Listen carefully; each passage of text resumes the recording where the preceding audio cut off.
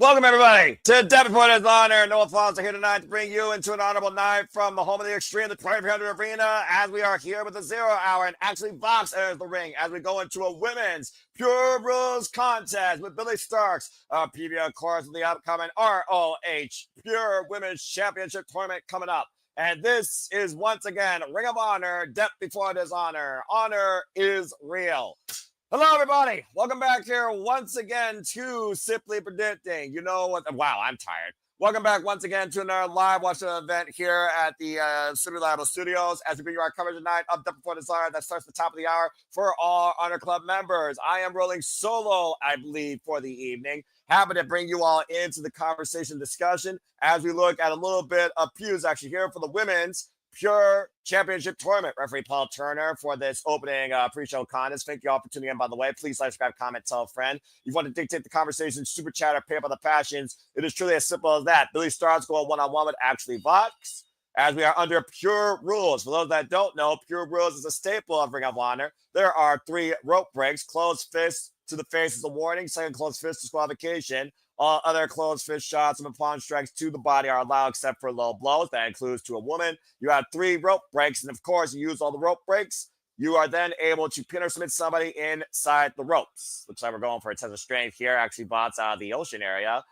Billy Starks, who's been all over the country. Of course, the top minion for our minion overlord, Athena, who will be defending the Ring of Honor Women's World Championship later tonight at Death Before Dishonor. And we will go over the card after this match concludes. And for those that are watching along with me, whether on Ring of Honor, Honor Club, or YouTube, we have 24 minutes and 45 seconds before the pay-per-view goes on the air for Honor Club members exclusively. So if you're not an Honor Club member yet, join Honor Club today, $9.99. I don't know there's a free trial, but you can watch the show along with me. I'm here with you the entire night. But again, stay on topic, enjoy the conversation. If you want to dictate the conversation, super chat, pay by the passions is as simple as that. As the 0 hour, of course, gives us a preview of what to expect from the world of Honor. Death be damned. Nice break there by Ashley Vox. Of course, Ashley Vox, one half of the Sea Stars, for those that know that tag team. Also, no stranger to Ring of Honor.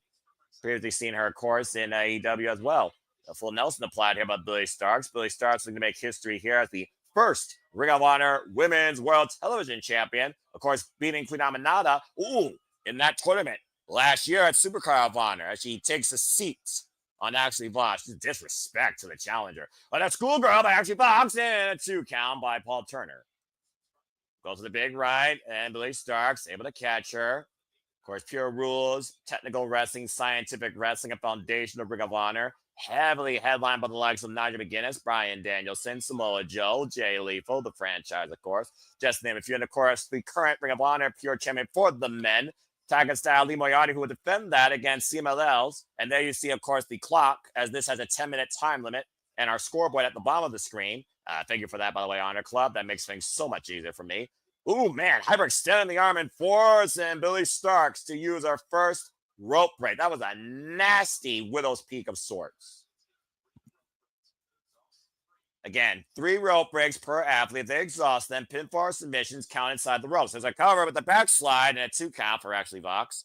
23 minutes in right now till Death Before Dishonor begins as we are 2 minutes and a half in. Cover, schoolgirl, O'Connor roll reversal, and Billy Starks able to kick out. Shout out to Caprice Coleman and Erich Bonnie, the voices of Ring of Honor. And it looks like Billy Starks and Ashley Vox look up here. Might be looking to drop her on her head. Oh, man, Alabama Slammer running in the corner. It's a smart move by Billy Starks there. Of course, we know she loves to use that modified Koji clutch around her opponent's neck, let alone dropping them on their heads. Now putting the boots to Ashley Vox in the corner. Of course, she has till 5. And, of course, Sandy, good to see you. Appreciate you as always. Oh, man, driving the knee for the size of Ashley Vox's head. Of course, this new intense attitude infused by the Mina over Athena. Cover now, but Billy Starks and gets a 2 count. Athena, of course, the longest reigning Ring of Honor champion in this company's history, both men and women, approaching 1,000 days, and will surpass that feat if she successfully defends that title tonight against Mina Shirakawa, the woman that she, of course, broke the hand of during the Casino Gauntlet match at AEW All In. Hard Irish wit by Billy Starks. Again, there is so much to look forward to across all things wrestling, including Ring of Honor, a staple of professional wrestling since 2002. Again, Honor still is very much real here, as we are, of course, from the 2300 arena for tonight's PLE pay-per-view, whatever you want to call it. This is Ring of Honor, for His Honor, and we are on the 0 hour right now, that you can catch along with me for free on Honor Club or YouTube at Ring of Honor Wrestling. And Billy Starks, again, just developing this nasty, unhinged, relentless assault while still being full of herself and, of course, bugging up to the referee just like Athena. Like Minion Overlord. Ashley Vox, right up in the corner. Billy Starks able to scout it, though. And, whoa! Catch her at DDT. Leaping in off the second rope and dropping Ashley on her head. Not going for the cover, though. And now, actually, Vox in the drop zone for Billy Starks to do something reckless. How fitting in the home of the Extreme, the 2400 arena. Off the top rope, the Swanton bomb, but it's nothing like canvas. Actually, Vox smart enough to roll out of the way. And no water in the pool there for Billy Starks, who, again, is no stranger to being dropped on her head or exploiting her spine. Actually, Vox, of course, trying to fight back here. Of course, the tournament will start soon. Likely participants include but not limited to Billy Starks, Marina Shafir, Serena D, Queen Aminata, The Virtuosa, Diana Perrazzo, La Vera Loca, Taya Valkyrie. As, of course, the tournament bracket has yet to be officially made here. Continental Fitch hooking Billy Starks here. Billy Starks in a world of trouble right now. Starks able to go to the ropes, and Billy Starks is now exhausted. Her second rope break, as we have 4 minutes and 15 seconds left of this pure contest, and just got caught with a closed fist. That's a warning. If Billy Starks uses another one, she will be disqualified. Man, talk about dropping Ashley Vox hard, though. That could rearrange your jawline. But that might be the move that Billy Starks needs to put Ashley Vox away, hoisting her up. Oh, and small man inside cradle, small package by Vox gets the 2 counts. And, face bust over the knee. Big time kick. Back heel kick, excuse me. Now hooking up Ashley. Oh, man. Ushigoroshi over the knee. Cover. 2. That's it. 6 minutes, 25 seconds. Billy Starks wins this pure contest in a rather unpure fashion with that demeanor. Billy Starks, we're going to follow, of course, in the ways of her minion overlord, the Ring of Honor Women's World Champion, Athena. Of course, Athena, again, has defended this title now, combined pure pay-per-views and active defensive times, an incredible 60 times plus, and looks to continue that run against Mina Shirakawa. Of course, Mina Shirakawa, who came to America to truly bet on herself and start over from the beginning. Here in AEW and RH, currently the Ring of Honor Women's World Television Interim Champion. And of course, not only is the Ring of Honor, the Ring of Honor Women's World Championship on the line, the Ring of Honor World Championship will be on the line as one half of the AEW Tag Team Champions, Bandido or Brodito, will defend the gold against Hechicero. As we run down the card here real quick. Again, folks, it's a very simple card, but we got a fun night ahead. Hope you all enjoy the conversation reactions. Ring of Honor World Championship will be on the line. Ring of Honor Women's World Championship on the line. A fight without honor between a wrestler and a wannabe. QT Marshall goes one-on-one with Paul Walter Hauser, looking to prove that he's not one of the boys, but he's still man enough to kick QT Marshall's ass. And of course, we also have far more action ahead as Tomohiro Ishii and Hologram with the conglomeration will go up against the premier athletes, Arya Daivari and Tony Nese. Smart Mark Sterling will be in their corner. Also in tag team action, the Kingdom, Matt Taven, Mike Bennett, OGK will go up against Blake Christian and Lee Johnson. The Pure Titles, as I said before, Cornerstone Ring of Honor will be also on the line as Tiger Style Lee Moriarty defends against the man that outlasted him for 10 minutes in the Xelhua of CMLL.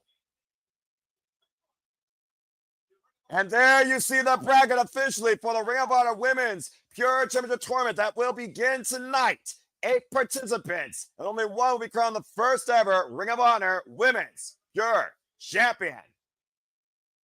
Queen Aminata, Taya Valkyrie, Billy Starks, Olympia, CMLL, Serena Deeb, Yuka Sakasaki, and so many more, including the Virtuosa Diana Perrazzo. Tonight we will see the tournament come ahead as Taya Valkyrie and Queen Aminata will kick things off in the quarterfinals. And of course, as Dustin Rhodes is out indefinitely on injury, the Ring of Honor Six-Man Tag Team Championships and the Ring of Honor Tag Championships have been vacated. While Sammy Guevara has been ushered in by the Von Erichs to defend the six-man gold against Shane Taylor Promotions, one of those Von Erichs will have to step up alongside the Spanish God tonight to not only receive, but secure once again the Ring of Honor Tag Team Championships as the Outrunners look to finally seize the gold from Sammy Guevara and a mystery partner. Regardless, we are going to crown new champions tonight here at Ring of Honor, Death Before Dishonor. And of course, coming ahead, one last great four-way for $50K on the line. It's a $50K four-way fight as Jalisco, Adam Priest, and Helico and AR Fox compete for the cash here in the Land of Extreme. $50,000 on the line. Place your bets. Let's do this. $50,000 do a lot with that. I'll tell you that right now. Shout out to Safet. What's up, brother? Good to see you again, Sandy. Appreciate you. And happy heavenly birthday to the king of pop, Michael Jackson. I'm not going to do the noise tonight or the moonwalk. You ain't getting that from me. So let's go, of course, representing Los Facciones Ingobernables. And of course, we recently saw LFI challenge the Ops for the AEW Trios Championships. As the voice of honor, Bobby Cruz, prepares us for our contest here tonight. Of course, walking with $50,000, though. That's a huge gain for any faction with or without a championship. Of course, we've already seen people in these type of four-way dances, including Chris Statlander and Sammy Guevara, hit big. And out comes Adam Priest, the Bamba, who of course has been making a name for himself as a late in Ring of Honor, alongside the Workhorsemen. Tremendous match last night on Honor Club on Ring of Honor against the CMLL Trios Champions. Simple but dangerous, hard-hitting, and effective. And of course, you know the drill, hashtag spoiler free, even though SmackDown already concluded because it's already in Paris, France. This guy right here gives me a vibe I wish I could live and laugh with. And Helico of the Spanish Announce Project. Doing good, Matt. I'm in my zone right now with Helico on my screen. Feeling my vibe. Matt, good to see you as always. Of course, the Pentacle and Helico coming off a tag team win last night on Ring of Honor.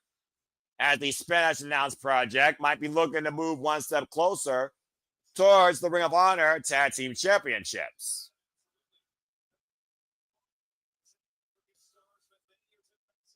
And of course, many of the stars in Mexico displaying that Yabe style, that scientific shades of Blue Panther, for example. Referee for this contest, Brendan Martinez, as here comes AR Fox. Such a dynamic, innovative competitor and such a mainstay here in Ring of Honor, previous challenger for the Ring of Honor World Championship. And of course, he won the $50K four-way at Supercard of Honor. So you gotta consider him the favorite here. $30,000, $50,000. That's a lot of money, even after taxes in this friggin' nation. Big money win, big money chance, big money gamble. And we'll see if the Code of Honor is adhered to amongst all four men. And we got 12 minutes and 30 seconds before Death Before Dishonor goes live. The bell rings, we're underway for this $50K four-way. And folks, don't blink on this one. That's all I got to say here. As it looks like Jalisco and AR Fox might be looking to take an easy way to try and cheat their way to that payday. We got AR Fox and the Pentacle right now, neutralizing on the outside, both men on the inside of the ring, stopping each other off the ropes. And wait a minute. Whoa, man! Stereo apologized by AR Fox and then Helico. Crowd getting red hot here. Of course, we got a red hot night of action here. The 2300 arena, as you would expect. From a Pat's house sold out there. I might actually go to Final Battle in Columbus now that I think about it. We'll see. Of course, the birthplace of Extreme ECW, Philadelphia, Pennsylvania. Not necessarily the exact same address and venue for those that are historians like me, but you get the idea. So much blood spilled on those floors, though, and that concrete. As we approach the top of the hour here, 11 minutes and 15 seconds before Dishonor gets underway. And thank you to those that are joining us here tonight. Of course, at the Simba Studios, where we keep you in tune of all the wrestling, whether it's 1, 2, 3, nobody, somebody, something, independent, professional-wise, mainstream, you name it. All the wrestling here. Oh, that was a cheap shot by Adam Priest. Of course, showed up challenging Lee Moriarty, previously in Helico. Lee Moriarty fought over the Ring of Honor Pure Championship. And Helico, though, trapping the legs, crossover. The figure four leg lock applied in the middle of the ring right now. High bridge by Helico. Oh, and a drop kick to the side to break that up. And right now, Jalistico isolating Helico. Oh! Open palm strike, lighting him up in fuego. Jalistico and Adam Priest right now might be looking for a bit of a double team here against Angelico. I'm not sure how many people would be willing to split $50,000 in the wrestling business. Oh, especially don't know each other. Tranquilo, of course, as LFI, Los Fashion Monopolies represents. And right now in Helico, the Irish whip thrown in the corner by Jalistico and Adam Priest. That's AR Fox neutralized, and Priest, though, right now. Oh, wait a minute. Jalistico and Adam Priest having a bit of miscommunication towards which man gets to attack. AR Fox now, though, back springing inside. Fox with the cannonball springboard. Why not Jalistico and Adam Priest? Mitchell's escape, jumping into Gary. Rocks Jalistico. Trying to make his way, of course, up for the ranks in ROH. Even if it just means getting a little bit richer through each match. Of course, you always want to win because you want the winner's purse. Definition of winning right here, 50K on the line. Whoa! Pendulum drop kick, outside in, rolling into the cutter, getting Adam Priest Jalistico 2 for 1. Escalera, open palm strike, springing in and out, off the top rope. Look at the balance of AR Fox. 2 for 1! Tierra's Andre takeover. Again, Mitchell escape off the bridge. Double cutter! There is nobody more resilient on the rebound than AR Fox right now in the ring. That is bloody incredible. And so you're going to see it, Wesley, as AR Fox is flying again. Thank you all for tuning into our coverage. Ring of Honor! Right before this hours, AR Fox takes flight. AR Fox right now, the sky's the limit for this man. Definition of the extreme. No regard to his own well-being. Fans on their feet loving what AR Fox is being so far. Oh, man. AR Helico, though. Oh, got caught in a cutter.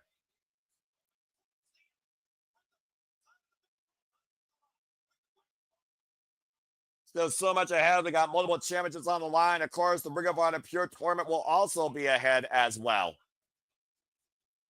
And Caprice Coleman, of course, firing up everybody as only he can. And AR Fox right now, what the hell is this man looking for here? Balancing on the barricade. Walking the catwalk. Oh, man! Leg drop across the air, but across the Helico's throat, but he might have literally broke his own tailbone. AR Fox literally putting the 2300 arena to work as it was done in so much of its heyday. The Jalistico, though, of course, in a fail Floyd, there are no disqualifications here, so I can't blame the man. And right now, this rivalry, of course, has been developing with Wolfgang Monopolies and Jet Speed, and AR Fox been accomplished through so much warfare against Jalistico, Beast Mortos, and Rouge. And I'm Priest taking his feet off underneath him, though. But that's what happens when you take your head off the prize here and your head off your opponents. Sweeping the leg out from underneath him. AR fought such a flip powerbomb. High stack 2 and Jalisco and a 2.5. Whoa. DTA, don't trust anybody. Oh, man. Block shot! Stalling into a brainbuster and breaching the cover and kick out at 2 by AR Fox. Now cover on Jalisco and 2 count. Cover again here on Fox. Adam Priest, very smart here, constantly going for the cover, wearing down his opponent, trying to get the 3 count, but is unable to so far. A thinking wrestler here. There's not enough of those in this business, I'll tell you that much. And Jalisco right now, neutralized for now. The Erich whip to Air Fox, 6 minutes away from bringing out for his honor, taking the airways. Folks, again, you can watch them at me. Subscribe today. Watch OH.com to be here for the whole night of action. I'm with you the entire way. And again, we'll continue on the other side exclusively for Honor Club members, but I will keep you going as a blind conduit into the entire night's action, for I have followed Honor since its inception. And right now, Jalisco, oh, man! Cover 2, no! Off the swanton. That was beautiful. Take another look at Jalisco here, flying off with grace, crashing on Adam Priest for a 2 count. Yeah, right? Jeez. Oh, and AR Fox Jalisco right now exchanging palm strikes here. Of course, you all can still watch along with me right now on YouTube for the next 5 minutes for the conclusion of this 50K 4-way. AR Fox Jalisco right now, testing each other's might with these open palm strikes to the chest. Uh-oh. Oh, no. Oh, jeez! Like a gunshot went off. And Jalisco right now trying to fire up AR Fox and himself. Oh, a spinning soulbot, though. AR Fox, though, rebound, fall up the road, swing and a miss. Jalisco almost lost his balance. Oh, God, Destroyer! AR Fox moving out on his feet. Now Jalisco, fall on the cover, hook up both legs, and then Helico with the save. Letting it kind of recover for Helico, who almost was a non-factor in the decision there. And looking out, trying to capitalize. The standing waist slot being applied here. Rebound, German suplex by Jalisco to Helico. Rolling kick. Rocking Helico back of the head. Oh, and a cheap shot to Serpentico on the outside. Not even a competitor. Go, breaker! Cover 2. That's it. Jalisco, $50,000 richer.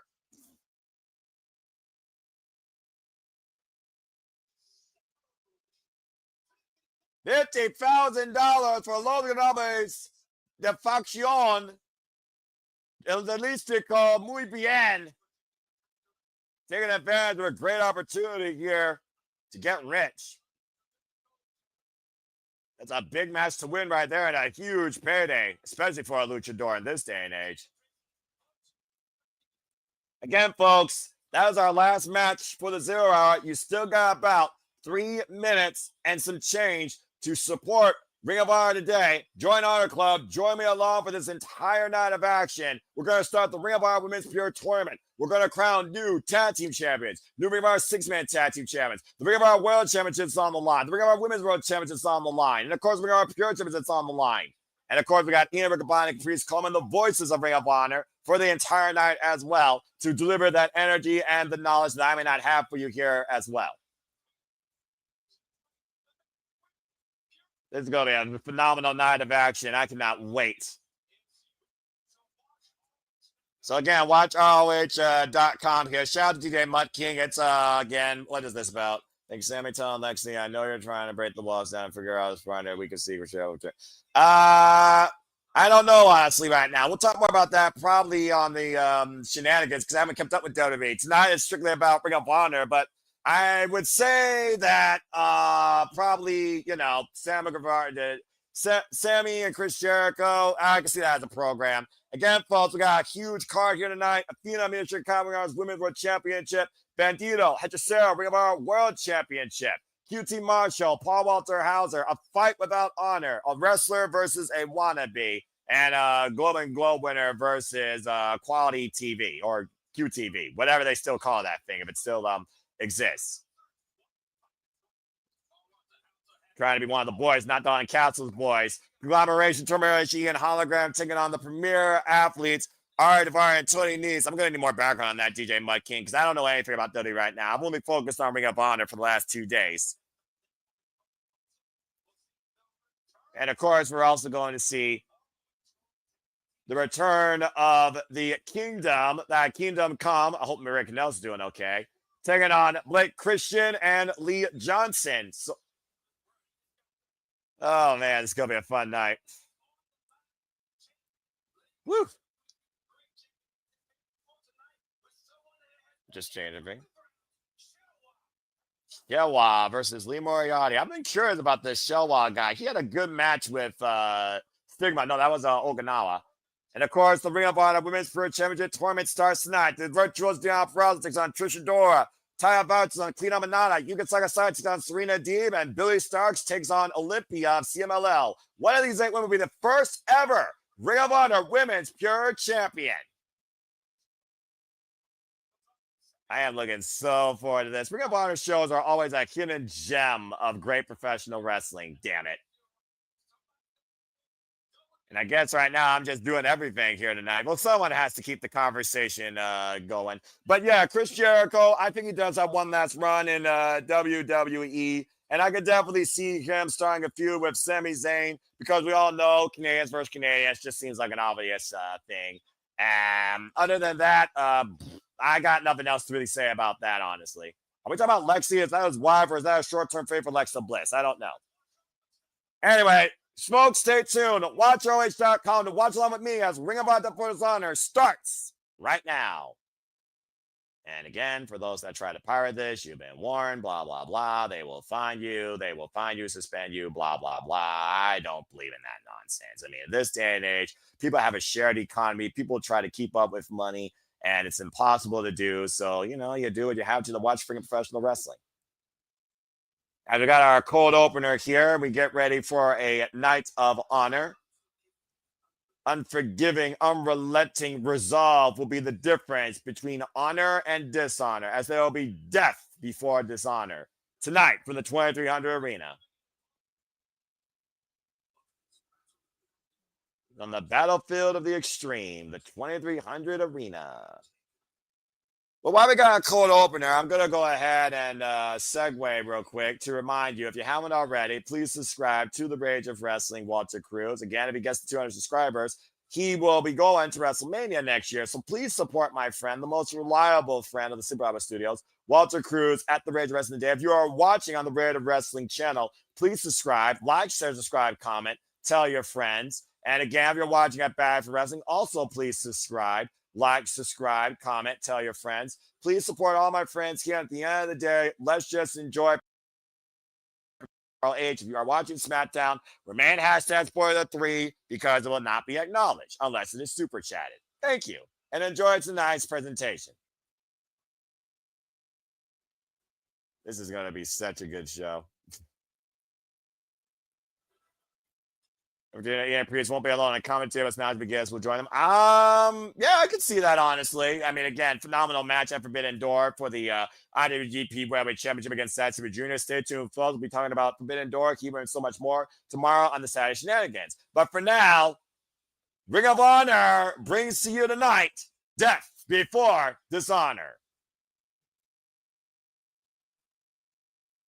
Welcome, everybody, and once again to the Super Bravo Studios as we are live and on the air for another live one event. And tonight, we ascend in the House of Extreme for honor, Death Before Dishonor from the 2300 Arena in Philadelphia, Pennsylvania. Hello, everybody. I am Noah Foster. For those that are tuning in for the first time, I do these live watch-along events for all sorts of pay-per-view specials across all things professional wrestling. Shout out to W Family. We got a stat card on hand. Grudge tag matches. The Ring of Honor Women's Pure Tournament begins tonight. We have, of course, all the Ring of Honor titles on the line, including brand new Ring of Honor tag and Ring of Honor Six-Man-Tag-Team champions to be, of course, crowned. And we're going to start things off with the conglomeration versus the premier athletes. So without further ado, let's freaking go. And again, thank you all for tuning in. Please like, subscribe, comment, tell a friend. Want to dictate the conversation, super chat, or PayPal of passions. It is as simple as that. And please remain #spoiler3 for SmackDown. As we go down to the boys Ring of Honor, Bobby Cruz for our first match. Oh, God bless it. I forgot about this crook. There's nothing more crooked in this life than a lawyer, except maybe a politician. But anyway. The Extreme Originals. Oh, man. He is not going to freaking give them the glory. I know that. This freaking crook. As crooked as this tie. The only reason I'm not wearing a tie is because I'm already sweating as it is tonight. Oh, give me a break. Innovator of Finance. Joining these are, of course, the premier athletes.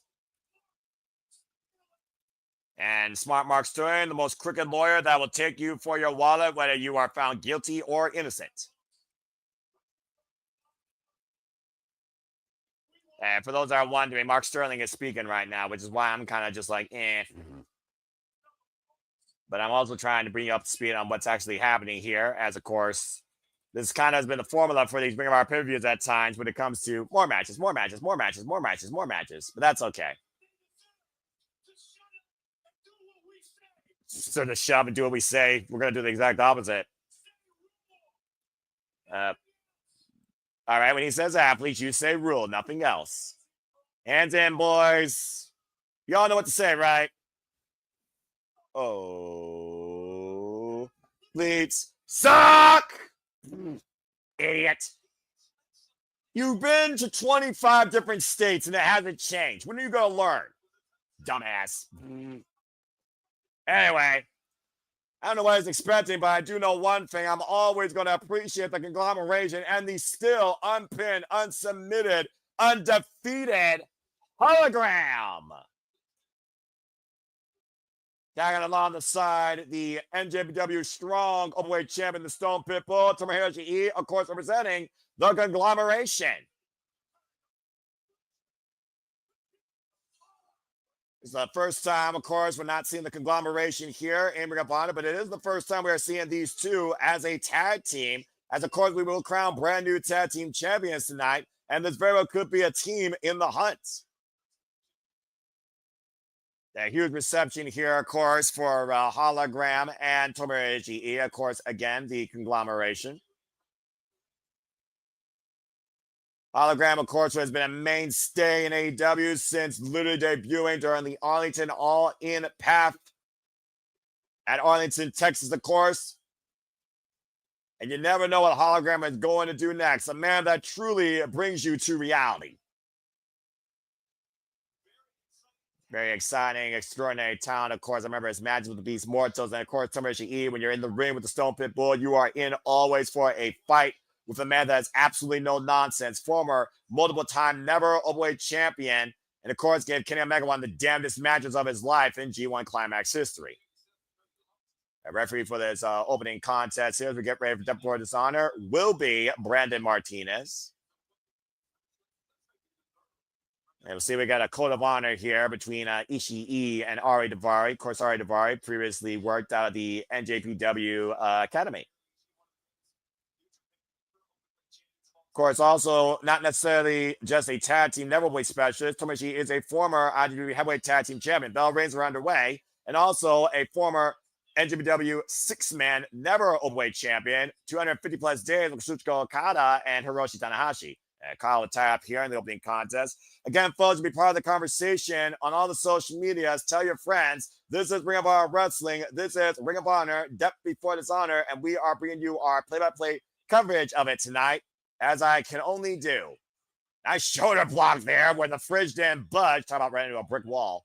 What happens when a feather hits a brick wall? That's what Ari Daivari is right now. Oh, it stomped to the foot. Off the ropes. A shoulder block again. And Ishii refusing to remove his stance.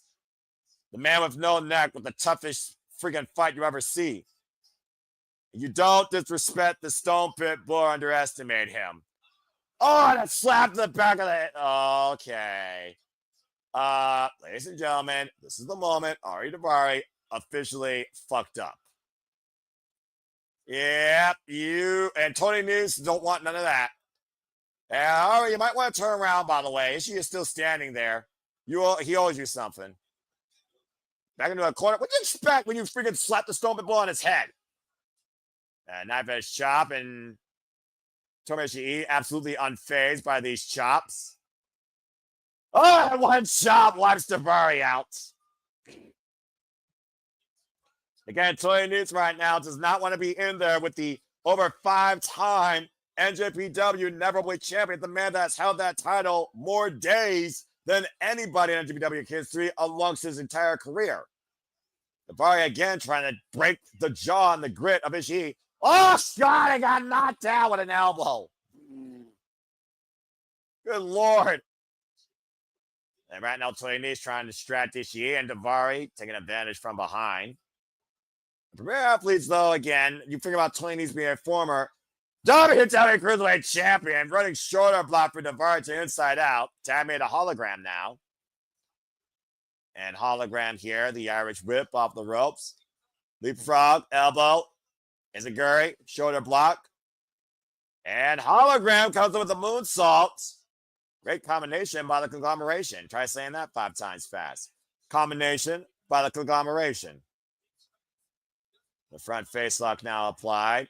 And stay tuned, folks, because after we are done for Dishonor, we will be back here with Saturday Shenanigans tomorrow night and also our coverage of WWE Clash in Paris on Sunday afternoon, along with so much more. Please stay tuned. Here at the Simple Level Studios, we cover all the wrestling. Now trying to go after the mask, it looks like, and able to escape the grip. Tony Nese now trapped in the side headlock. He's trying to get control here of hologram, push him in the corner. Referee calling for the break. Oh, and a body shot. A man that will give you 8 different reasons why he's better than you. Across the breastplate there of hologram. Shout out to one half of the Canadian Connection, Nicholas Ferrantes. Of course, my previous commentary cohort in Ring of Honor. Of course, made his debut in commentary in Honor at Supercar of Honor. Appreciate him. And I hope that he has his way tonight whenever he does. And folks, may you have it your way with him if you follow him on the social medias. Cheers, pal. Nice. Knees with the Tijera. Takes hologram up and over. Hologram lands on his feet, though. And hologram up and around. Takes Tony Nese up and over with one. This is how you officially do it, or proficiently do it. And hologram runs into the boots. Monkey flip. Whoa! And Tony Nese lands on his feet. Impressive. Now catching hologram running in. Pushes him on the top buckle. Kicks off the right. And hologram out of the corner. Over the top. Swing and a miss. One shot! A Spanish fly midair! And a shoulder. Cover! Ooh. Poor positioning there, but good officiating there. Indeed I am, Nick, as I only can do. I'll be damned if I'm not going to cover about Depth for Dishonor, because this is the show that matters to me this weekend, bruv. Now, hologram up on the second rope. And right now, you see that lawyer trying to come to the aid of his client. Sweep to the leg by Tony Nese. And you see right now, again, Brandon Martinez admonishing that crooked lawyer. Meanwhile, Ari Daivari, what the hell is he doing? And Magic Carpet Ride!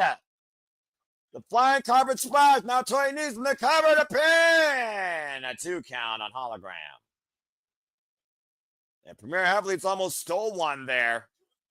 Doing what they do best. Undermining the referee and taking advantage of the situation where they can. Now the double team on hologram here. Of course, we've seen a hologram, Tomoshi E and Kyle O'Reilly conglomerate recently on Collision. However, Roderick Strong doesn't seem to want none of it. Roderick Strong, Kyle O'Reilly, former Ring of Honor Tag Team Champions, NXT Tag Team Champions. Of course, part of the Undisputed Era and Red Dragon and the Kingdom.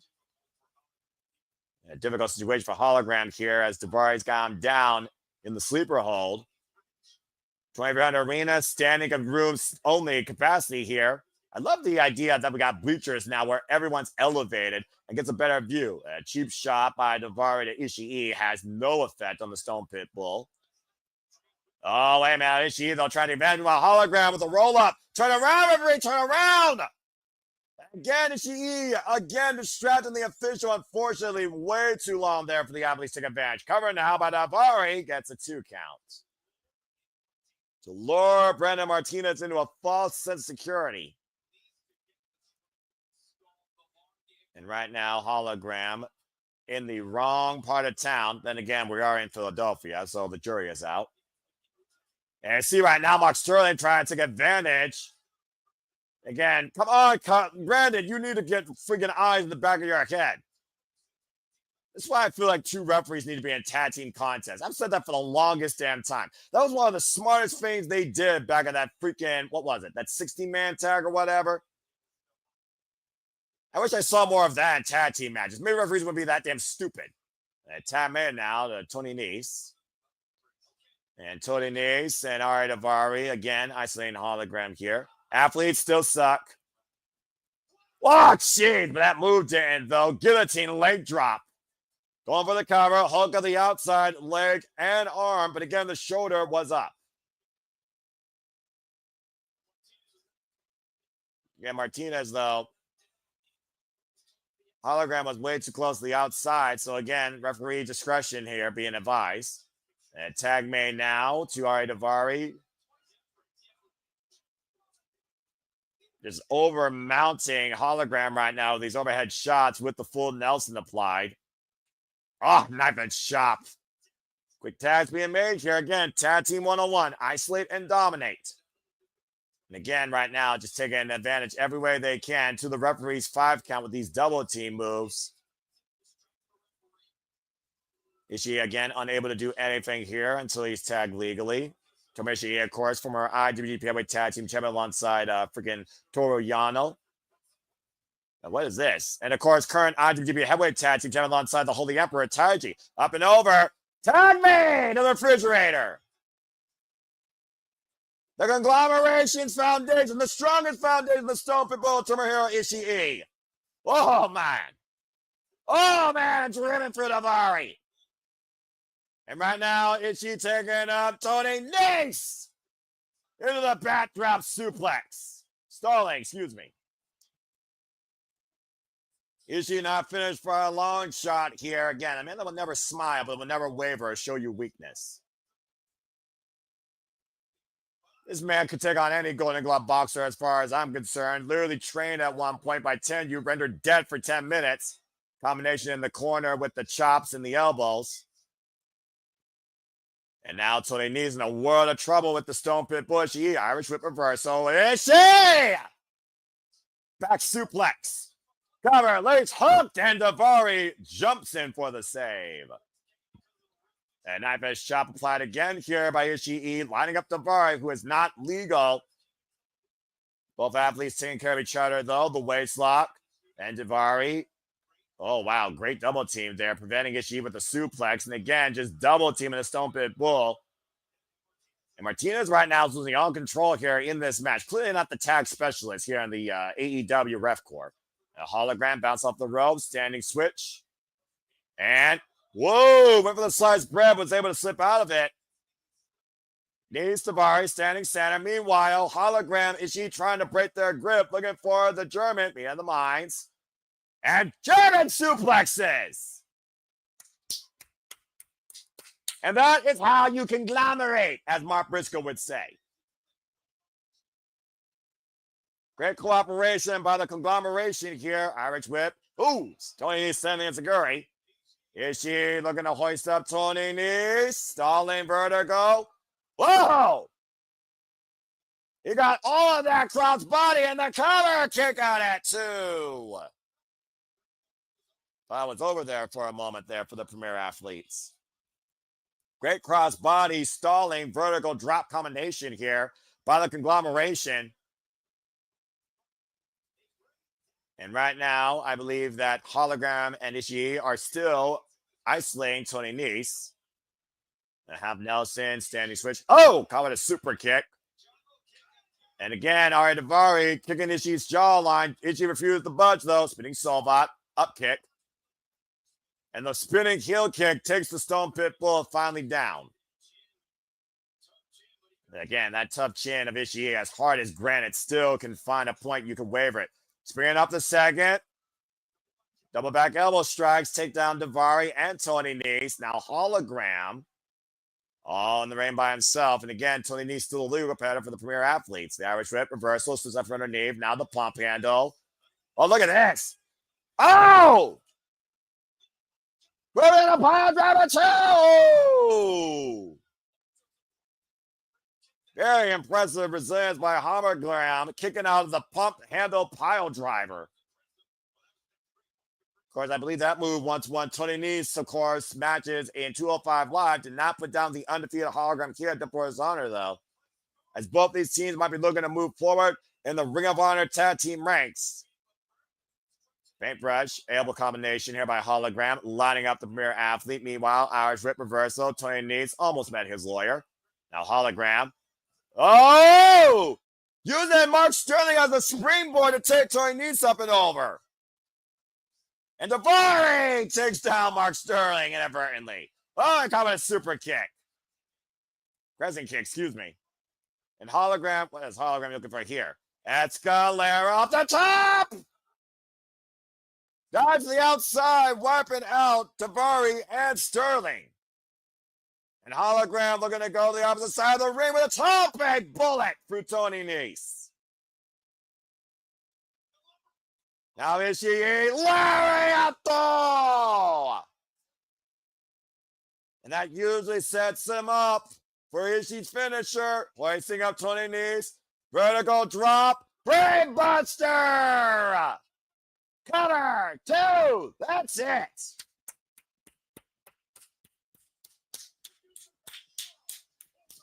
Conglomeration in perfect cohesion tonight. Tomoshi and Hologram with the win tonight against premier athletes. Good opening fight here to the finish, though, I will say. But the conglomeration coming out on top. Wouldn't expect anything less with a team like Hologram and Ishii. Of course, again, Tomoshi has, I believe, the United Empire waiting for him. And Taiji, when he returns back home to New Japan to defend those titles during the Destruction Tour. Not to mention, he is still the NWA Strongweight champion. So anyone in America can come out to the Stone People for that title. But still, a great win for Tomoshi and Hologram in our opening contest. And of course, I talked about, we are going to crown brand new confirmed Ring of Honor six-man tag team champions.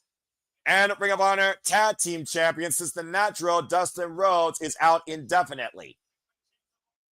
As of course we look towards the Von Erich and Sammy Guevara defending the gold against Shane Taylor Promotions. Shane Taylor and the Infantry. Shane Taylor, one of the most dangerous, most dominant Ring of Honor World Television Champions of all time. Looking to be one of the best tag teams and six-man tags we've seen in this era of Honor. As we get ready for this Ring of Honor six-man World Tag Team Championship contest. Whew. All right, well, now that I got a moment to breathe, let's take a look at some commentary here real quick. My brother, you should let me know. You're fine, bro. You're all good. Safet with good opening match for the main show. I always do think that a tag match is a great way to bring people into the show, whether it's on the 0 hour or as an opener, just to set a precipice for the type of talent you see and the type of action you could expect. Men or women, possibly. In this case, look at the men. Now we're looking at the Von Erichs and Sammy Guevara defending on behalf of the fallen Dustin Rhodes and officially reclaiming the Ring of Honor World Six-Man Tag Team Championships. By the way, I want to give a shout out to every one of you in the chat that are, of course, tuning in. Thank you so much. Look at Ferrante, Safet, Wesley, DJ Mutt King. Again, I'm sure we'll talk more about the Jericho stuff. I know Jericho's contract's up in the air, former Ring of Honor World Champion on the Saturday Shenanigans, but I have not kept up with WWE since Monday Night Raw, brother. So I don't want to just randomly talk absolutely unintelligence to you, but appreciate you always. And of course, my friend Sandy. And we got Marshall and Ross Von Erich here, the young Von Erichs. Of course, 2 firsts previously of the Ring of Honor six-man tag team champions. Yeah, Von Erich, such a long pedigree of wrestling history here. They're going to get those championships right back around their waist. Of course, they won those titles when they were vacated when the AEW six-man and Ring of Honor six-man tag team championships were once again separated. As Sammy Guevara now has been officially ushered in as a son of Texas. And for those that don't know, the reason he's called that, he's from Houston, Texas. He's a Texas boy. Spanish God, of course, former multiple-time TNT champion, has been 22-2 in his past 24 Ring of Honor matches. And I believe someone decided to join me in for some reason, but I'll go ahead and bring him in. After all, it's about him at the end of the day while we do this. For love of wrestling and because we respect the reliable one. Please welcome in the Rage of Wrestling, Walter Cruz, if he decides to join the festivities. But again, if you haven't already, subscribe. And shout out to Timothy Evans, La Princesa, of course, who formerly was involved in Ring of Honor as well. If you haven't already, please subscribe to the Rage of Wrestling Today. Subscribe. So this is the Von Erich's chance to regain the Ring of Honor Six-Man Tag Team Championship since they were officially vacated. And Sammy Guevara looking to become a two-time Ring of Honor Six-Man Tag Team Champion. Of course, these titles previously held by the likes of Villain Enterprises, of course, PCO, Brody King, and the Villain, Marty Scurll, as well as the Foundation, led by Jay Lethal and Jonathan Gresham in the previous era of Honor. Oh boy, here we go. Rumble, Batman Rumble. Shane-Taylor Promotions looking to seize all the gold tonight in Ring of Honor. Trish Adora, of course, will be taking on the Virtuos in the Ring of Honor Pure Women's Championship Tournament. Lee Moriarty will be defending his Ring of Honor Pure Championship. And the Infantry and Shane-Taylor look to seize the Ring of Honor Six-Man Tag Team titles. Of course, the Infantry previously challenged for the Ring of Honor Tag Team Championships in a losing effort against the Kingdom. And of course, Shane Taylor is no stranger to this former gold. He is a former Ring of Honor World Six-Man Tag Team Champion alongside the KING King, Kenny King. And of course, the Infantry were brought into Shane Taylor Promotions to show that they are wanting to take this serious, as Shane Taylor looked at the potential in them and wondered whether they were going to finally rise up to it. Tonight might be their night here, though, at Death Before Dishonor. Shane Taylor Promotions might literally own Ring of Honor by the end of tonight, folks.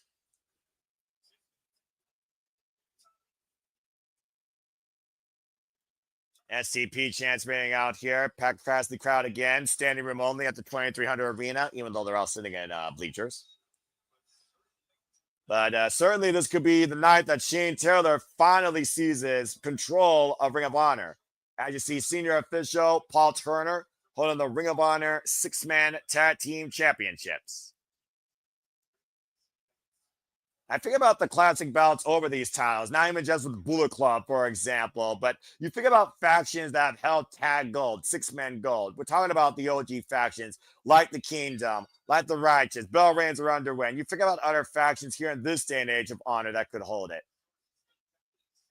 And Sammy Guevara, of course, right now, who was brought back into Ring of Honor by his fellow brother from Texas, Dustin Rhodes. And of course, it led to Dustin and Sammy becoming both Ring of Honor Tag and Ring of Honor Six-Man Tag Team Champions. Sammy on one of the greatest roles he's had since being signed underneath Tony Khan, if we're being perfectly honest. And again, I want to give a shout out to Dustin Rhodes. I wish him nothing but the absolute best. And Sammy, though, immediately going after Shane Taylor Promotions. You see right now, Carlie Bravo all over him. And Infantry now, of course, who literally stood on their own side of the battlefield. Now part of Shane Taylor's army. And again, the Infantry and Shane Taylor triple team and Sammy Guevara in their corner. Rumble, Batman, Rumble, the mantra of the baddest man out of Cleveland, Ohio. And again, like I said, one of the most notorious, not only Ring of Honor Six-Man Tag Team Champions, but Ring of Honor World Television Champions. Good agility there by Sammy Guevara. Whoa.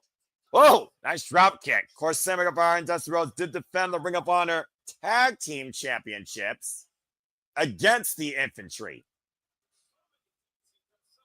And again, you don't have to like Sammy Guevara, but the proficiency and the grace of Sammy in the ring speaks volumes. Of course, we're thinking about, of course, not only Ring of Honor, but we're home in the ECW arena. You think about those high flyers, those high-risk athletes, Too Cool Scorpio, Sabu. Some of the great ECW wrestlers float over on the cover of the suplex, gets a 1 count. Of course, the all-time greats of ECW, including that limited to Rob Van Dam. And Sammy Guevara right now, bringing one member of the Infantry to his corner. Now we got Ross Von Erich. For those that don't know, Ross Von Erich is the one with the boots. Marshall Von Erich is the one barefoot. Of course, the Von Erichs are former MLW Major League Wrestling Tag Team Champions. Oof. All right, Irish whip. And Ross follow up in the corner. And a running boot. Of course, sold out Globe Life Field was a huge night for so many, of course, in Texas. Got the boot up, though, with Ross running in. And Carlie right now. Carlie with a drop kick out of midair. Sammy Guevara, though, seeing Marshall with the drop kick. Takes out Captain Shawn Dean. And a stereo drop kick takes out Shane Taylor. Tonight, we'll be crowning the 19th Ring of Honor Six-Man Tag Team Champions, by the way. Previous holders included the Elite, the Mogul Assembly, Dutton Castle, and the Boys, the Kingdom, Bullet Club, SCU, and, of course, going all the way back to the very beginning with the Kingdom. Pop up. Oh, man. Power slam. And a Ross with a cover gets a 2 count. Gosh. And right now, Carlie Brown's been the only member of Shane Taylor Promotions involved in this match. I'm not sure how much longer the Von Erichs and Sammy Guevara can keep this isolation up. The Irish whip and Ross and pick of the ankle by Captain Shawn Dean. Turn him around. Oh, man, a net breaker across the apron. Double axe handle across the back of the head. A guillotine leg drop. Triple team offense by STP on Ross. Turning him inside out. And as I was saying earlier, I hope that everything here is entertaining and reliable for you. Speaking of reliable, please welcome into the honorable booth, Mr. Reliable himself, Walter Cruz. Walter Cruz, good to see you. How are you? What brings you on screen? Good. I couldn't let you do it alone, so I just said, "What the hell is $10?" and I subscribed to the thing. Subscribe. Well, I mean, you know, I got a fun match, and we got a fun card tonight. Before a moment, I thought it was Joey Styles. How ironic we're talking about the 2300 arena, but I'm gonna turn my feet up. Tell me if I'm behind or forward. Can you hear it? Nah, I don't hear it. Tag made out of Shane Taylor. Right now in the driver's seat, somebody just said the tag was just made. Yeah, Shane Taylor just body shot Ross, so you might be a couple seconds. Oh, man. Again, those heavy hands by the freaking southpaw. Oh, like a quarter of a second behind you. I could tell by what you said. I'm almost inviting Marshall to come here, it looks like. Big headbutt to Ross. And again, Paul Turner and Mashi St. Taylor for that. Raising the ire of Marshall Von Erich. Again, Shane Taylor, like I said, one of the baddest men out of Cleveland, Ohio, but also, like I said, one of the most notorious Ring of Honor World Television champions. And can move for a big guy. Well, I mean, we've kind of been saying that about a lot of big guys, for being perfectly honest here. And again, Shane Taylor Promotions previously held these titles. It was Shane Taylor, Bishop Khan, and Moses that held these championships back in 2021 for 295 days. Yeah, we've been saying that about a bunch of big guys. I guess you don't get in this business without having some skills. Well, especially adapting on the fly to adapt to all forms of styles and wrestling, being perfectly honest here. Now he's cut the ring completely off, and Ross is in a world of trouble in the infantry's crosshairs. And Captain Shawn Dean, what is he looking for here? Scouting Ross. And just running in with a Bronco Buster.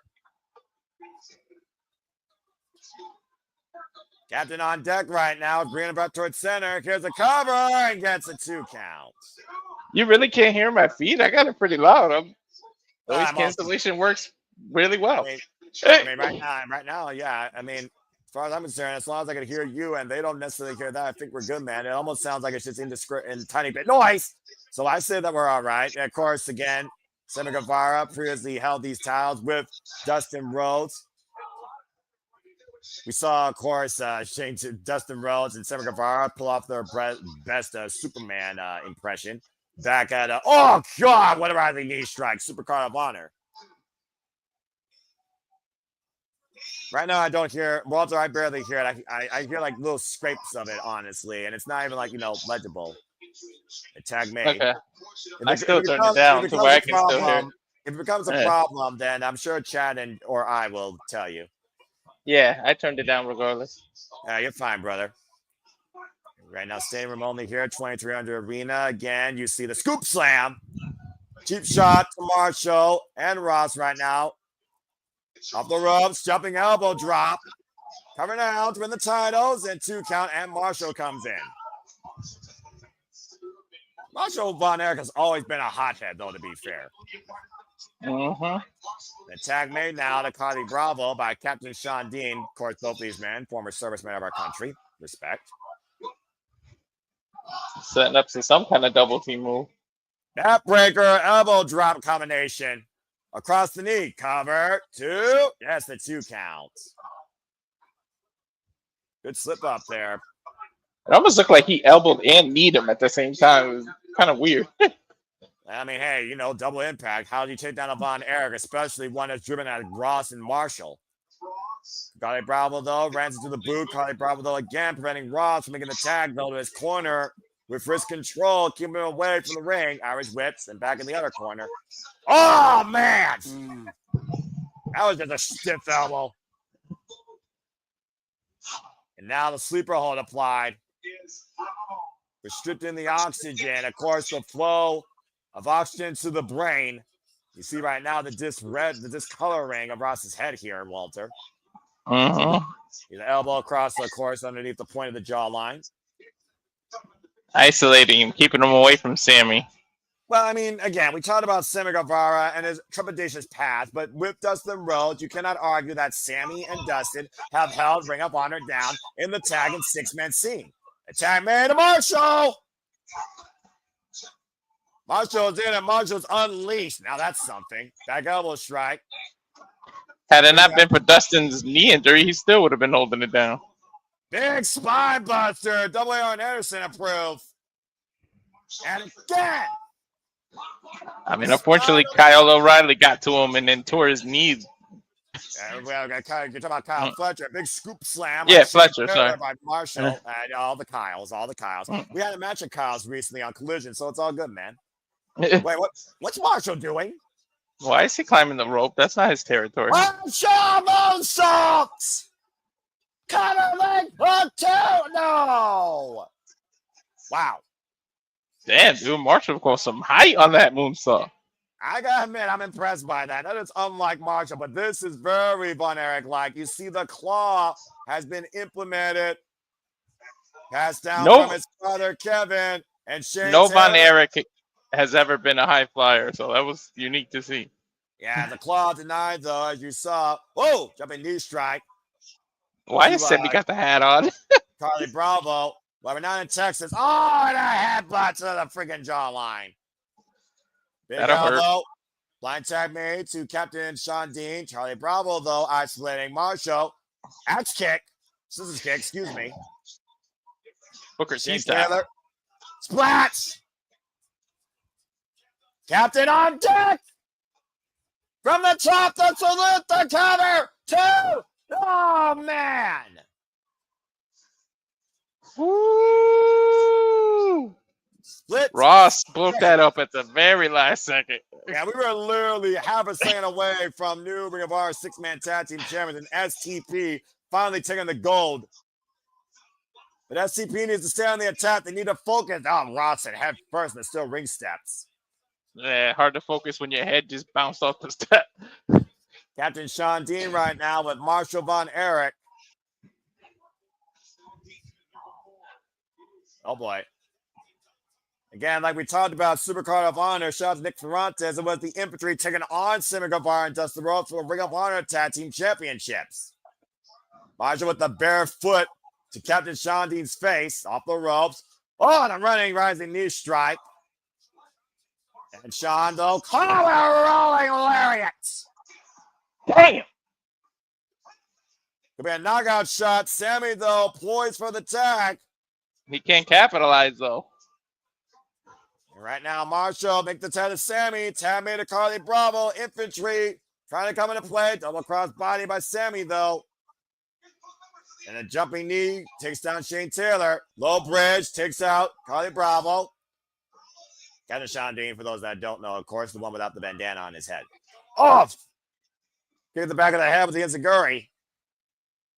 And this son of Texas is not being loved here in Philly. Oh! Springboard cutter. But wait a minute, is Dean legal actually? I'm sure he was there.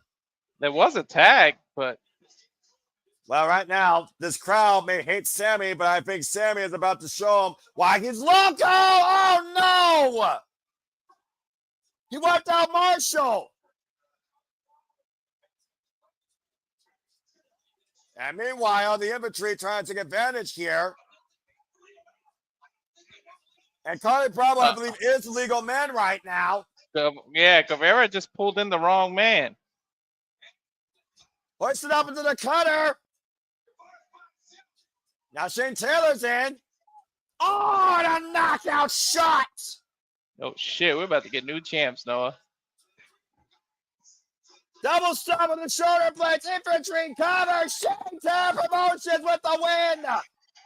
Told you. Rumble, Batman, Rumble. They finally did it. Uh-oh. And look at the ECW arena. They're on their feet for this. Shane Taylor Promotions with the gold for the first time since 2021. The Infantry and Shane Taylor are the new Ring of Honor Six-Man-Tag-Team champions.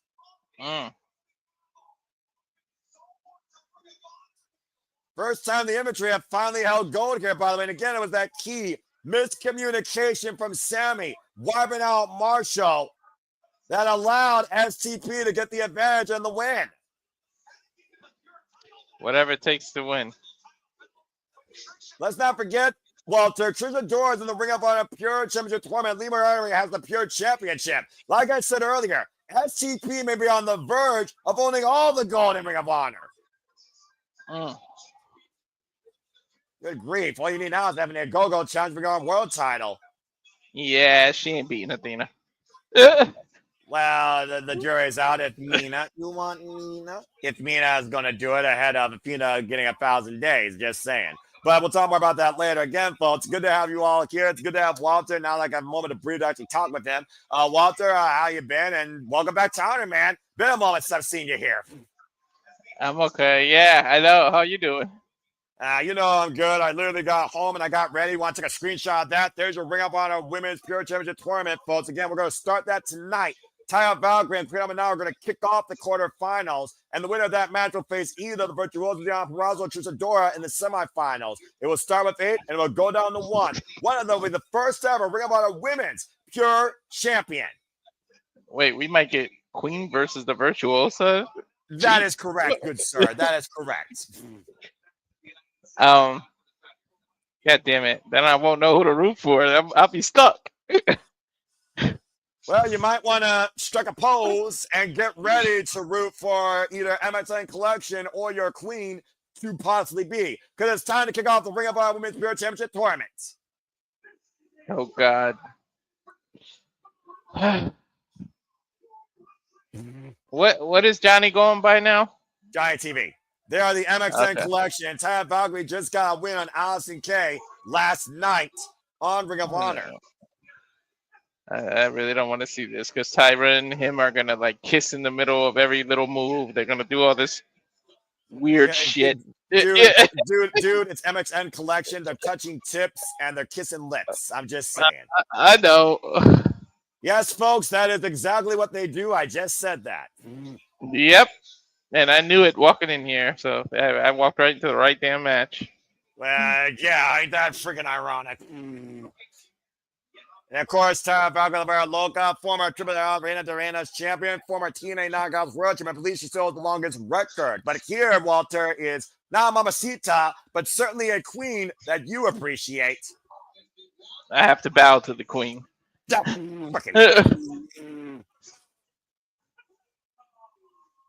one of one, Queen Aminata on a 7-match Ring of Honor winning streak. Too bad that shit doesn't translate to Collision. Of course, she was also a victim of theft, but AEW found a way to get her back here to the United States. As, of course, we just saw her this past Sunday at Forbidden Door being helped by Jamie Hayter, fending off the Triangle of Madness. Oh, her passport, right? Yeah, that's correct. Fucking idiots. Or should I say twats? How pathetic can people be? Seriously. Passport twats. Yeah. Let's go with that. All right. Anyway, let's bring people up to speed here. Referee Mike Posey, the pure official. For those that don't know, a Ring of Honor pure match is this. You get 3 rope breaks. After you exhaust them, pinfall submissions count inside the ropes. Of course, the code of honor is adhered to beforehand. You cannot use a closed fist to the face. That yields a warning. Another closed fist to the face will result in disqualification. Closed fist shots and, of course, open hand palm strikes are legal everywhere. All shots are legal except for low blows. You win via countout, pinfall, submission. If it goes to 10-minute time, it'll be judge's decision. As you see the clock, and you see our scorecard there, Walter. These women have 10 minutes to win this contest or impress the judges. Taya better look out for that damn, what is it, the high angle senton bomb that Queen uses? Yeah. I mean, she's got quite an arsenal. She got off of her head with that freaking leg kick. She got that brain drain headbutt. Of course, The headbutt and the what's the other thing? Juicy lock. Yes, the juicy lock. That we're gonna call it that just to make it sound like a thing. And no, she literally calls it that. I didn't make that up. Yeah, on the technicalities aside, Taya just grabbed the ropes. That was her first rope break in less than a minute in. I don't even think she realized she did that. Yeah, well, again, that's how easy it takes. And again, Dos. We are 1 minute in, and Queen Aminata has forced Taya to use 2 of her 3 rope breaks. And you gotta think. I mean, that's smart. Make her use them early so you can lock whatever you want. Again, you cannot be inside of the ropes if you have no rope breaks. You are at risk of everything. We've seen Moriarty and countless Ring of Honor Pure Champions exploits. Of course, it'll be the crowning of the first ever Ring of Honor Women's Pure Champion. In my opinion, there's no more of a pure athlete than the Virtuoso Peraza. Oh my God, that was a nice reversal of a headlock. I'm about to say, I know Walter respects pure rules and pure wrestling because it's scientific wrestling. It's grappling. Oh, no. I was just. No. Oh, bloody hell. Never mind that. There's your chocolate kisses, Walter. Oy vey. This is Noah's thing in ROH. I'm behaving. I appreciate that. Oh, well, that was a very misbehaved knee strike. I don't think Taya appreciates that knee to the jaw. Again, wait, is she in the ropes again? Is that going to count? No, she's in the corner. And she hasn't grabbed the ropes necessarily outside the corner yet. So, no. Irish whip and Taya again sends to the ropes. Steps out of the way.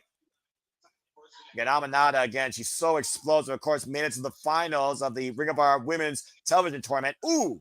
Lost that to Billy Starks last year, though, at Supercar of Honor. Now Taya with the sliding German. I love that move. Flawless execution by La Guerra Loca. Look at the kinesio tape at the back of Queen's neck and shoulders. But considering the war she's been going in against the likes of Megan Bain, Penelope Ford, and the Triangle of Madison Fekla, can you blame her? Now the knees. Both legs. The legs being worked over, of course, as Taya Valkyrie knows how to crush knees in the mat, but also loves to use that Widow's Peak curb stomp, Shania Payne. And good to see you, Sandy. Shane Taylor Promotions bring up Ring of Honor. 6-man tag team champions of the conglomeration beat premier athletes, and we are back to our 3rd match, opening quarterfinals match of the Ring of Honor Women's Pure Championship Tournament. And right now, Taya Valkyrie here, maybe wasting time. Just under 6 minutes and 30 seconds left. Trying to get into Queen Aminata's head, mocking the toxic spider Fekla. I'm not sure how wise that is. Oh, man, stiff elbow. We all know how much the Queen hates the spider. Oh! Yeah. Ooh. That was kind of that was almost like a blue thunder bomb. Without the rotation and poor positioning on the cover. Not very wise by Taya Valkyrie here. You got to consider the clock's going to come into play here sooner rather than later for Taya especially, knowing that we are almost halfway through this contest. Ooh, be careful. Queen almost slipped on her Tyra's coat. Yeah, about to say, they might want to move that away from like ringside here. Yeah, she slipped twice. I don't know if you noticed it. I did.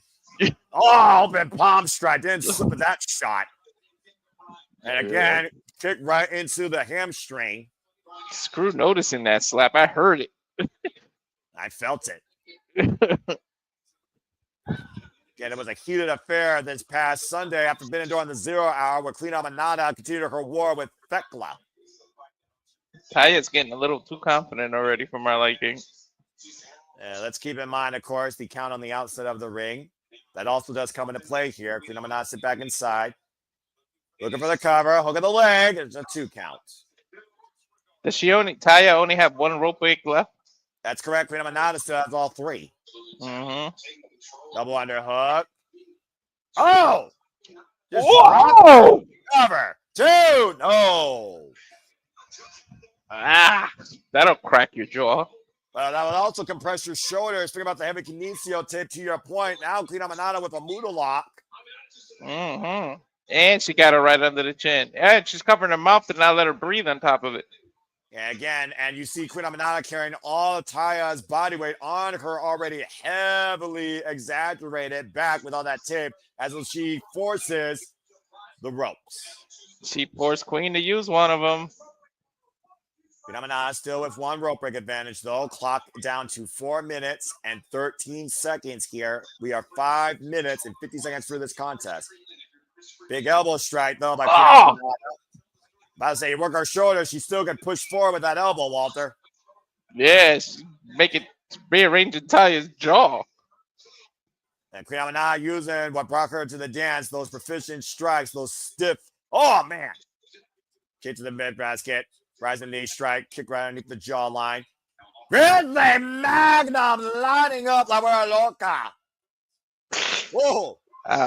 Taya's still smart, though. You work Queen Amina's shoulder, even if she does offensively hit that senton bomb, you impact yourself, too.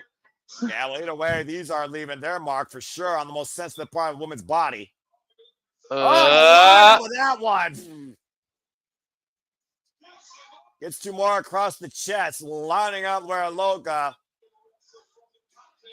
Taya needs to stay away from the corners and the ropes because if she grabs the rope one more time, that's it. And it's Snap German with a fake out there by Queen Aminata. That course correction here. Inside Russian leg sweep. Nice. Wait, she held on. Trying to look for the submission. Yeah, Aminata with a submission reverse triangle of sorts here. Arcing the shoulders too. Yeah, exactly. And Taya forced to use her last rope break. That's it. And that means, Walter, as we know, Queen Aminata can pin or submit Taya inside the ropes now. I think Taya just realized it because look at her face. And she just took her out with that spear possibly hit the cover, hung the far leg, kick out 2. Queen was close to the ropes, but chose to still kick out, so she still has 2 rope breaks. And double underhook, though, by Taya Valkyrie, hoisting up the Queen again. Posse looking for that butterfly bomb. The Queen trying to bring Taya Valkyrie down, though. Looking for like an arm breaker. Yeah, exactly. Trying to go for the straight arm bar. Again, there are no rope breaks anymore, but Taya could use them to maybe save herself if Queen Aminata doesn't use those ropes to her advantage. Now the hammerlock. Queen does not have to let go now. And then sending Queen Aminata first into the top rope. That was smart for Taya Valkyrie to force the break there on the hold. It's one way to use the ropes. Oh my God! That headbutt. There's that headbutt. Oh, that's it. I don't think Tyra saw what was coming to her after that headbutt. Taya's seeing stars for all the wrong reasons now, as she has been officially eliminated from the Ring of Honor Women's Pure Championship Tournament. And that means, Walter, Queen Aminata advances to the quarterfinals. Oh, please, the Virtuoso to advance next, please, because I want to see Queen and Diana go at it. The Virtuosa awaits the Afro Punk in the next quarterfinals match, and the winner of that match will be Queen Aminata. Tremendous victory here for your queen that very well may come to be. Wow, lethal. That headbutt is lethal. I don't know who beating Yuka on that other side. She might go straight to the finals. What the hell? Right? The Virtuosa! Yeah. Women of Honor initial class. One of the most purest athletes in the business, Diana Peraza. Hello. Wait, you still got a match to win, but what before you? Taking in the action tonight, of course, a Ring of Honor alumni, as I said. Okay. Long may she fucking reign. Don't just tease this now. Now get Deanna past her match. Get her past her match. If there was a title ever defined for the Virtuosa, it's the Ring of Honor Women's Pure Championship. This is her tournament. Everyone else is a participant. The former Ring of Honor Women's World Champion. Don't forget Yuna's on the other side, though. Oh, man. Look at this intense face off. I was waiting for this. I like it. I want this, Walter. Yeah, as soon as I saw the names, I was like, yeah, this hat needs to happen. Looking to become the first ever Ring of Honor Women's Pure Champion, the Virtuosa of Honor. Wow. Oh, man, I need this match. No offense, Trisadora, but the Queen is on another level than you, in my opinion. But no one is on the level of the Virtuosa. She's got at least 3 matches to win, though. Well, 1 match down, 2 to go. Let's go to Lexi Nair, standing by with the Sons of Texas. Of course, we'll see if we got a tag team partner here for Sammy Guevara. They're probably going to wait till the last second. Well, I mean, to be fair, either Von Erich could tag on Sammy Guevara to win the Ring of Honor Tag Team Championships. Now they're vacated. But that's still to come later, of course. And we wonder what the future of the Ring of Honor Tag Team Champions is going to be. But coming up next, we're going to have Ring of Honor Tag Team Champions, former Ring of Honor Tag Team and Six-Man-Tag Team Champions, The Kingdom. Matt Taven and Matt Bennett are back, and they take on Blake Christian and Lee Johnson. Ooh, the Kingdom theme. I missed this theme. Walter, thy kingdom come. Please, Matt Taven. Former Ring of Honor World Champion, might I add, as well. I love it. And in fact, at one point in 2019, this theme was the bane of my existence. Was it? Ring of Honor World Tag Team Champions, might I add.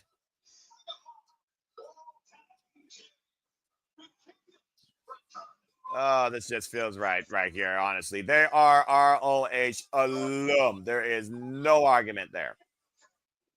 Feels right to have that theme? Yes, it really does, honestly. Despite the fact I'm still pissed off what happened in 2019. Matt Taven, of course, a Grand Slam champion. Matt Taven returning home to Ring of Honor, actually. We go back to Bobby Cruz for the introductions for the opponents. Vanilla, baby. I like vanilla ice cream, to a degree. Depends. I did give in and buy those drumsticks. WWE just their advertising work. I mean, it's chocolate on an ice cream cone, and honestly, that's kind of what you got here with Lee Johnson and Blake Christian, who have been a very admirable tag team, to say the least, but they are going against one of the most formidable tag teams in Ring of Honor history. Just saying. Didn't I see Blake Christian in like GCW or something? I swear I called one of his matches. I guarantee that you did, honestly. Mm-hmm. Of course, we've seen, big win for Blake Christian recently against the franchise of Ring of Honor in Jay Lethal. And of course, Johnny C. W. Blake Christian went like, yeah, and she got knocked the fuck out. Sammy Guevara's got time to think, but he better hurry up and find a partner, Sandy. And Wesley, I hope you're wrong. With all due respect, it should go to Virtuosa, because long may she fucking reign. Oh, it's the midsection here. Too bad it can't be her and Queen in the finals. They got a face already. Well, she needs to win their first match, but... Well, to your point, though, thinking about the other side of the bracket, Serena Deeb wanted to be the teacher to Queen Amana, wanted Queen Amana to be her student. And truth be told, there may be some techniques that the Queen did take from the Woman of 1,000 Holds. So that very well could be our finals right there. Let's not forget Serena Deeb is also in this tournament. And I've been pleading for D versus the Virtuosa for the pure title. Well, speaking of, speaking of honor, we got a freaking fight here in the entranceway with Matt Taven and Mike Bennett. Typical Kingdom things. Good grief. Damn, he threw him damn near through the railing. About to say the fans getting involved in a little bit of audience participation. About to say the fans are the weapons versus the barricades at this point. Uh-huh. Now Matt Taven now. Oh, good Lord. Matt Taven flies! Jesus! Almost crashed head first into the barricade, but wiped Lee Johnson played Krishna on the outside. Guess Lee Johnson's not the only one pulling a big shot here. Look at the replay here, Walter. Good Lord. He cleared those ropes. The only thing bringing his fall was the bodies of Lee Johnson and Blake Christian. Oh. And right now, the drop kick. Caught him flush. Right in the face. Yes, he is Matt Taven. The time made right now. And of course, we talk about again. Matt Taven is a former Ring of Honor World, Ring of Honor Six-Man, multiple-time Ring of Honor Tag Team. Pop up elbow strike. There you go. Cover by Matt Taven. Mike Bennett gets a 2 count. Good grief. Ow. Good grief indeed. I say Matt Taven and Mike Bennett have not been here for quite a while, and so far it doesn't look like they've lost a single step here right now. Perfectly at home in this tag team match, the OGK. Well, it's like riding a bike. Yeah, I say lining up the Blake Christian and Lee Johnson in the corner with these chops. Referee Stephon Smith right now trying to regain control. A very violent bike, but riding a bike nonetheless. Oh God! That bitch chops again. Right now, I'm freaking Mike Bennett mad at people saying one more. The Irish whip off the ropes. Whoa. Ran in though, Blake Christian getting his partner out harm's way. Again, that's all about that trust with your tag team partner. Great miscommunication there. Blake Christian catching Mike Bennett. Now Lee Johnson him up. Apron bomb, backdrop suplex. Great teamwork here being displayed. I keep forgetting that that's Jeff. Let me switch that. That's hilarious, actually. Oh, wait a minute. What the hell? Mike Taven right now. Blake Christian up and over. And Mike Bennett across the barricade. Cross body backs first. How about knocking the win off? And the innovative nature of Blake Christian and Lee Johnson is definitely something that has caught the eye of the franchise. Jay Lethal here. Jay Lethal also Ring of Honor alumni. Old school clash. Jay Lethal and Matt Taven literally had feuds over the Ring of Honor World Championship. I almost wonder if Jay Lethal appreciates what Lee Johnson and Blake Christian are demonstrating here. Wonder if there could be a foundation, a new foundation in Ring of Honor. I do think also Blake Christian has earned the franchise respect after beating him, of course, on the 0 hour, much to everyone's surprise, at Supercard of Honor in Texas back in July. See Lee Johnson right now choking out Mike Bennett here in the corner, and Blake Christian again playing distraction defense here as Matt Taven's hot temper is causing nothing but more harm for his partner. Sorry about that. The workers were ringing the doorbell. They're done. We already know how reliable you are. You are Mr. No Days Off. You are Mr. Multitask. I'm just the guy that calls everything. They're doing what do you call those solar panels? So they were just letting me know that they're done for today and they'll be back tomorrow. Oh, nice. That's a good use of energy. Mm-hmm. And right now, Mike Bennett needs to seriously find renewed energy cover here. Hook in the far late back press and a 2 count off that double team. Woof. Again, you see the capacity crowd here at the 2300 arena. I love this setup, by the way, Walter. I don't know about you. It's so bright. It is. It feels like it contains more people or shows more people. Up kick. Tap marriage by Christian.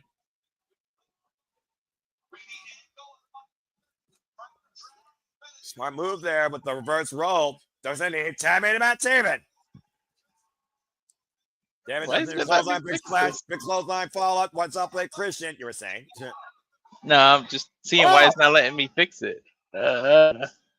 Hard Irish whip up and over. Back body drop to Lee Johnson. Taven taking care of things as we always did, leading the kingdom. TKO Ryan and freaking, of course, Marcelli. The trend, as he calls it, why he calls all of you Melvins. Mm-hmm. Call for the Raven, nevermore. Springing up the second rope moonsault. Ooh, landed on his knees hard, though. And even though, still finds, but Christian is swinging that breaker. Taven, great recovery here. Off the second, springboard moonsault connects. Now the cover, hooking up near leg, and a 2 count. Taven not wasting any time here. Mina making the tag to Mike Bennett, as I said earlier. Mike Bennett and Matt Taven, the OGK. Is outside the corner. No Maria Canellis here. Sits in the cover. 2 count. Lee Johnson with a reversal. 2 count again. Mike Bennett reverses. Now Lee. Cover. 2. 1. 1. 2. Woo, man. Really launched him off there. That referee getting a workout. I'm about to say, the resilience. Oh, and a rolling elbow connects on the jawline. And, of course, the long game's in play here right now. They're creating the distance. Uh-oh. Look for that backpack stunner. Oh, wait a minute. Now play Christian on the back of Matt Taven. Oh! Proton pack! Wow. Well, who's going to capitalize here? All 4 men are down. I feel like also Mike Bennett hit Matt Taven in a way. They kind of hit each other. That's one way to break both sleeper holds, I suppose. And right now, Matt Taven going up to the top rope. Mike Bennett, I believe, is still legal, but Blake Christian catching Matt Taven's ascent, pushing Mike into his partner, making him lose his footing. Overhead, back body drop. Mike Bennett sent to the outside. I believe Matt Taven is actually legal, excuse me. And tag made now to Blake Christian, isolating the trend. Matt Taven here. This will be huge with these two pin the former Ring of Honor World and multiple-time tag team champion. And from the railing, oh! Drop jaw first on the apron. Oh, God! Whip for a rolling elbow. Got covered Spanish fly. Whip for the climax. Olympic slam by Lee Johnson. Oh! Blake Christian springboard for 50. Cover. That's over. 1. Oh! Oof. You were saying, Walter? How the hell did he kick out of that? I have no idea. The resilience of the former Ring of Honor Grand Slam champion. The only title, that Matt Taven has never won is the Ring of Honor Pure Championship. He had the mines, though. Now the schoolboy. Roll up. Got the tights. Ooh. That's underneath. They Christian up the second. Catch the tornado DDT. Maintains head control. Gator roll. Now turns over. Last chancery. My bad, nowhere to be found, trying to go in for the save. And Lee Johnson gets him into the guillotine. What if they double submission? Well, who would win? That would still be a win, I would think, right now. Look at the bridge on Blake Christian. Wait a minute. Uh-oh, wait a minute. Well, they wouldn't count because they're not the legal men. Oh, and a death-eye drive on his partner to break the cover. That was smart to break that up. That was the most competitive tag team match so far tonight, and I wouldn't be expecting anything less. I'm looking at the foundation of Ring of Honor versus probably the next foundation of Ring of Honor. And you gotta wonder what Jay Lethal thinks looking at all this as well. ROH chanting out loud and proud as Honor is still very much real in 2025. Irish whip, Lee Johnson set up and over the outside. Now Matt Taven runs in the corner. Oof, kind of elbow. Blake Christian, springboard. Now Mike Bennett hoisting him up on the shoulders. Spicoli driver. And just the tip. Ah! That was the tip of the knee across the jawline. Blake Christian, who rolls away to the outside of the ring. Great ring awareness. And again, preserving the match, but the OGK's got to bring him back inside now. You better make sure he don't have a concussion after that damn knee. Well, wait a minute. What the hell are they doing? Pick him up. I sense disaster. And Lee Johnson. Not to the outside. Let's say you were saying?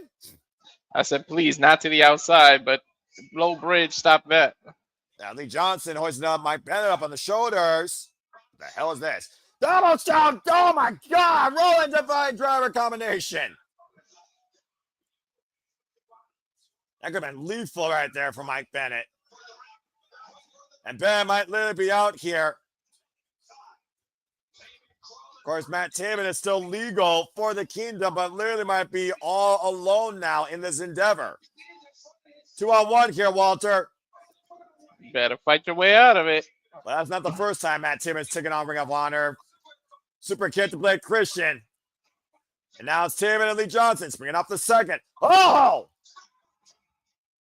That kick caught Lee flush. Matt Taven off the second. Oh, and a low blow! Uppercut and low blow on the ref's back.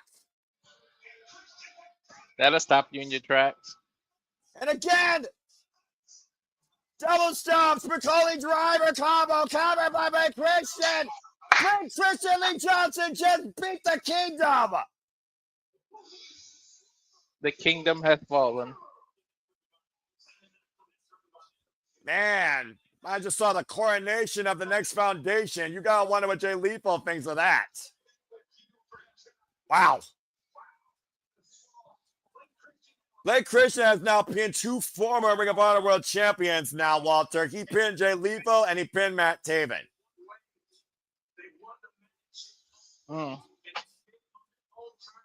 You don't have to like the way they won on their own terms. Well, you don't have to like the way they won, but a win is a win, as you always say at the end of the day, and that is huge for Lee Johnson and Blake Christian in any title ways of ROH. The record books don't show how you won, just that you won. That's fair. Well, as we get ready for another Pure contest here, time for the cornerstone of Ring of Honor with the Ring of Honor Pure Championship. As Xelhua takes on Lee Moriarty after surviving 10 minutes, looking to seize the Pure title. All right, now we got a moment to breathe here. First off, I gotta admit, I'm kind of surprised by that result, if I'm being honest with you. All right, I'm just gonna say that right now. 10 minutes is more. 10 minutes is more than enough for Zella. That man can move and move quick. Oh, you would know. I mean, again, we did see.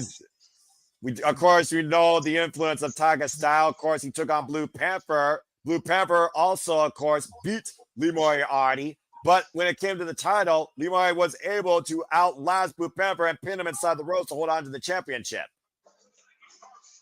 Man, looks like something out of the Aztec temple, built by the gods himself. They gelled him out of the stones from the temple. And of course, we know the story of this match came down to the fact that Lee Moriarty was unable to beat him within the 10-minute time limit, proving his worth to challenge for the Pure Championship. Here we go.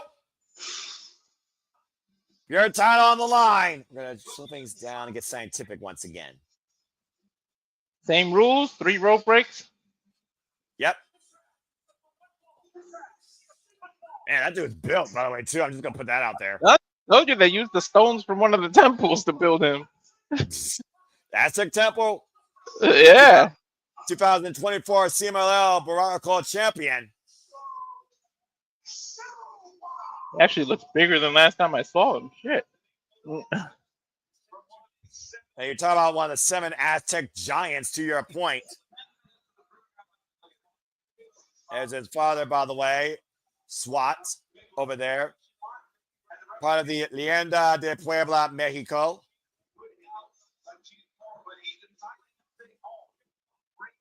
Of course, Ray Xelhua, who is 21 years of age, by the way, folks, 2 years in the game. It's a big moment here for his kid. We'll see if the kid can rise to the occasion.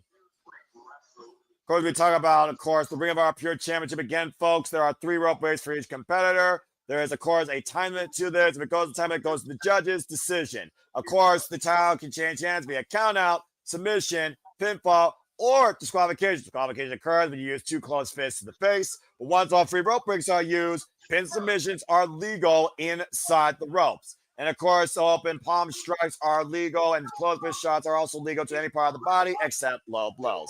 As Lee Moriarty is currently the longest reigning Ring of Honor Pure Champion. See if that reign continues. I'd say that's a hell of a freaking milestone for this young man. Taga style represent. Lee Moriarty has been Ring of Honor Pure Champion now, Walter, for 400 days. Mm-mm-mm. Of course, Lee Moriarty earned his shot at the Ring of Honor Pure Championship, beating Wheeler Yuta, and of course, outlasting all the greats that previously held this title, going all the way back to the inaugural champion. You want to know who that was, folks? That was the phenomenal AJ Styles. Hey, make it 600 more days, and maybe you can catch Athena. I don't know, man. That's a hell of a stretch. Refereeing, of course, this contest, Ring of Honor Pure official Mike Posey. I got $20 on Jericho being Sammy's tag partner tonight. Bold bets. But I'm going to say in Aaron Rip words, highly unlikely in all likelihood. Of course, the Code of Honor will be adhered to before the contest here. And you see the Code of Honor as the referee calls for the break. Bell rings, we are officially on the way for the Ring of Honor Pure Contest. I just heard it on your side, so we should be pretty much in sync. Oh, by the way, Walter, this is the men's match. It has a 60-minute time limit. I guarantee you it's not going to go that deep. I don't know, with these two. It better not. Let's say that, of course, his idol is Mia Mascarettes, of course. And, of course, Lee Moriarty previously faced one of his idols, Blue Panther, as I said, successfully in training the Ring of Honor Pure Championship. Lee Moriarty right now trying to get Showa maybe to use the ropes himself. Lee Moriarty goes into his 9th defense tonight of the Ring of Honor Pure Championship. Overcoming Blue Panther, Matt Mackel, AR Fox, Robbie Eagles, Nigel McGuinness over your old school Pure Rules. Matt Taven and Helgo and Preston Vance. Damn. And to your point, Walter, from the women earlier, incidental contact with the ropes could yield a rope break if you're not careful. That's what got Taya Valkyrie twice. Now going for the cloverleaf, possible reverse cloverleaf here, looking to step over. And modified Romero. Oh, wow, that's a hell of a cloverleaf. And Lee dropped into the ropes to force the break, and honestly had no choice there. And 1 minute and 20 seconds in, and Xelhua has already forced Lee Moriarty to use one rope break. And Xelhua, of course, as I said earlier, second generation luchador from CMLL.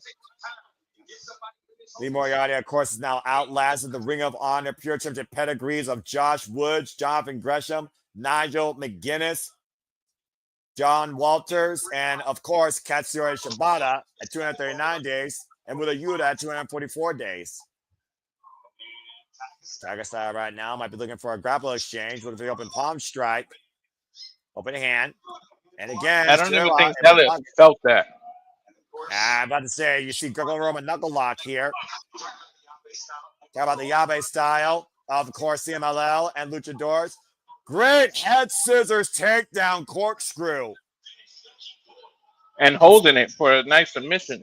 Yeah, about to say almost literally a triangle lock. And again, Xelhua in full control of the champion here. That's just great wrestling. It's about the pure style, the Yabe style, the throwback style of Mexico. All you think about is high flying most time with luchadors. It's not just that. Xelhua back to his feet though, springing up like a pitbull on prom night. Arm drag, a little small back stalemate. Now trying to create space, you see Lee Moriarty grabbing his neck and rearranging his head after that modified disorientating cravat. They're going to breathe right here to regroup, recalculate. 57 minutes left on the clock. We are 3 minutes in. Xelhua once again, now the full Nelson applied, or half and half, excuse me. And underneath the right arm there, modified hammerlock applied. A key lock. Xelhua again, though. There's so many different styles here that Xelhua actually knows for such a young competitor. That's quite impressed me. Of course, you've been watching Xelhua for a little while. What's impressed you about it, Cameron? When you think about his style, what does he remind you of? Whoa.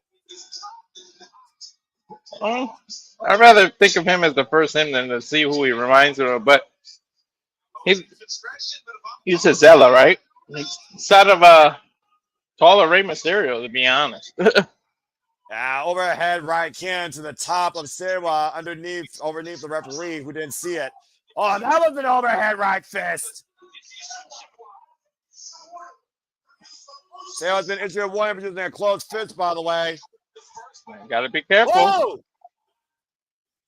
And leapfrog over my clothes before you can even say a sentence, Walter, by Lee Moriarty wiping him out. He literally used the referee as a launching pad. Of course, the Raymar Pure Championship on the line here. Of course, still part of Shane Terra Promotions. Trisha Dora will try to take on the Virtuosa, Diana Barrazo, in pursuit of the Raymar Women's Pure Championship. You see those kicks, though, just adding insult to injury as Lee Moriarty right now might be getting a little bit confident here. Moriarty looking to follow up here. And right now to get that oxygen back in his muscles, all that feeling back in his neck. Now the modified set headlock. Release though. Shoulder block, barely pushed him off of the ropes. Oh man!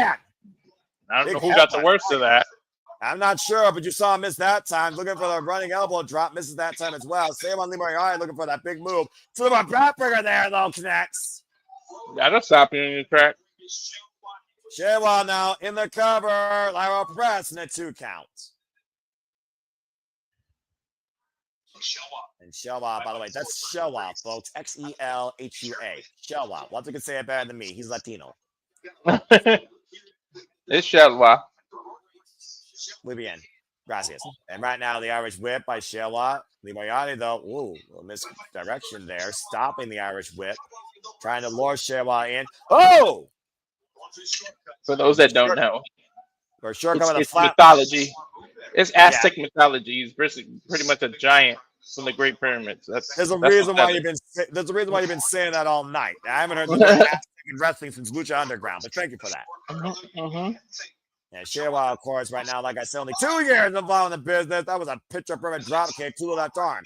Cover with the far leg, and it gets a 2 count. And Xelhua right now might be in a world of trouble if Lee Moriarty is able to exercise those joints. Make a wish. And the power of Xelhua might be neutralized there if he can't use his own fingers. I bet he wished that never happened. You see right now, Xelhua, though. So look at Lee Moriarty. What's with this?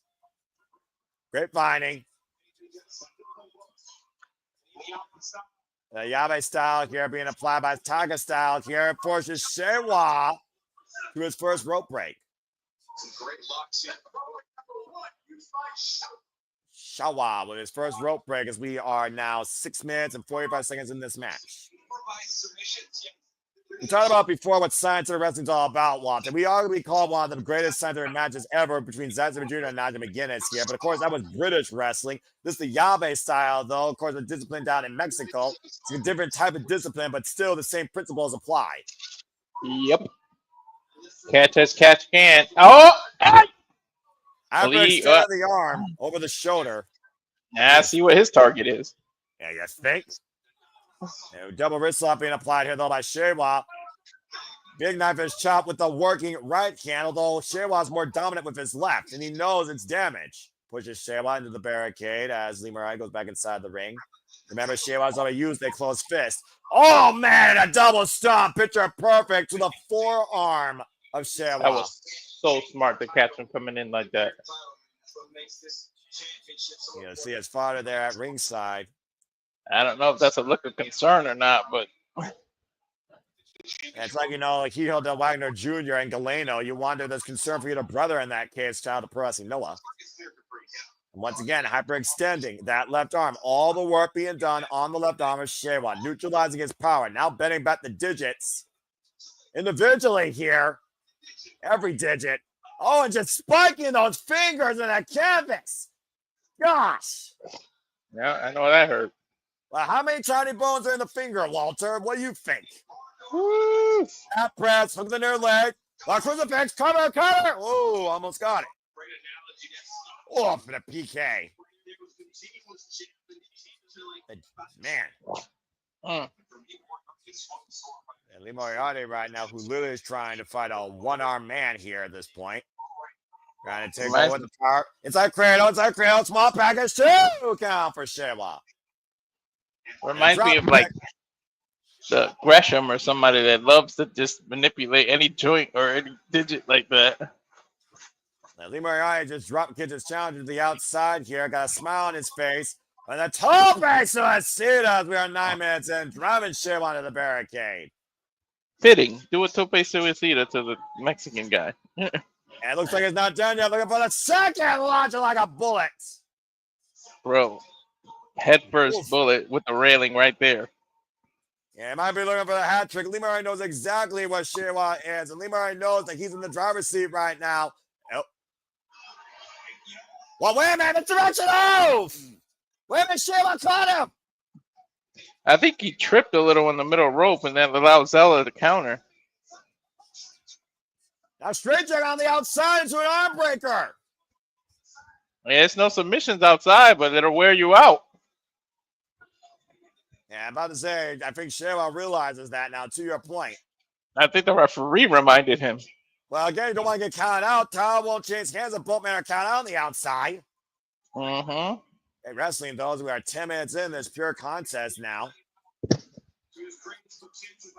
And once again, Xelhua, but Lee Moriarty again exercising that left arm, hyperextending it across the top rope. At most, we're still 49 minutes left. I mean, I've seen pure contests go the distance above 15 minutes, 23. What the longest pure contest? Cover, lateral press, and a 2 count. What the longest pure contest Ring of Honor is? Now look at that first stretch. He rolled out of that cover. He barely kicked out. But I also think about this, though. He's exercising extra pressure on the left shoulder, forcing Xelhua to drag him with his right to force the rope break, and does so. Well, he's got 2 left now. Lee Moriarty's got 2. Xelhua only has 1. Oh, yeah. I forgot he used 1 earlier. I spoke before the graph was removed. You haven't been looking at the scoreboard, bruv. Mm-hmm. Erich whip now by Xelhua and Lee Moriarty. Oh, everyone was able to get out of the way. But it's Moriarty, though, immediately back on the attack, looking for the front face lock. Maybe possibly take him over for a suplex. Yeah, Moriarty, Lee does not let him breathe. Every time he gets an offensive move, he's back on the attack. Well, that's why you talk about taking an Aztec giant. That's kind of what you got to do, especially when you drop from a stalling vertical suplex position. This is the most I've seen Lee down without retaliating. Yeah, he literally snuffed the rally out of the champion for the moment. This is a critical moment now for Xelhua to regroup. That would take a moment to breathe if I was him. The Ring of Honor pure wrestling at its finest here being showcased. Ouch. Ouch. Accurate. Open palm stretch across the chest, lining up the Ring of Honor pure champion and ringing out of the 2300 arena. A very familiar noise for this venue. I'll tell you, I guarantee you that. Irish whip off the ropes, swing and a miss by Lee Moriarty, though, and Lee. Oh! Somebody needs firewood because there's a hell of a lot of chopping. Yeah, delivered for the chest with that chop, to your point. I'm surprised he went for the chop and not the lariat. Xelhua is more of a mat wrestler, but he is a luchador, to your point, Walter. He's got every aspect. He might be taking too long, though. Lee Moriarty on his feet, though. Grounds him with that cross body. Cover! Kick at it, too, by Lee Moriarty. I mean, even Mil Mascaret, WWE Hall of Famer, even flew, once in a while. So this honestly doesn't surprise me. I can't think of a luchador that didn't flew at least one point in their illustrious career. So did his son. I don't want to mention his name, but so did he. Yeah, every now and then. And we'll just leave it at that. Look at this. Holy hell. Like a key lock on the legs and then an arm bar. The hammer lock, to your point. Hyperextending that left arm. But remember, Lee still has rope breaks left. But his head's trapped. His head's literally trapped. His leg is free. Oh, just barely. That's the flexibility of Lee. That is a ridiculous modified Kimura with a headlock addition. Dude, the shoulder, the neck, all worked there. Dude, he had his legs in a key lock at the same time. That was crazy. Again, it goes back to that crazy modified submission style, that Yabe style. Now, arm ringer, Lee Moriarty, though, counter arm ringer over at Pele to the left arm. They've already been working on this match. Same arm he worked on earlier. Both men down to one rope break, by the way, folks. We have been 13 minutes and 55 seconds in this match so far, the 60-minute time limit. Ooh, he flipped him into a tree of woe. Yeah, but he kicked him on the right arm, and he took him down to the Alabama Slammer position and caught him. That's book cover. Kick out at 2 by Xelhua. That was a hell of an Alabama Slammer. And champion fired up here, though. Again, we are 15 minutes into this match about, though. And the counter. Oh, jeez. He's too close to the ropes, Noah. Yeah, I'm about to say faceplant cover 2 and Xelhua. But you wound up with smart with Moriarty because guess what he just forced him to do, Walter? Use his last rope break. That's right, which means pinfall submissions inside the ropes for Moriarty now are legal. Technically, his foot was under the rope when he got pinned. Did he even have to put his foot on the rope? I mean, again, it's all about contact. You break contact with that rope or underneath the bottom of it, it counts as a rope break. Boyer City stretch apply now. Xelhua, nowhere to go. No more rope breaks left. Tries to reverse the pressure. Cover. Shoulders down for Moriarty. Ooh, that's a hell of a counter, though. Yeah, almost lost that defensive position for Xelhua there. Swing and a miss. Up and around. Oh, backbreaker. Holy shit. One arm floating backbreaker, excuse me. Now a hammerlock.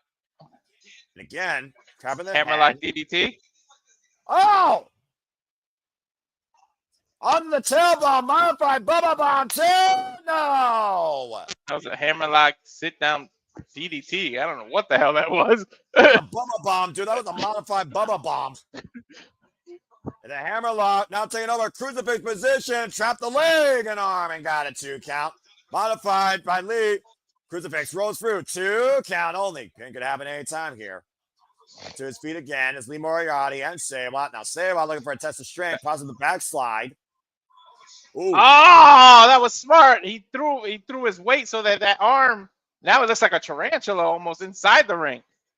As that octopus hold being applied. Again, there's no rope breaks here, Xelhua. There's no more rope breaks. Yeah, there's no, but again, you can still use it to your advantage, though, to get out. Oh, look at that. Look at that. Break across the rope. That's it. That is it. Literally ripping the arm out of the socket. Lee Moriarty wins. He worked on that arm the whole match. And again, those ropes, folks, are steel cables. That steel cable was ripping into the flesh, tendons, and ligaments of the RH your point. Exaggerated left arm of Sammy. He had no choice but to submit.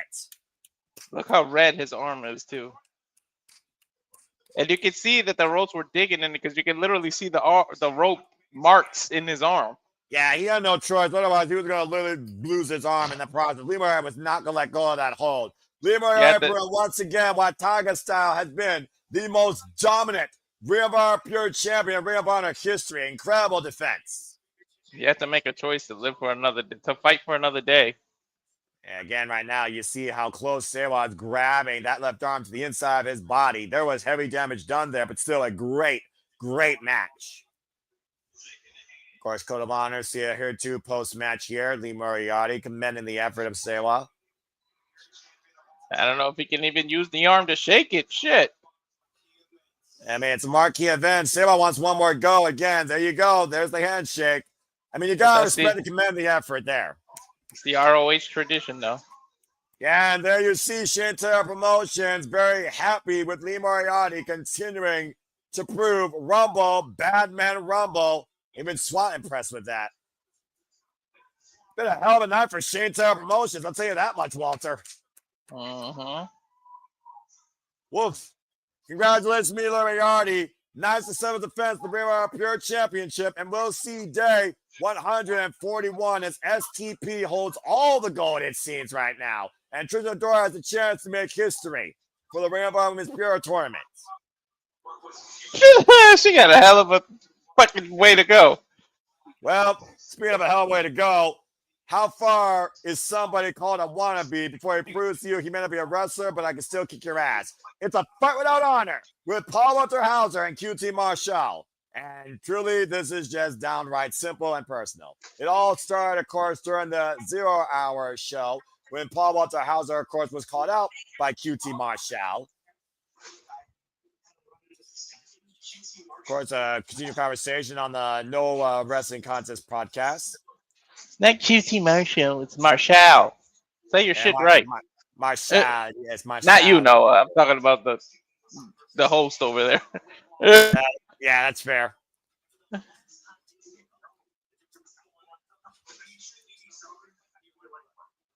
But you gotta admit, QT Marshall made this extremely personal with Paul Walter Hauser.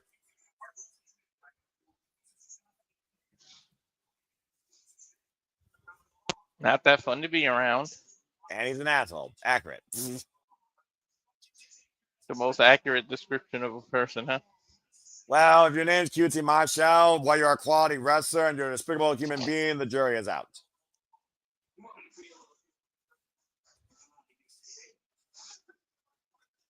Of course, Paul Walter Hauser's heard enough of QT and has literally dropped his cronies even the outside of the ring, saying that Paul will never be one of the boys. What were you saying, Walter? I still can't believe I'm about to watch Paul fight in Arnold. I mean, to be fair, did he not have a freaking feud with Johnny TV at one point? I'm just saying. Mm-hmm. Did he not show up in GCW? I'm just saying. Yes. That's why I don't like calling his shit. Oh, well, this should be fun for you, Walter, because guess what? It's not even a match. It's a fight without honor. And you know what that means. Yeah. He's pretty much going to fight the way he did at GCW. Well, this will be a first for me, and how fitting in the 2300 arena. The stage is set. Oh, good Lord. His Rick Rude robe. I'm about to say, you took the words right out of my mouth. One fall to a finish. And it's a fight without honor, folks. Buckle up. At least it gives Walter a fighting chance since there's no rules. Otherwise, I think Marshall would just dominate, I think, if it was just a pure wrestling match. Well, to be fair, that's what this came down to. He said that Paul Walter Hauser is not a real wrestler. What defines a wrestler versus a wannabe? What defines a wrestler versus a competitor? What defines a wrestler versus a spectator? When you can literally have somebody inside that four-sided freaking arsenal of combat from any realm of entertainment, anyone can be a wrestler. And Paul Walter Hauser, to a degree, might prove that's not against QT. Not even wrestling, but fighting. Remember what they used to say about Mick Foley? They just called him glorified stuntman. Well, Paul Walter Hauser, to your point, is literally a Golden Globe and Emmy Award winner. So the jury is out.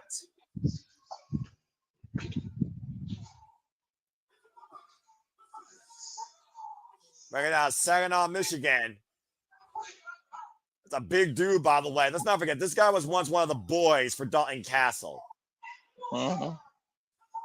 And Paul Walter Hauser, Golden Globe and Primetime Emmy Award-winning actor. Of course, that Golden Globe was one time crowned on his head by Jay Lethal. But, you know, it's that discipline. Hey, shout out to the fan with Daryl, by the way. He better act like he can wrestle tonight if he's going to get past Marshall. I'm about to say, are we going to wrestle or are we going to fight? It's a fight without honor. So where do you draw the line, Walter? And we're also in the 2300 arena. Just saying. How much of ECW was wrestling versus extreme fighting? Answer that question. Depending on who was in that ring. I rest my case, Your Honor. Uh-huh. Of course, QT Marshall, for why you hate him, he is an actual professional wrestler over 17 years in this business. Uh-huh. Also, of course, formerly a coach of the Nightmare Factory. You know what? That might be the issue, that QT Marshall might take him too lightly. I mean, again, God's gift feels like he's on another level versus a guy that's looking to become one of the boys and seems to be nothing more to QT than a wannabe. Again, we're looking at a phenomenal wrestler, and the jury is out how great Paul Walter Hauser is as an actor. But QT Marshall's also been his own actor, of course, QTV. And of course, also had his own documentary. Nice snapmare there. We start with some wrestling. Collar and elbow tie-up, a snapmare takeover. Yeah, you know QT's full of himself here right now. And referee Paul Turner for this fight without honor. This is not a wrestling match, folks. It is a fight without honor. I think I think QT Marshall is trying to make a stand because he started out with pure wrestling. Oh, you know that's not going to hold out for long. I'm just going to tell you that right now. Now, Paul Walter Hauser with the collar elbow tie-up attempt. Front face slot, though, by QT Marshall. I think he's doing that on purpose, just doing wrestling holds to show that Paul can't wrestle. Well, again, he says he's only going to be nothing more than a wannabe. How much does a person take criticism of you can't do it till you prove them wrong? Now, the hammerlock, what the hell? A hammerlock lit power slam? Okay. That was a wrestling move. That's a wrestling hold, Walter, to your point. Mm-hmm. That's impressive nonetheless. The drop down by Paul. And, was looking for the hip toss, and QT Marshall denied that. Whoop, with his 3 mid lariat. There's a clothesline, Manhattan drop, even though we're in Philadelphia. Side Russian leg sweep. I mean, one of the best, purest wrestlers in history, freaking Bret the Hitman Hart, loved using that side Russian leg sweep. And, of course, Tamaki Homa, New Japan President, loves using that Kokeshi, that rebound diving headbutts. Mm-hmm. Yeah, I think, if anything, an actor studies. I think Paul's been studying the great. Oh! On the outside with the running cannonball from the apron. What is senton? Now he's studying the Mexican lucha style. What the hell? He's more than studying, dude. He's doing it. Look at this. What the hell? Largest muscle in the human body, the freaking buttocks contacting QT Marshall. Where the sun shines, and now a table coming out of play here, where again, this is a fight without honor. Easy dub chance raining out here in the 2300 arena. Paul wants to house him with a plan here, but doesn't know how to lift a table, apparently. There we go. Nice. There you go. Got it. I dare you. I agree. And QT Marshall. What is he doing? This. Whoa! He was sliding that chair across the table to go right across Paul's jawline. Throw the chair. Whoa!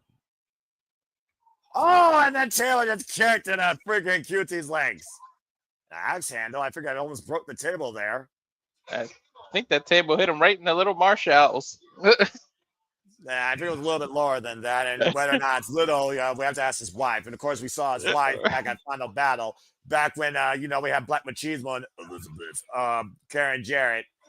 Anyway, Paul Walter Hauser with the front fade slap. Is he going to suplex him through this table? Yeah, no. The old wrestling additive. He who sets up the table goes through first. Well, I think you're right here as QT's changed position, but Paul Walter Hauser, to his credit, is fighting back. And, smart move there.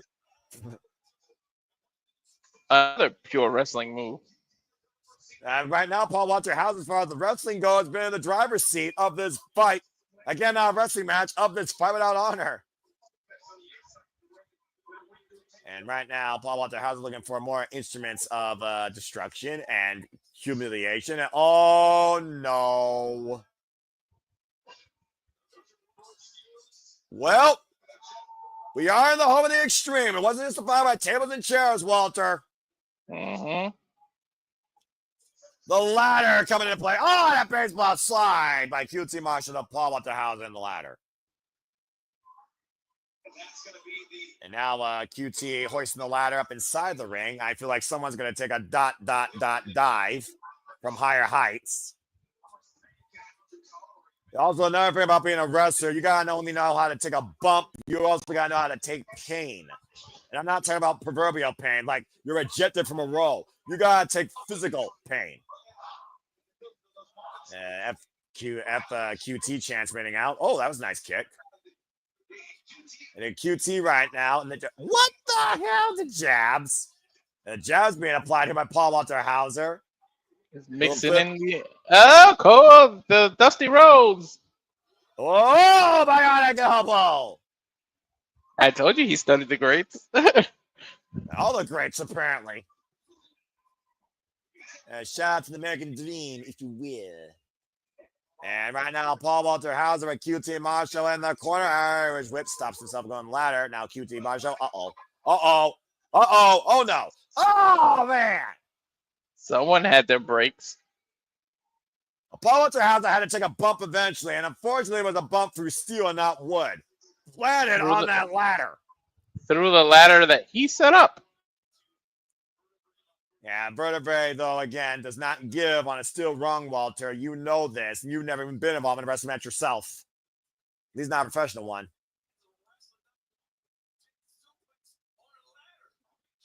Oh, boy. And what is QT thinking here? Suspending the ladder on the second rope. Now hooking up Paul Walter Hauser's legs. Oh, no. Oh, no. And QT might be looking to catapult Paul Walter Hauser. Oh, come on, QT. Don't do this. Oh, gosh. Head first into the ladder. I think he had a rung, actually, and not the size, which made it even worse. There are just some things you can't control, and that, unfortunately, does include gravity. And Paul Walter Hauser, folks, is bleeding. We have blood in the 2300 arena. I repeat, we have blood in the 2300 arena. Paul Walter Hauser is bleeding. What the hell is that? This QT's got...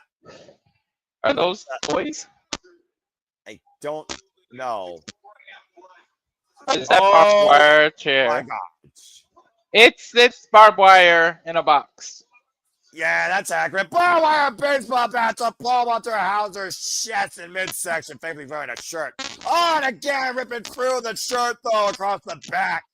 Yeah, I don't think that thin cotton's going to protect him too much. Yeah, I guarantee you it won't.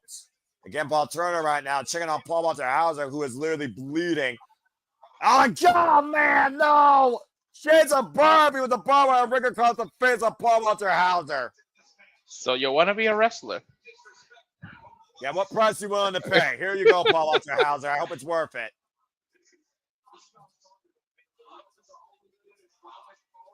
And again, right now, barbed wire steel chair in play now. Paul Walter Hauser might as well be on his feet. Swinging a miss by QT, though. Oh, and booted, but I don't think it caught QT in the face. Oh, and crowning him with the steel chair coming in barbed wire now. Oh, QT with the splash in the corner. Excuse me, Paul Walter Hauser in the corner and the headbutt. Now Paul with the steel chair in hand.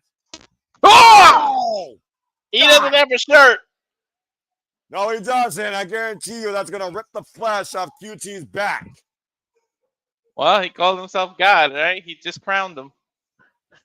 Yeah, I'm about to say, it looks like I'm about to say, that's a whole different form of crowning, but I get what you mean. Now up in the fireman's carry, up on the shoulders. Paul Walter Hauser at QT Marshall. Wait a minute! Oh, Erich Solo with a candlestick. A Singapore can across the back of Paul Walter Hauser. QTV in the building. No rules. Again, I'm surprised it took this long for Erich Solo to show up. Well, maybe he thought that God's gift could handle it.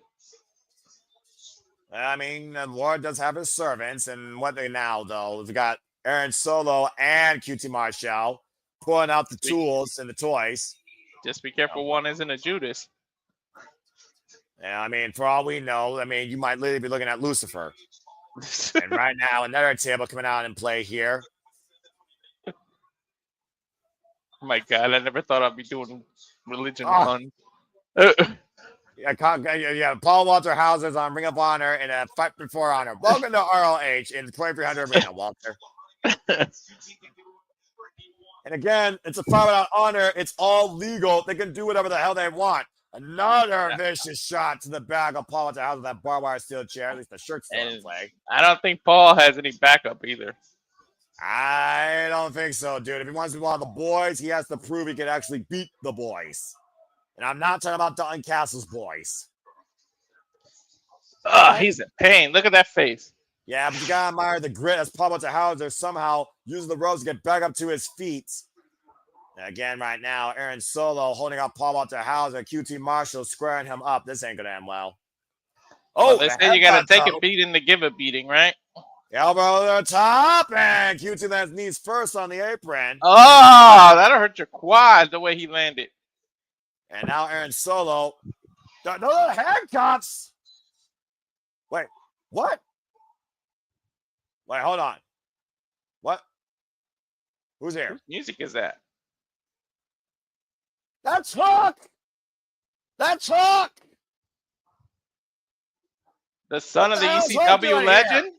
The son of the ECW legend who's made history in these buildings. That's what you said when he wears an orange jacket to the ring.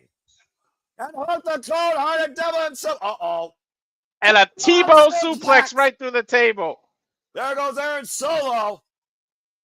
Well, we know how his dad perfected that suplex.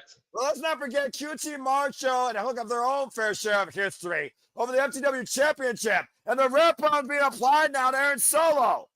Oh, yeah, the FCW title was a thing. Tadahachime being applied by the submission son. Son of a submission machine, huh? Yeah, no kidding. Night, Aaron Solo. Hook is literally dragging him out of the arena. He's literally hooking him out like a bad comedy scene. That's kind of ironic what we're dealing with here. Hello, Lily. I hope that you are doing well, pal. All the best to you always. Thank you for tuning in to us as always. And right now, QT Marshall. Where's she at? The table. Well, apparently she's in the room, chat room. QT Marshall finding out what Paul Hauser was planning to do from the apron here. I think he wants to powerbomb him through the table. Hey, you think? Oh, wait a minute. Hold that thought, Walter. Hold that Oh, thought. my God. Oh, he better not Death Valley driver him through a table. Oh, no. That's not a Death Valley driver, dude. Oh, no. Paul Walter Hauser with QT Marshall. A war cry. Oh, my God. He's senton, a rolling senton through the table. You gotta be fucking kidding me. He might have landed on the back of his own neck, though, Noah. That was from the apron to the table to the floor. Good Lord. Take a look at how he landed. He might have hurt himself. Well, it's a foul out honor, so wrist be damned. Well, that's a wrestling move. I never thought I would call Paul Walter Hauser doing something this extreme in Ring of Honor. It's the building. It brings the extreme out of people. Yeah, including people that aren't wrestlers, apparently, as Paul Walter Hauser is again looking for something else. I mean, if nothing else, he definitely won the fans' respect here tonight with what he's been through and doing tonight. The fans are literally chanting Paul Walter Hauser. Like, what? Prove you're a masochist in front of these freaking sickos and you will earn their respect. Am I in the Matrix? Like, what the... Walter, we're in the 20-pounder arena. And right now, QT Marshall's on his feet. Oh, and crown with a steel chair. That'll crown you. That was right in the temple. And Paul Walter Hauser again with the chair in the ring. Get some chairs, freaks here in ECW. Should I start naming them? I mean, Sabu, like great Sabu, God rest his soul, good grief. Sandman, Sabu. Oh, wait a minute. Uh-oh. Look how he's able to pick up QT Marshall. What the hell is this? Oh, my God! He drove his head through the table. Oh, drive it through the chair! Oh! It was almost a Michinoku driver almost, but he didn't do the rotation of it. Well, again, that probably caught the edge of the seat of that chair. That might have been QT Marshall's only saving grace. It was an inverted power driver. We'll call it that. Well, wait a minute. That's the Golden Globe. Uh-oh. I bet you that's going to crown QT Marshall, who will not accept this award. There's a gift for you. I don't think that's the gift that QT Marshall wanted. I think you're right. And now, what is in there? Oh, is that more barbed wire? No, it's shattered glass. Okay. Maybe it's a little bit too much. I told you, this is GCW style. Oh my God, QT Marshall might go face first to that glass. Trying to cut his face up. Oh, he stabbed him in the open wound! With a piece of glass. I don't get that. That does look like shattered church window glass. Well, right now, QT Marshall is looking to hit a diamond cutter. The disrespect. And right now, oh! He countered it. He literally sat in the glass and stuck to his back, Noah. Oh, man. Paul Walter Hauser hooks up QT Marshall with the shoulders. Attitude adjustment. Into the damn glass. Cover. Two. Paul Walter. What the fuck? He kicked out. I thought it was over. There is no reason he should have kicked out of that. He kicked out of an AA delivered by Paul. 2 broken glass. Ow. Walter, Did you see there that? had to be a convulsion. There is no way he willingly kicked out of that. It's sometimes you on instinct is that thumbtacks. The tacks are out. This man has no protection. He's just in regular gear. There's no shirt. There's no nothing. Look at the points of all. There's the thumbtacks. QT Marshall's back's already cut open. You better backdrop him, QT. Oh, wait a minute. Oh, that super kick. He's gonna go for that cutter, isn't he? I don't know at this point. Wait a minute. QT Marshall trying to hoist up Paul Walter Hauser. Oh my gosh, look at this. Hoisted out deadlift. Power bomb into the thumbtacks. He has a shirt at least, but it still pierces right through. And his arms also laying completely in and exposed. And to your point, I think he realizes he has a shirt, and QT Marshall's removing the shirt, and apparently Paul Walter Hauser, to your GCW point, is not coming into 100%. Bandage rib cage. The fans saying fight forever. Fans enjoying this violence. I am too, to a degree, but you know, I've had cover 2. Paul Turner counting the tags as Paul Walter Hauser somehow pushes QT Marshall off. I thought they called an audible. I thought he got hurt or something. That right? Is it crazy to say this is the most extreme match we've had tonight? I mean, the man is taking a dustpan now. All right, we got a dustpan here. I'm not sure if we're trying to clean something or put something underneath the rug. Or the apron in this case. Paul Walter Hauser's not moving, by the way, folks. He has not moved since being powerbombed through thumbtacks. And QT Marshall is setting up another table. Paul Turner probably got thumbtacks in those gloved hands. Those are heavy-duty gloves, by the way, and even then, that still freaking causes piercing sometimes. And he lifted the shirt up. I have no idea what QT Marshall's about to unleash here. He's sweeping up the glass. Oh, God, no. Come on. Oh, no. Oh, and my God. Dispensing the glass on the table. We couldn't get a glass table. We just had to do broken glass on a wooden table. So what's worse to take, folks? Glass, wood, or both? Crowd is telling him, "Sick, you sick fuck." He better not light the table on fire on top of it. Yeah, QT Macho saying, "Shut the hell up." Let me not give him ideas. Shut up, Walter. With all due respect.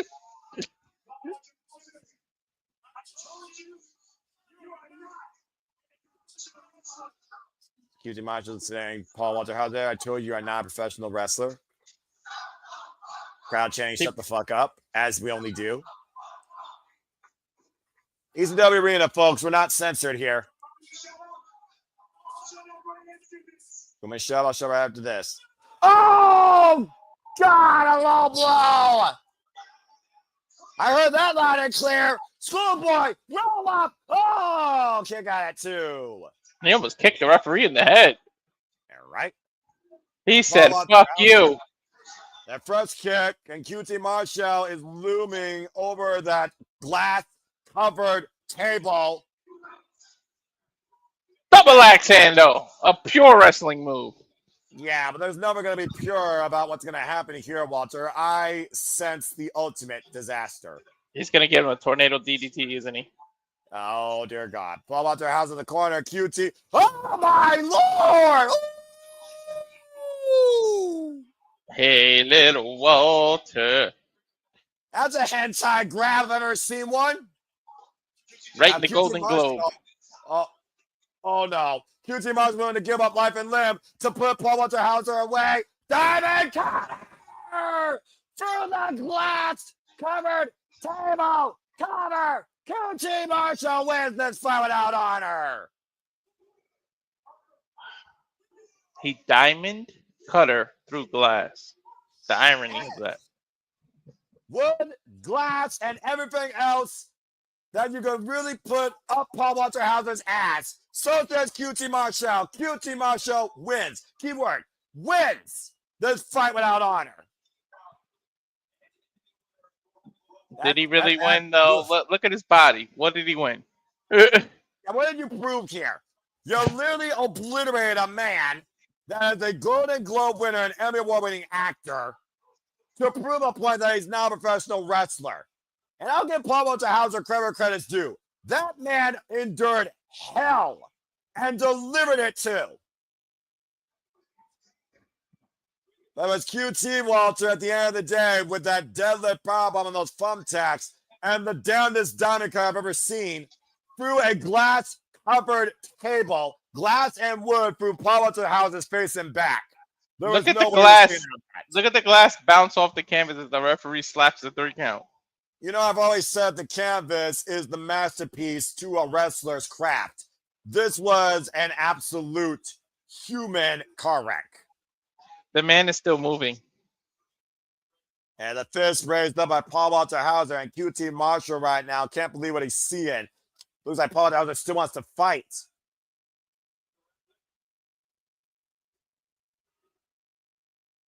Wait a minute.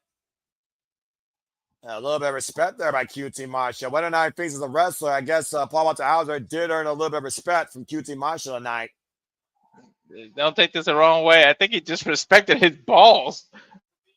Well, standing ovation, though, from Paul Walter Hauser. That is tremendous, commendable, absolutely foolish. But, Paul, you may not be a wrestler, but you damn as sure proved tonight you could be one hell of an extreme fighter. I don't know if he's going to win any awards for this, though, Walter, but if nothing else, he damn sure earned the respect of a lot of professional wrestling fans. That's got to count for something.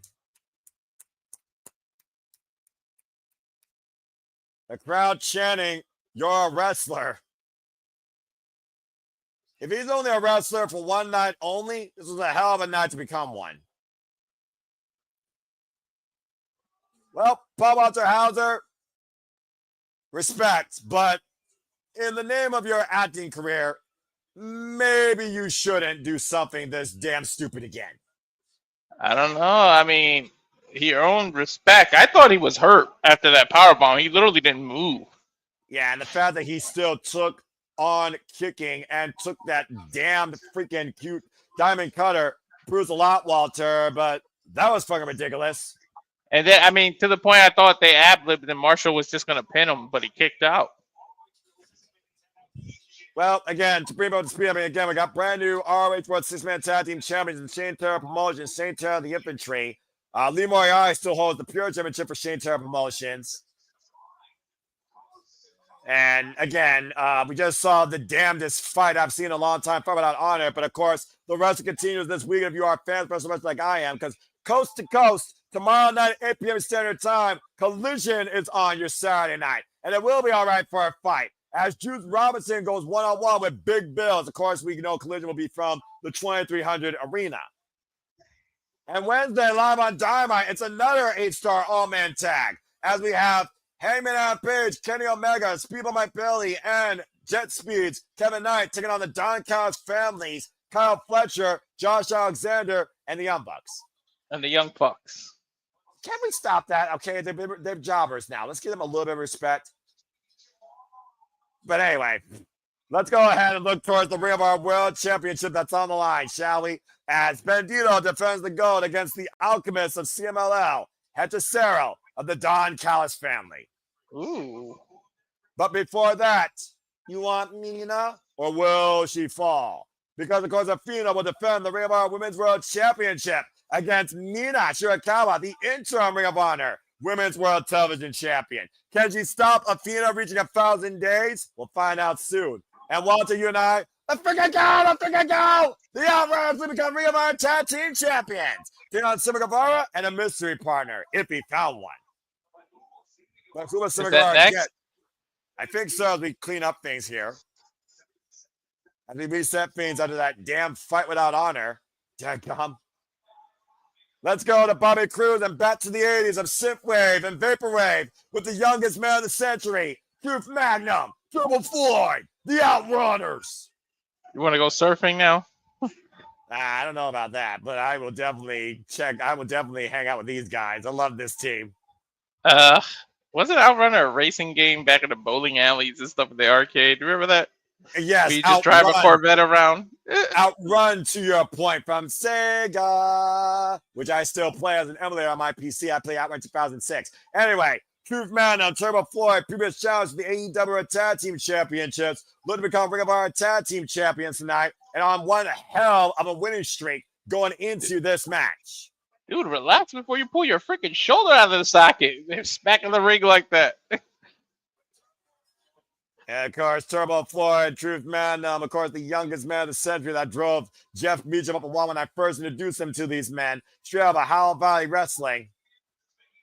2 years since making their debut, by the way, on the Death Before Dishonor 0 hour. Put that into perspective.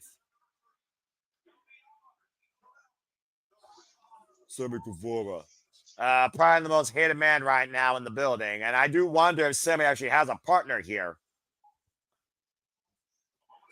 A moment of truth for Sammy Guevara and a moment of truth to see if people are right about Sammy's partner.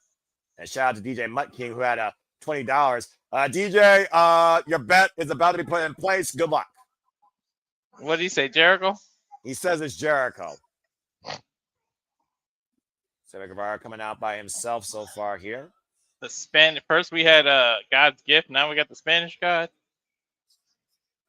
Well, I mean, and Sammy's not crazy. He wouldn't take on these two by himself, would he? You're talking about Sammy. He is pretty kind of crazy. Yeah, I suppose that's true.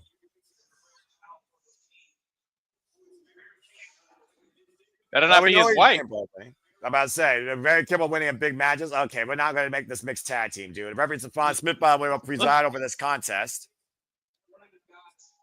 All right. Well, let's see if Judas about the. You were saying? I said, are we about to hear Judas? I don't know. Let's find out. What? Wait a minute. No, wait. What the hell? What? Is that really? That's Roche. What the hell? These two never got along. As far as I know, they never did. But Rouge is Ring of Honor. He's a fucking former two-time Ring of Honor World Champion. El Toro. El Toro Blanco. One of the most intense competitors ever in Ring of Honor history. The chance of your team winning that you were rooting for just dropped significantly. I realize that. What the hell? How did Sammy pull this off? Dude, how did he even have the balls to approach him? They were the last time they were at each other's throats, weren't they? Well, yeah, I remember that from a while back, but Atletico did just win $50,000 on the 0 for those five coming nominates. Imagine Roots bringing home 1/2 of the Ring of Honor Tag Team Championships. El Toro Blanco. Look at the what? Oh, okay. I didn't see that on my bucket list. Ring of Honor Tag Team Champions is on the line here. What the hell? What the Von Erichs think about this? What the Von Erichs? Where Sammy did this?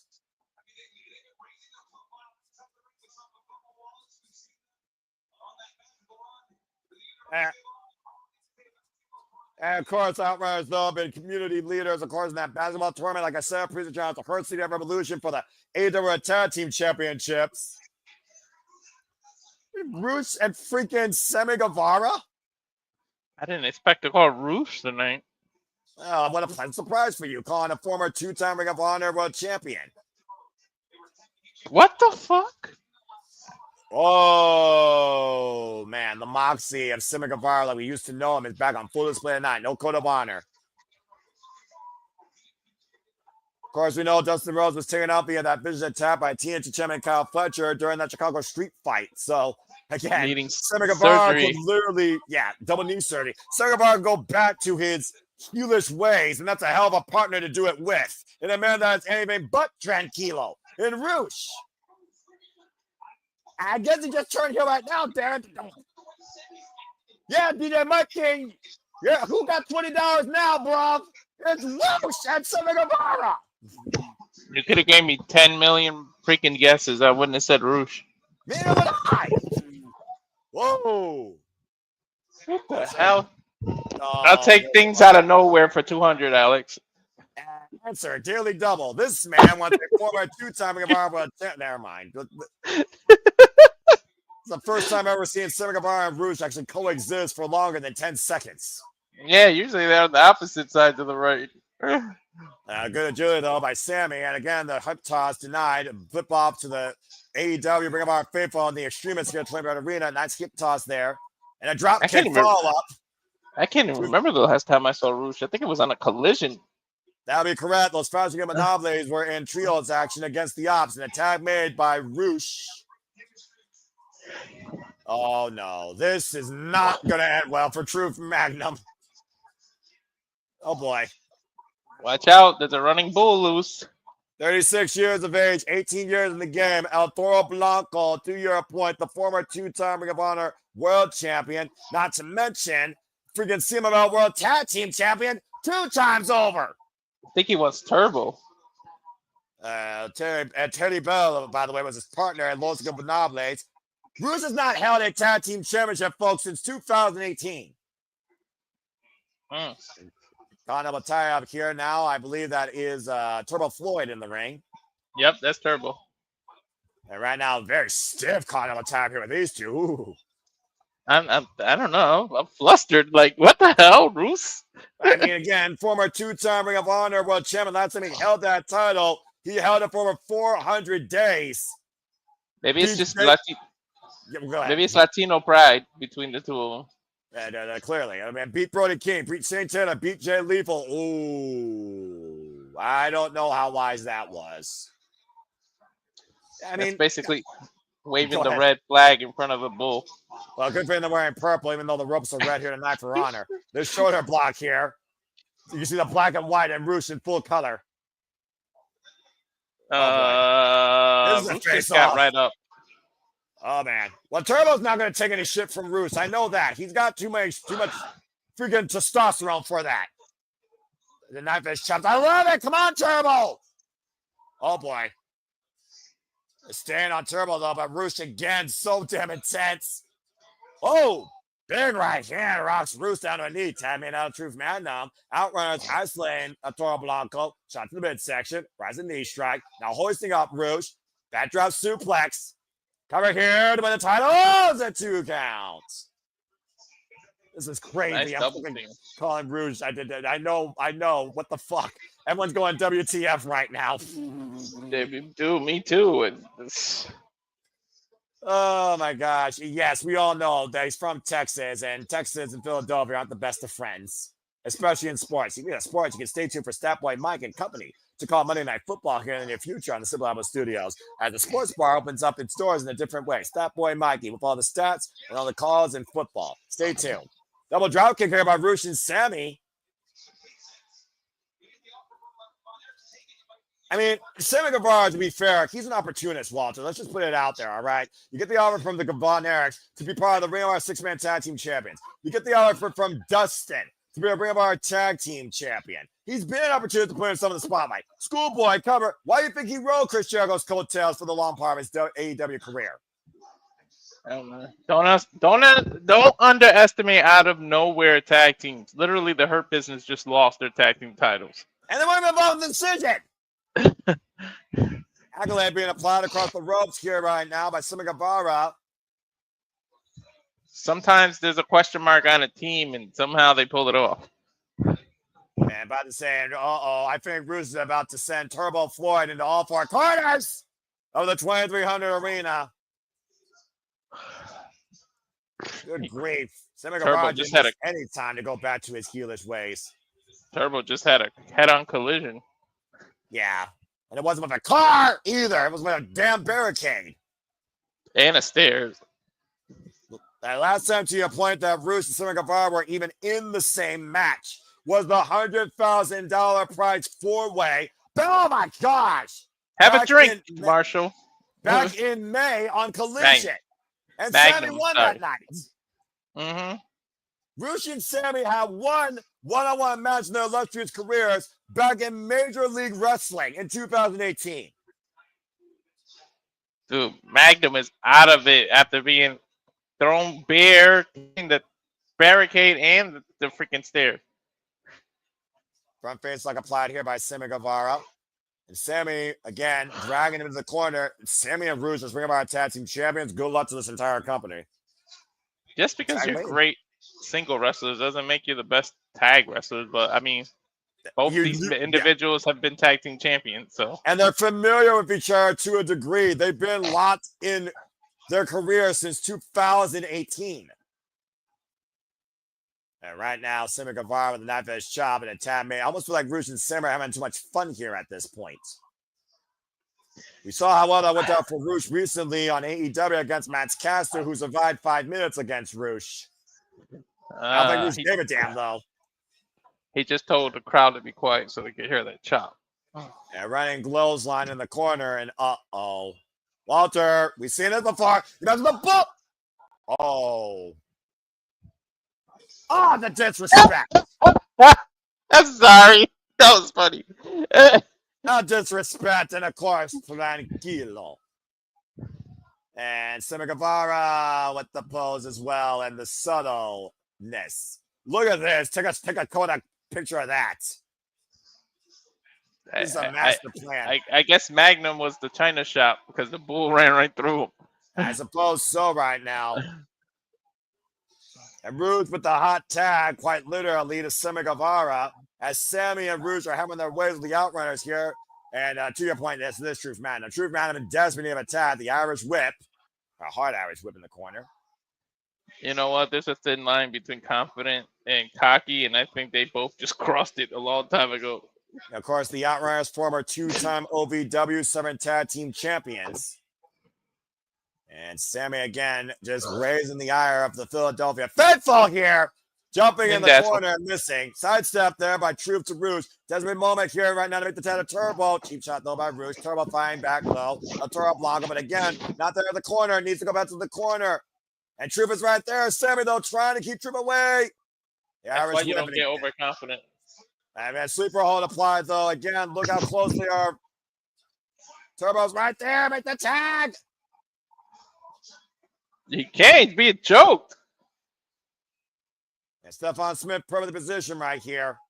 The will of the people, though, trying to will the Outrunners into this match. They want to see this match go into turbo mode. You're flying off. The crowd is fueling them up. And Hurts on a backdrop suplex. Oh, my God. Turbo is revving that engine. And just waiting for the green lights. I got no one doing the buzz. Damn it, Walter, you fucking idiot. 10 minutes goes, 10 minutes, Turbo. Turbo's in. Rouge and Sammy set down by Turbo Floyd. This is my favorite. Turbo looking to get the checkered flag and get those titles.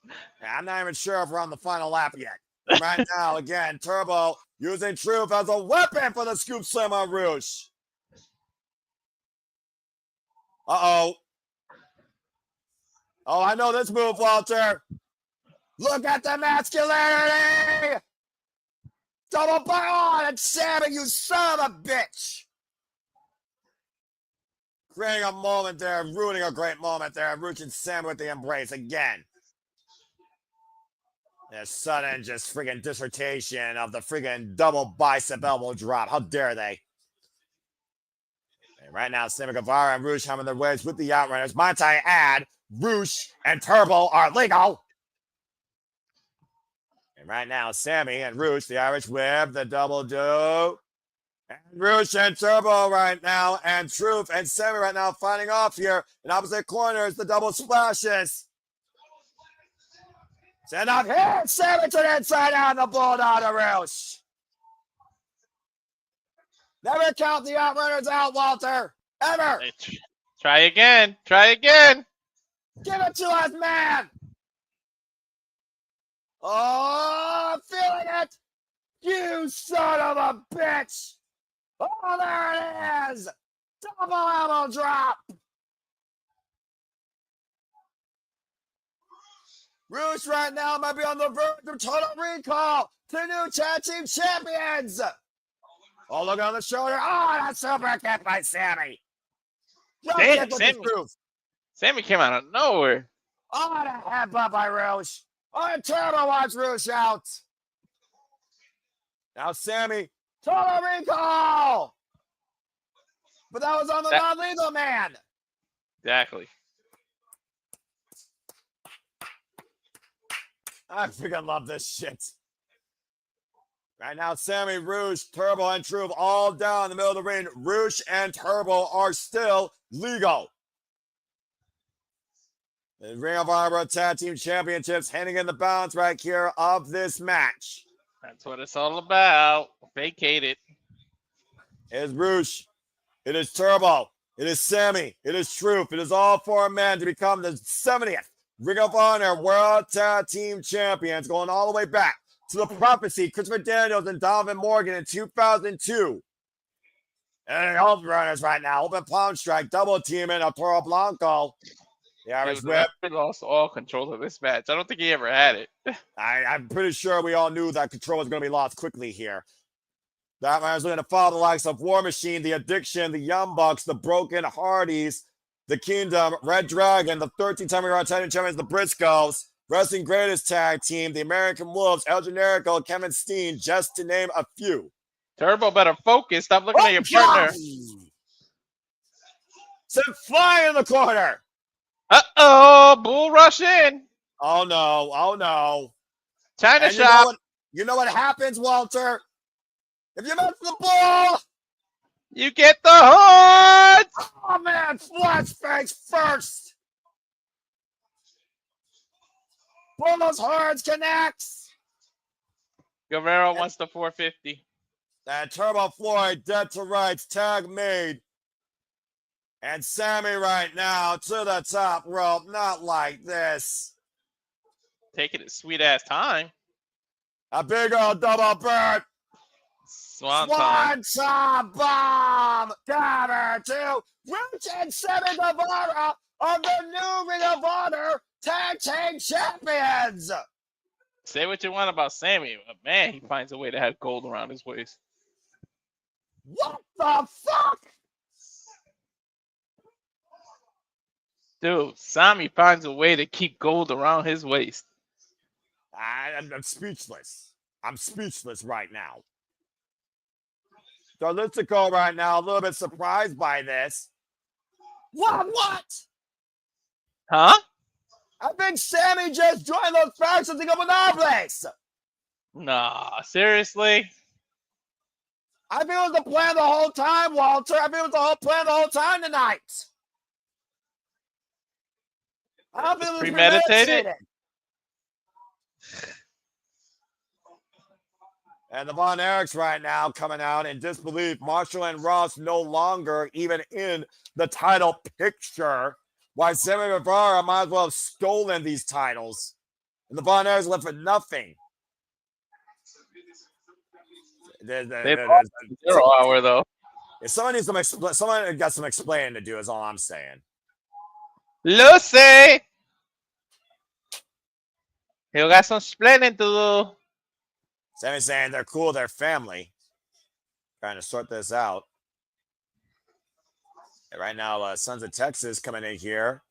I got a feeling they're going to turn the page. And right now you see Sammy again, literally holding the Von Erichs. I mean, again, it was a great run. Oh, super kick! You son of a bitch! I told you. Marshall Ross rocked by Sammy Rouge and Jalistico. Bodies pounded a heap by the new Ring of Honor Tag Team Champions. And you just saw the newest member of those franchises, Eagle Monopolies. Blatant disrespect.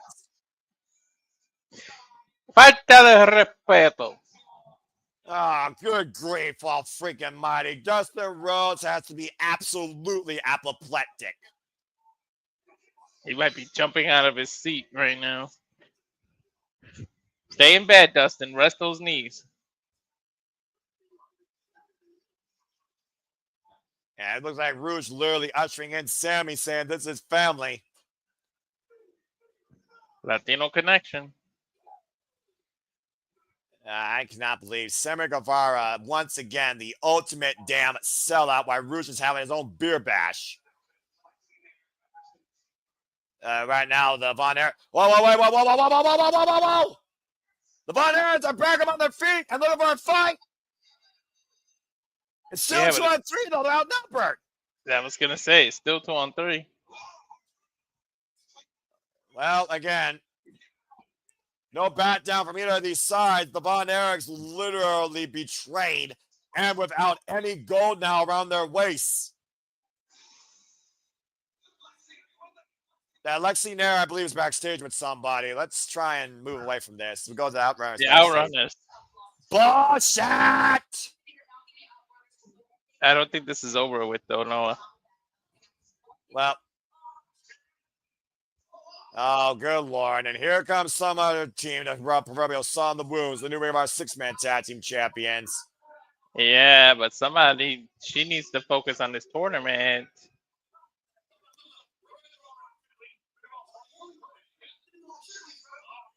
Yeah, apparently they're going to Chile. Someone make sure that they freaking are stuck washing dishes. Chile sucks. I'll take your word for it. I never had it.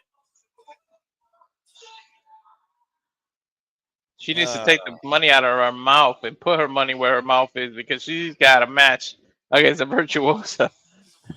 Well, disappointing night for the Outrunners, unfortunately, and anybody that's a fan of the 1980s. Still the Content Guevara World Championship on the line as Bandido will defend against the Don Callis' family. Hechicero, the most wanted man, looks to stop the Alchemist from bringing gold to the Don Callis family. The bandit, dude.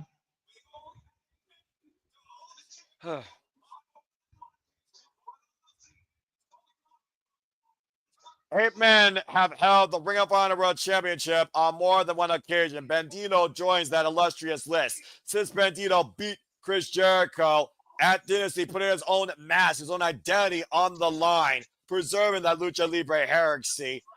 He, of course, is earned his title, and of course, had a phenomenal match against Kenosuke and Keshka, but now the Don Callis family has implemented the Alchemist, Hechicero.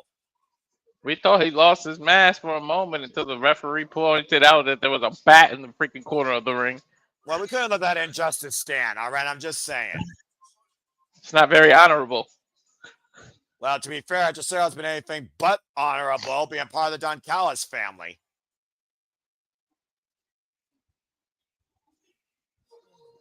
Oh, boy. I'm still just, I'm hurt for my Outrunners, man. I wanted them to have their moment. The fuck? That pissed me off. They ran out of gas. Well, it's going to take a lot more than gas to snuff out this fire. Oh. Hello. It's going to take a 6-shot. It'll take more than a revolver to put this Alchemist down. Wait a minute. We're going down to the Old West, huh? Yeah, high noon and Bandido with the bounty. Aaron Black over here. Remember where you are. Bandido bringing the money and the gold.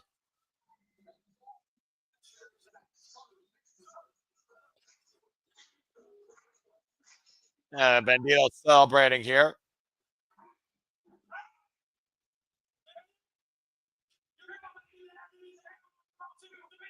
The most wanted man, always with a target on his back. Okay, I'm not gonna lie, this vignette's kind of pretty damn cool. It's fucking hilarious, is what it is. It's like Zorro recreated, but it's like Walker Texas Ranger. It's the Old West, though. Hey, look, I played Red Dead Redemption 2 and Red Dead Redemption 1. I know a thing or two about the Old West. I went to the Hell yeah. I'm the man that will literally dress in all black.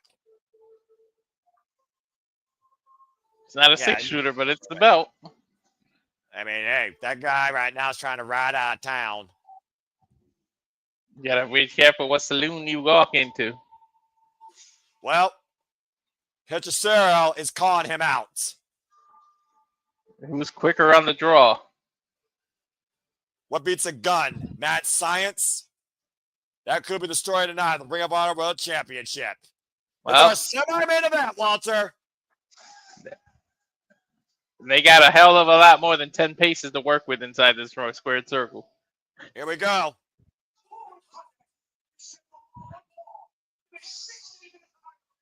Oh, boy. Dude, just let it go. Cut the hair, man. I fucking hate Don Callis. To be fair, he hasn't really been interfering in matches lately. But he is a horrible ring announcer and Spanish freaking person. Walter, this is an insult to your culture. Respecto todos. I'm going to let Walter just take the translation and point out he's an idiot in Espanol. Thank you, folks. Oh, my gosh.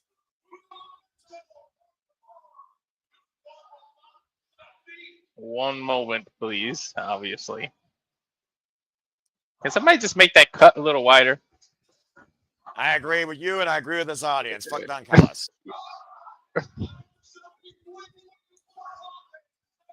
I have something too important to say. Sure you do.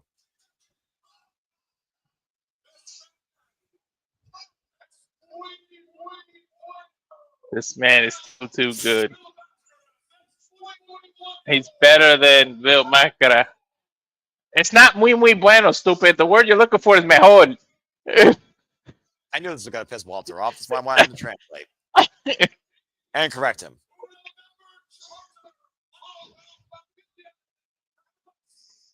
The newest member of the Don Callis family.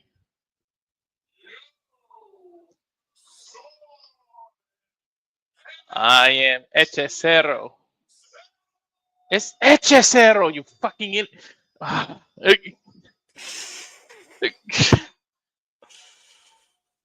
don't pronounce the H, you dumbass. A very pathetic introduction for a man that is well known as one of the best to come out of CMLL with his mental manipulation of the human body, the alchemist of CMLL, El Alquimista del Ring, El Conjuro, unbeaten in Ring of Honor so far at 4-0, and of course is a former CMLL World Heavyweight Champion, held that title for 409 days. And does have a pinfall victory over Bandido. And it was a sleeper hold, Walter, to beat Bandido that night, even though it was multi-person action.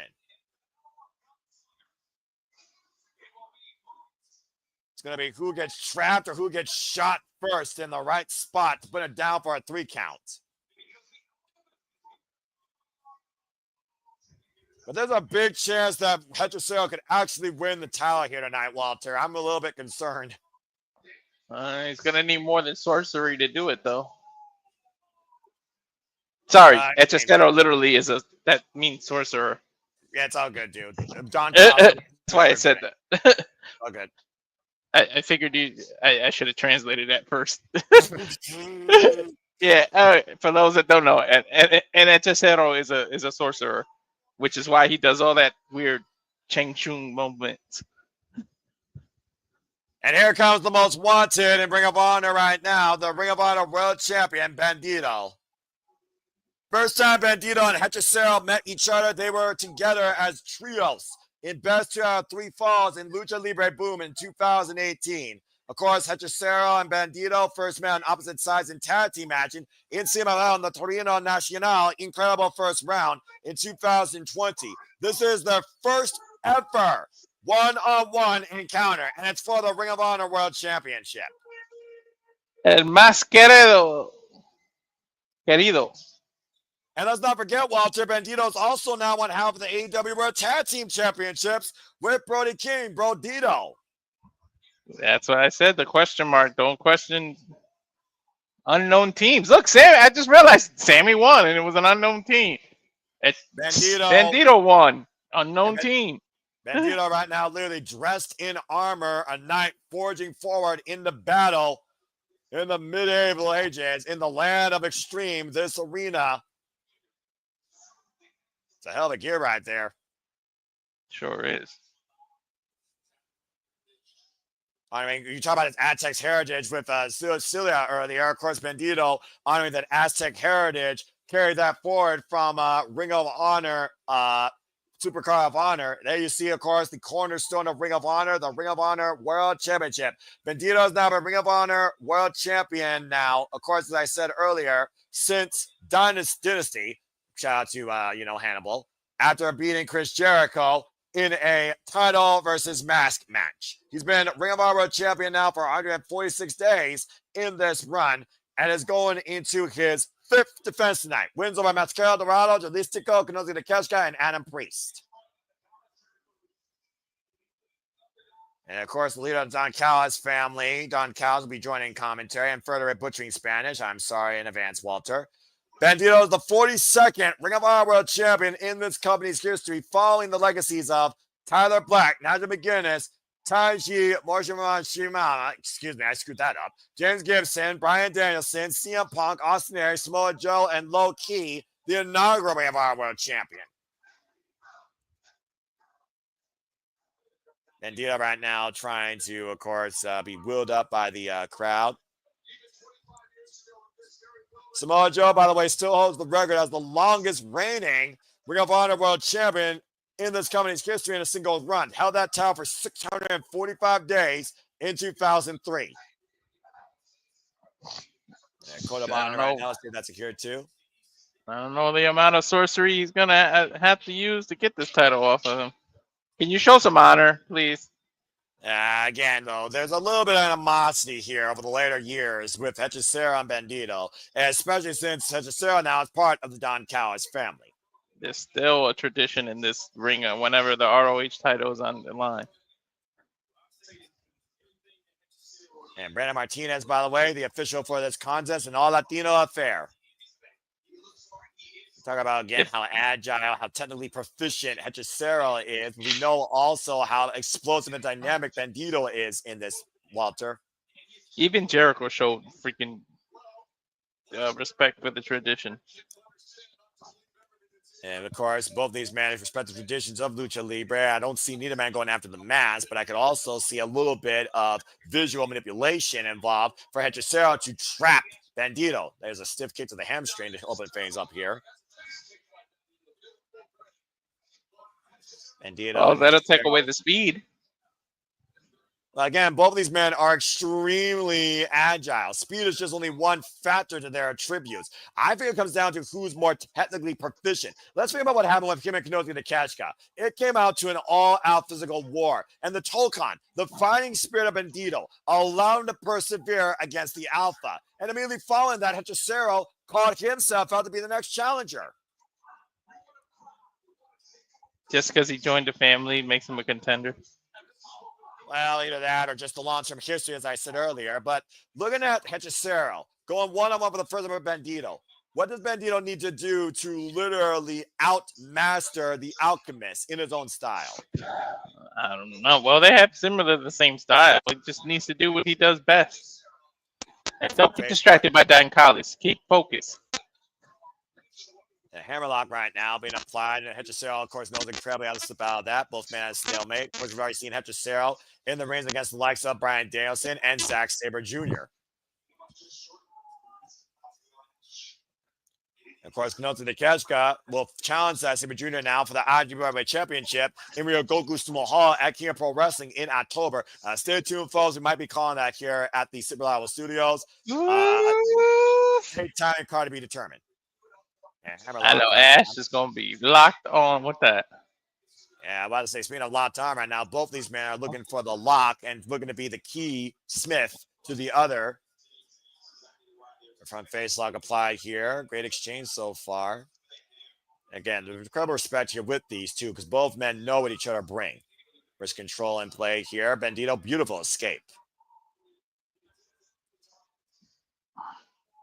And Hechicero knows, again, what Bandido's capable of. Like I said, these two have literally been launching each other's careers since 2018. This is their first ever singles match. Ooh. Nice inside trip. Oh, rolling through. Now the head I love this traditional transition in wrestling. But that Yabe style, of course, is going to come heavily in play here. And again, Bandido and the ropes will force the break. This ain't a tournament. He can use the rope breaks as much as he wants. And of course, let's keep in mind, bring up our championships, so just like any other championships, title can change hands, be a pinfall or submission inside the ring only. Counter qualification means nothing. Holy shit, the strength to get it to go over you like that. Now, Bandido, watch the shoulders though. Bandido, Brandon Martinez in per position. Cover now. Ooh, and Bandido bouncing on his head while trapping. Break dancing. Again, the control right now, Bandido over his opponent. Windmill head scissors takeover. That is crazy. It just goes to show again how strong Bandido actually is. He doesn't skip leg day. The cover two. Ooh. Bridging back again, back up. And again, trying to soar to Hechicero, who counts his legs. Hechicero was ready for it that time. And again, that Yabe style right now, looking for possibly the bow and arrow. Or he could turn that into a Mexican surfboard if he leans back. Oh, well, wait a minute. Look at this. I think he's gonna turn it into the Mexican surfboard. Wow. Ah! My back hurts looking at that shit. Yeah, the torque on the knees and the legs and the neck and shoulders there. Modified bow and arrow with the legs crossed. But then Bandido's flexible, though. I'm about to say. Bandido pushing him out. And again, Hechicero's so comfortable on the mat. That was a nice knee takedown. Holy shit. Transition into a guillotine. Well, we knew this match was going to be very technically focused because that's Hechicero's wheelhouse. Bridge out, though, by Bandido. This is pure wrestling at its finest. And right now, again, you see Hechicero and Bandido jogging for position. Bandido now in the upward spot, hoisting up Hechicero. Tombstone position. Oh, tombstone counter, roll through, cover, two, reversal, cover, two. Ooh. Stalemate. Gotta appreciate what both of these men are doing here.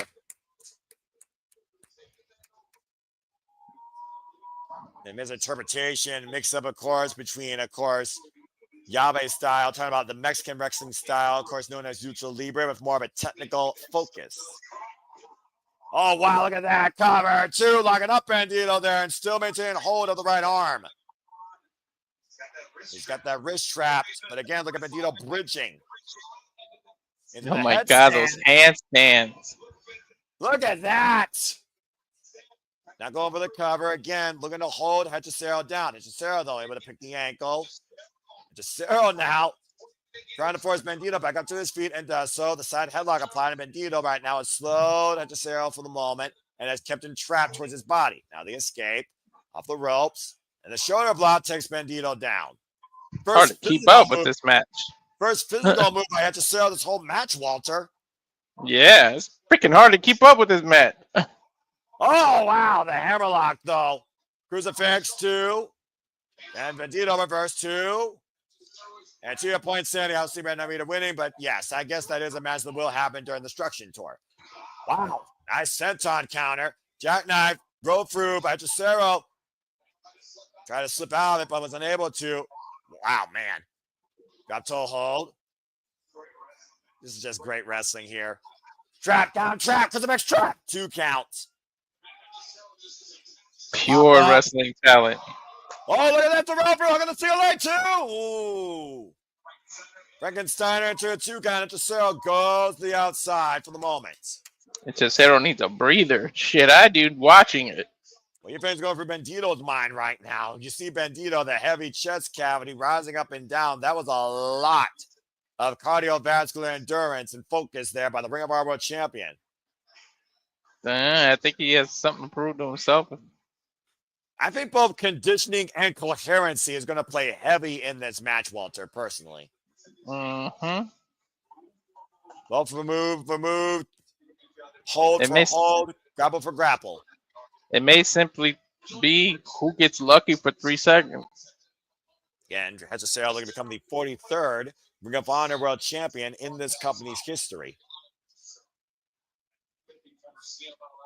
As I talked about before, Hechicero and his accolades, of course, go actually all the way back to when he, of course, first started in CMLL in 2008, though, in Lucha Libre, prior to CMLL, in the WWA promotion as the WWE World Middleweight Champion. Handspring, lands on his feet.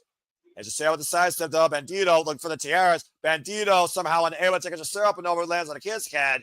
And now both men trying to keep it with each other. I'm trying to keep it with this. Instead, Bandido now with the fireman's carry. Whip for that X mark knee. Blocked by Hechicero. Swing and miss. Off the ropes, the clothesline, tilt-a-whirl. Wow! Tilt-a-whirl into an arm drag takeover. Bandido right now getting the better of the exchange, looking to follow up over the top. What the hell? Somebody was cleared for takeoff. Unbelievable control there, getting caught by Hechicero and still taking him over with the Frankensteiner on the floor. Give me a replay of that. Sit your ass down, Callus. Yeah, about to say that's not working. I mean, about to say you want to put some you want to put some dark magic that will cause everything to get corrupted and fail. Put Don Callis in the mix. How much that take out Bandido though versus Hechicero though, Walter? I don't even know who's got the momentum right now. I still say it's a stalemate at this point, bruv. Bandido double birds to Don Callis. I think everyone in Philly completely agrees. Yeah, but get your ass in the ring. Referee's counting. Again, we got 20 count on the outside, Walter. Keep that in mind. This is Ring of Honor. But to your point, we do need a decision. Now, Hechicero sent back inside. I think he was up to 10. Again, that Hurricane Ride, you see all the fans right now getting back to their feet and back to their seat. The Irish whip. Jumping elbow in the corner to Hechicero. In the shoulder blocks, as Bandido's trying to wear down the Mad Alchemist. Hechicero's been involved in CMLL, by the way, folks, since 2014. Oh, my gosh. Right into a knee.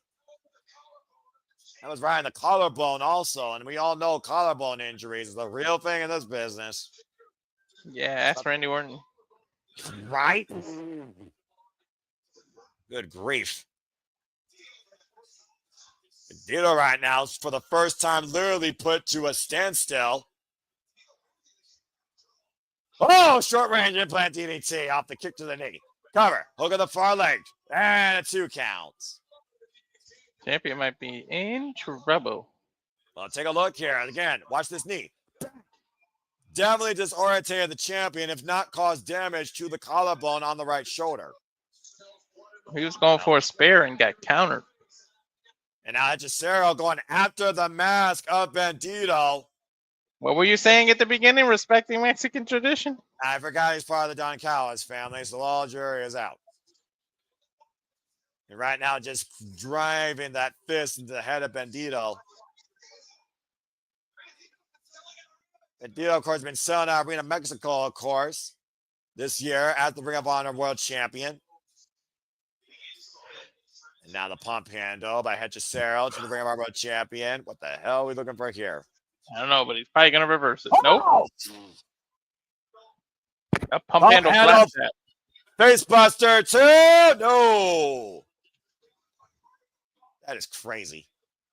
Did Don Callis just get up? Yeah, Don Callis arguing against the official here. I just gave him credit for not interfering in matches lately. You know that parasite of the business can't help but get involved in matters that don't concern him. Hechicero right now literally just being pummeled across the second rope by Hechicero. And Hechicero again just throwing his body, cross body against the back. The Philly faithful letting Don Callis know how they feel about him. I mean, the whole world lets Don Callis know how they feel about him. There's not a single human being on earth that likes Don Callis. Legitimately, I bet. They're calling him a certain human body part. Well, they would be right. I guess it's better than the C word. Then again, I guess that's more on a woman than a man. Mm-hmm. And right now, that new track side you would have to be overseas to get called that. That's fair. But then again, America, the jury is out. Freedom of speech is a powerful thing. I know. They love that word in England, though. Oh, you are not wrong. Okay, right now, all the strength, all the speed's been neutralized out of the Ring of Honor World Champion. Tranquilo. Elbow shots. Big jabs, though, by Hechicero now, just lining up Bandido. And off the ropes goes Hechicero, picking up momentum again. Hechicero holds the Bandido. Bandido unable to hold the position, though, with the overturn press. Off the ropes again. Leapfrog. Pick the ankle out of the air. And great anticipation there by Hechicero. Ah, that was beautiful how he picked his ankle. And now Hechicero here, driving the knee of Bandido into the mat. And can we give Bandido credit for that strength? Because he literally held Hechicero, who outweighs him by like 30 pounds over his head. Yeah, well, Hechicero right now might be looking to create a mean formula to success, and it might involve a Romero special. Oh, Corey Special. Both arms trapped behind Bandido, and Eddie Guerrero used to love this. oh my goodness. Be careful with your own shoulders there, Hechicero. And think about how much this disorientates the champ, too, with how much he is rolling through. He is letting him go face first and then hoisting him up again. I think he had to try to get him to the center of the ring. Look at the core of Bandido, though! How the hell is he doing that? Holding on to the ankle still, Hechicero! Think he's going to turn about fair play here, Noah. The leg's trapped! Think he's going for it himself. That shot to the kidneys, of course, forces your arms to go backwards. Whoa.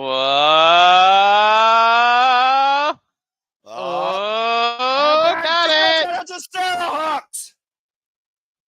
Watch your own shoulders there, Bandido. What the hell? Hechicero now escaping.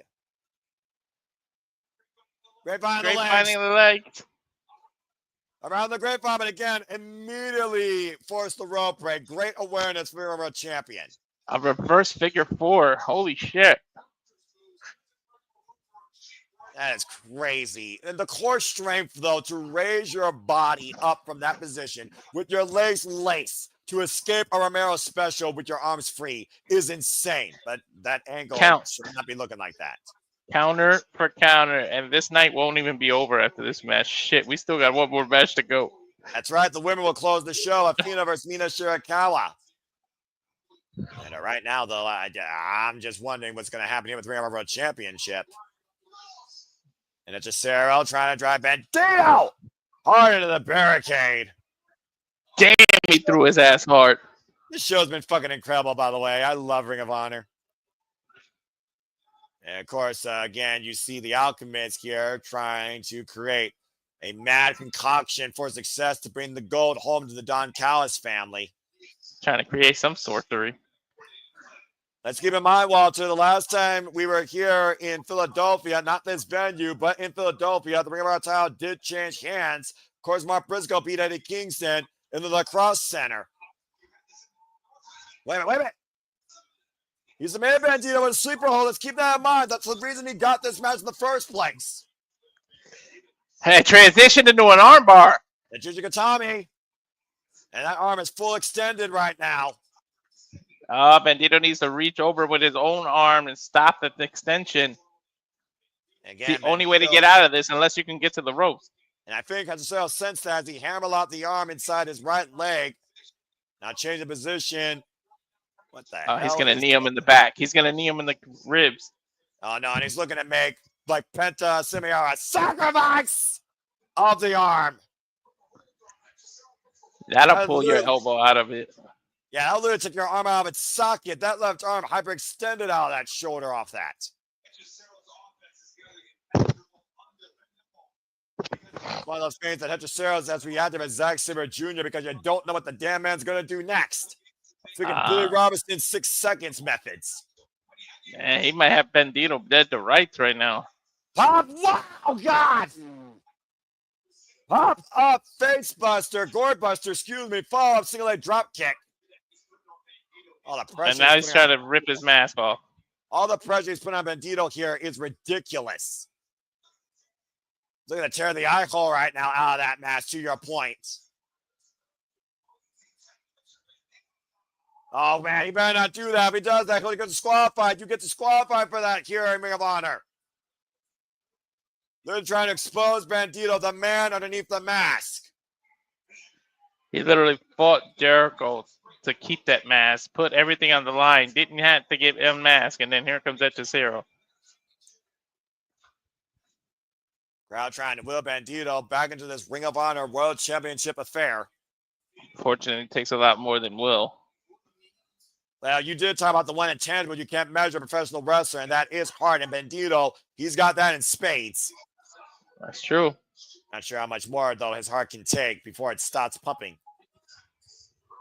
Bandido, of course, trained by Ultimo Guerrero and El Hijo del Gladiador. 14 years involved in the business. And of course, Bandido has defended the Ring of Honor World Championship in previous times when he was champion in Philadelphia. Hechicero the windup. Bandido blocks the shot. Oh, man, open palm strike. Boy, was that a strike. Single leg boot, though, drives Bandido to the corner. Gets the boot up again. Drinks Hechicero. Big uppercut, trying to knock the wind out of the Alchemist. Springing up to the top rope. Corkscrew crossbody. That was a high angle one, too. Mm-hmm. Don Callis a little bit short right now. Bandido, harnessing up. Hechicero. How does he still have the strength to do this after what Hechicero did to him? With one arm overhead military press. Where the hell is he getting this from? The most wanted man. Showing you his arsenal. Dude had a... outside. We know he's not safe out there, Walter. Over the top. Dude caught a second and third wind. Unbelievable. With the Frostberry flop.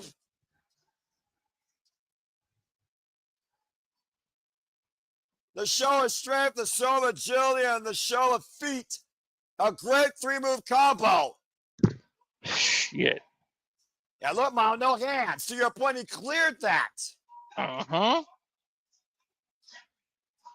And Bandido right now climbing up to the top rope.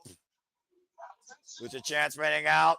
Might be feeling some Latino heat. Spread leg, frog splash, cover. Two, no. Hechicero still kicked out. He should have hurt the leg. Oh, man. And again, I do wonder, that flurry of offense, that adrenaline, is it worn out now? Was that Bandido's last best shot? Could have been his last hurrah. You think about the unbelievable amount of punishment that Bandido has taken this match.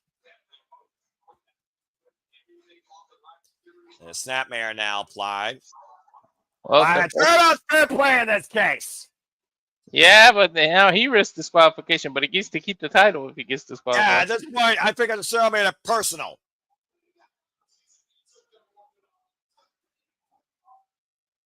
Yeah, right now that match was literally almost torn off. Bandido, though, we know he's an honorable man. He wouldn't do that. Remember, the show's called Death Before Dishonor. You have to kill me before I'm dishonorable. Irish whip, hard Irish whip in the corner, hoisted up and over. Hechicero lands on the apron, sweep of the leg by the ring of a champion. A sweep leg thrust kick to Hechicero down the outside, on his feet though. Now Bandido looking to follow up again. Baseball slide, Hechicero ducks underneath. Pushes Bandido into the barricade. That is a small ring area, by the way. I'm just going to put that out there. Right? Oh, wait. What kind of count? Now bracing the leg across the barricade. And Hechicero again, swing and a miss. Oh! Wow. It's a Gary. Yeah, while Bandido's right leg was braced on the barricade, he couldn't move to dodge that shot. What the hell is Hechicero looking for here? A touch of madness right now in the Alchemist tonight. Grabbing the elbow to the spine of Bandido. Right to the small of the back. Breaks across the roof of that barricade. Bandido's got 19 seconds to get back in the ring. But to that point, so that's Hechicero. Yeah, Hechicero just broke the count, though, because he went back out there. Well, he's one big move away from either catastrophe or prophecy.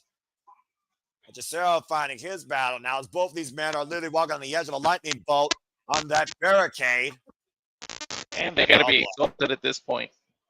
And front face lock after a headbutt now. Hechicero looking to hoist Bandido. This is dangerous. I don't like this, Walter. They don't have enough room to work with either. And that barricade is not the most sturdy. Oh, dear Lord. Oh, boy. Bandido holding on. Hechicero. Oh, man.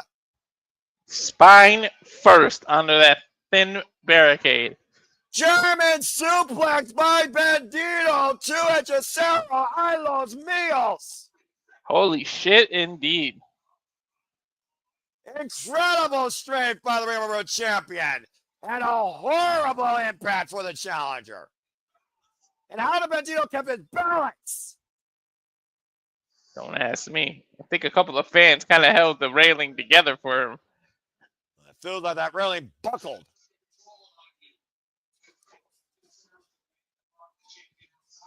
And again, Hechicero was the one that brought the champion on the outside. Let's keep that in mind. He could have brought Bandido back inside the ring. That didn't have to happen. Right. And right now, Hechicero and Bandido are both on the apron. Hechicero, though, somehow first to get back up to his feet. Bandido still laid down on the apron, probably looking for a reprieve. Hechicero right now. Oh, God! He monkey flipped him. Back first over into the barricade. Again, on the apron, excuse me. As if he Hechicero now didn't hurt. crawling on all fours. As if he didn't just hurt his spine on that other suplex.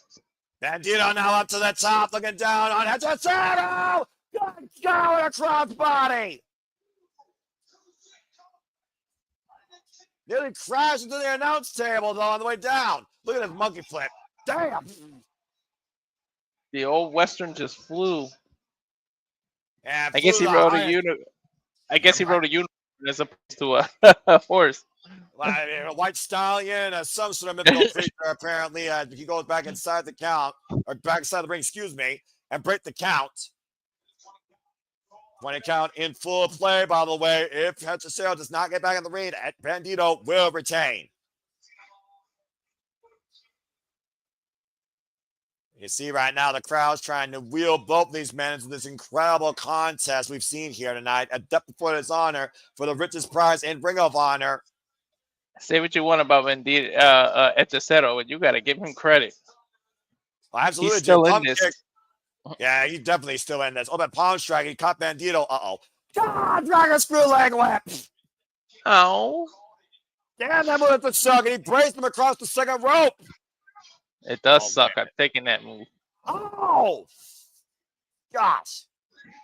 Ligaments hyperextended in the right ankle of Bandido with that stomp. Braced across the second rope. He'll be lucky to stand on his own 2 feet now. And he's still climbing. Top rope. That might be it, Walter. Cover out the flying clothesline. Kick out at 2. Oof. We talked about before, Walter, how those ring ropes are steel cables taunted to the match. You talked about how it affected Paul Walter Hauser, for example. Not to mention Xelhua, of course, from the freaking third title match, particularly. Uh-oh. Yeah, I think Hechicero is looking to call his last shot, the kill shot. Spinning Soulbot. Bandido still fighting back. Rising knee strike. Went for the kick. Hechicero, that's underneath. Push up on the ropes. Hechicero. Oh, wow. Is there a time limit? Yeah, 60-minute time limit, dude. Going back to that Yabe variation with the sling brand to the sleeper, but Bandido hyperextending the left arm, braced over the top ring rope. The arm and the shoulder. I feel like we've approached at least half of that damn hour.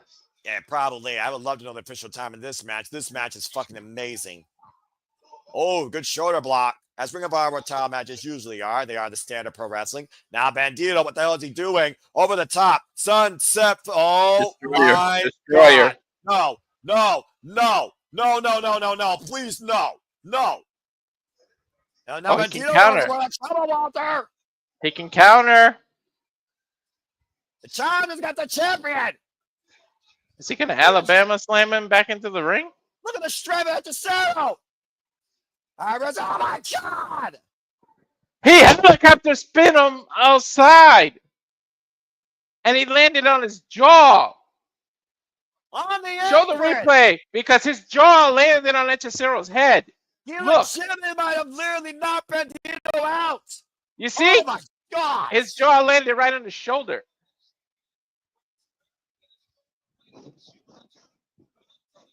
But to that point, Hechicero, the shoulder went straight into the apron. Both of these men literally worse for wear, sacrificing it all tonight for the Ring of Honor World Championship.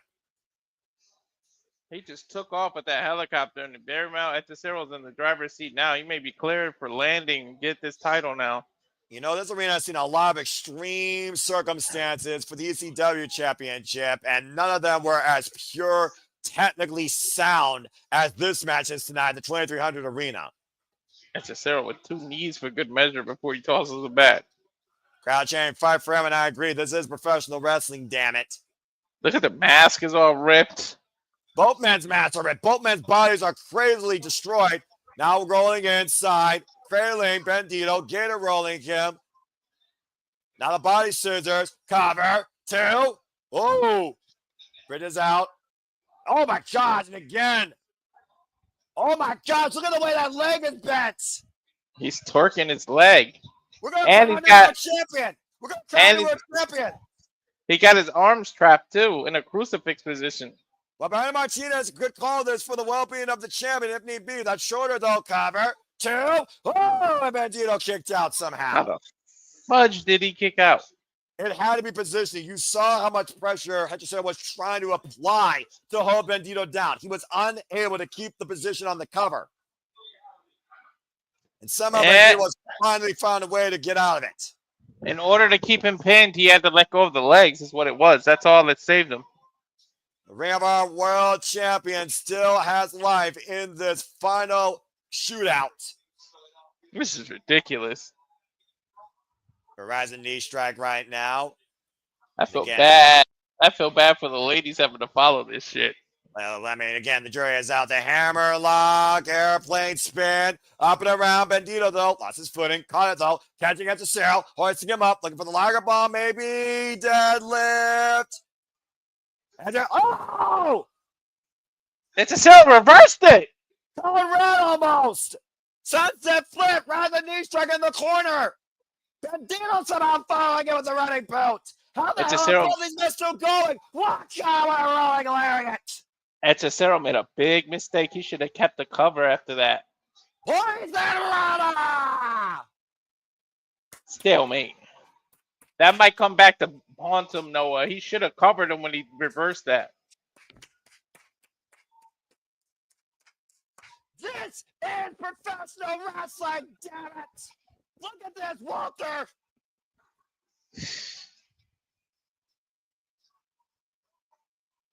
The fact this match's been nothing but a 50-50 since the get-go, and still at that proportion, it's ridiculous.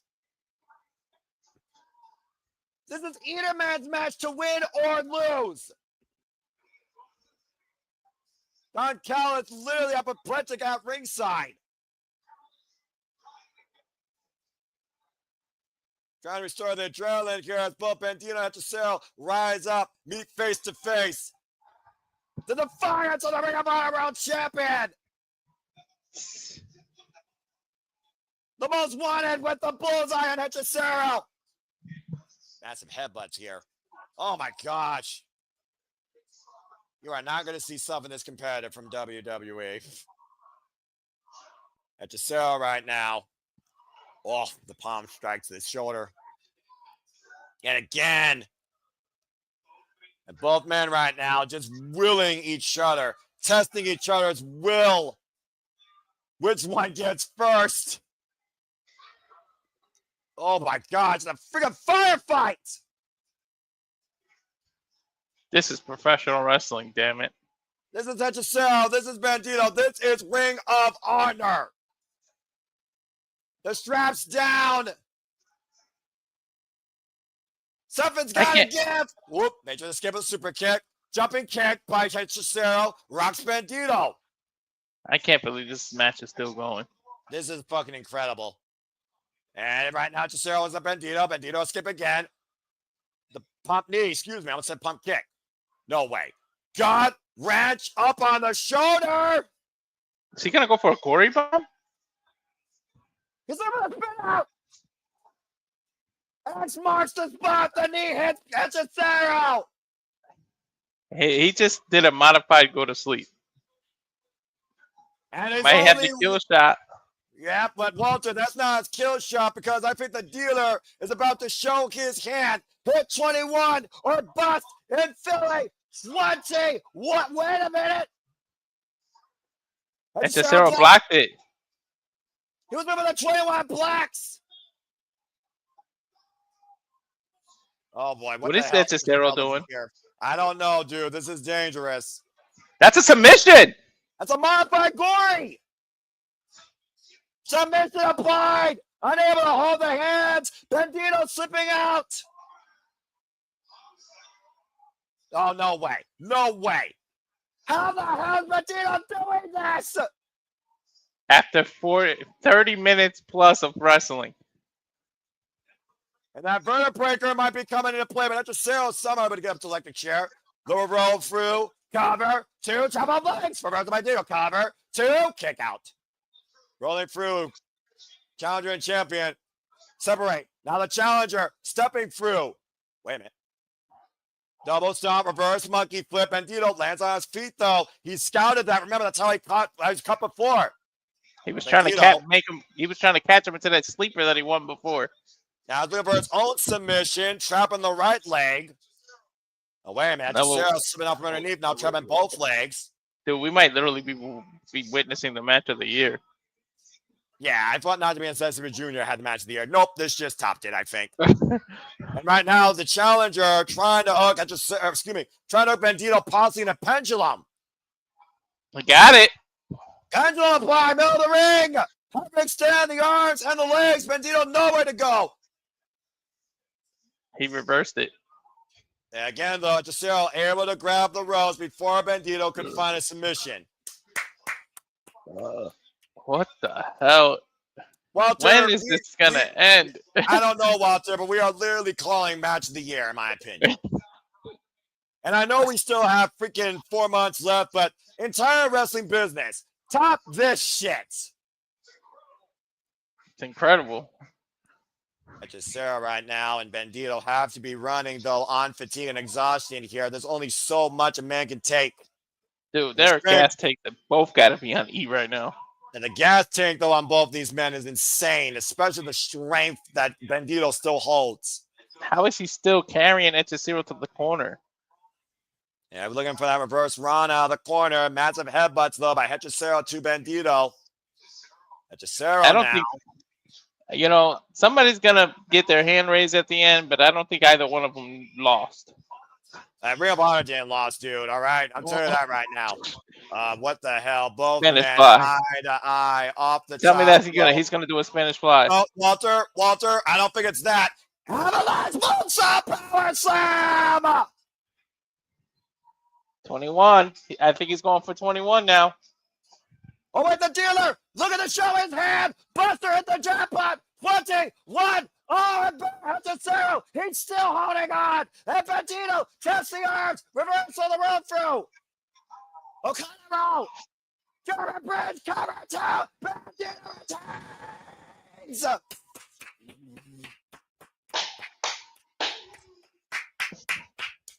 He earned that match.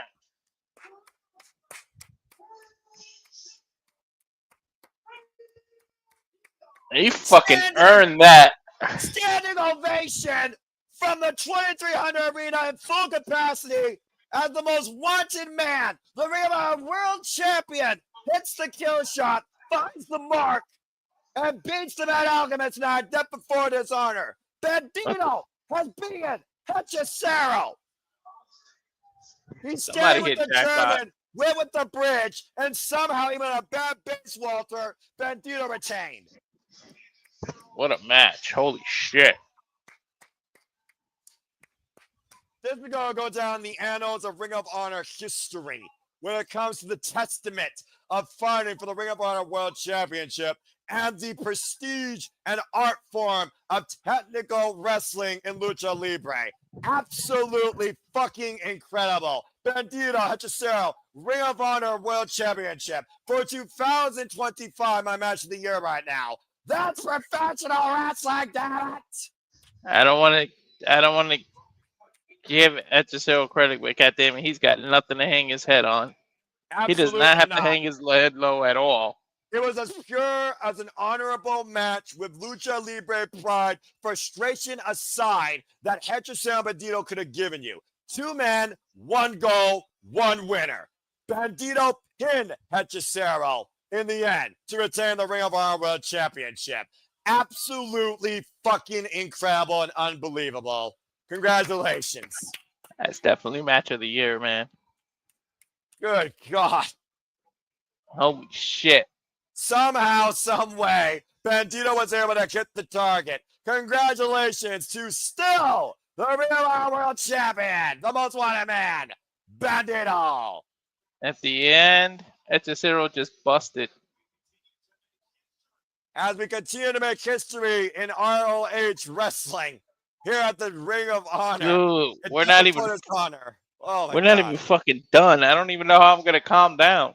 Well, I think Mina will help you with that because, to your point, history continues to unfold, and Athena is on the verge of hitting 1,000 days. But is Mina now, or does Mina fall? Our main event for the Ring of Honor Women's World Championship is Athena versus Mina Shirakawa. Dude, either way, history's gonna be made because then Athena has no more defenses. She could reach 1,000, or Mina could just ruin it. That's very possible. First off, again, while we get ready for our main event, please allow me to once again say thank you all for tuning in to our coverage, either through the night or at parts. I hope you all enjoyed, and I hope you all give a chance to bring out Depth for His Honor. Please subscribe, comment, tell a friend, as we do this for all the biggest shows, pay-per-view specials across all things wrestling. You all make this possible to allow us to continue to encourage this passion for all the wrestling companies. And I hope that you continue to join us along this run. This is your first time. Subscribe to the Rage of Wrestling, subscribe to Bad for Wrestling, subscribe to us here at Bad for Wrestling, because I assure you, as long as there's oxygen in our lungs, the passion, the content, the creativity, the coverage will not let up anytime soon. We got new Guevara tag team champions and new Guevara six-man tag team champions. Roosh and Sammy Guevara are the tag team champions. The Infantry and Shane Taylor Promotions are Ring of our six-man tag team champions. Lee Moriarty survives Xelhua from CMLL to be hold on to the Ring of our Pure Championship. Queen Aminata advances the Ring of Honor Women's Pure Tournament over Taya Valkyrie. And we just saw Bandido survive Hechicero to hold on to the Ring of World Championship. But it all comes down to this. It is the Minion Overlord, the forever Ring of Honor Women's World Champion, taking on somebody that took a bet on herself to start over again and is looking for revenge for a broken hand. It's Mina Shirakawa versus Athena for the Ring of Honor Women's World Championship. Noah, you got to clear your throat and tell people what that was. One more time. All right. But first, Mina. Yay, Mina. Mina makes me happy. I like Mina. Hello, Mina. Right.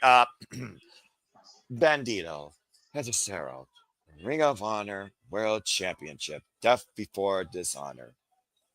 Truly the match of the year. Truly the demonstration of why I love this business. For it is not a movie. It is sport. It is competition. It is spirit. It is honor. And simply put, in closing, that's professional fucking wrestling! Damn it! Now, let's get ready for our Ring of Honor Depth for His Honor main event.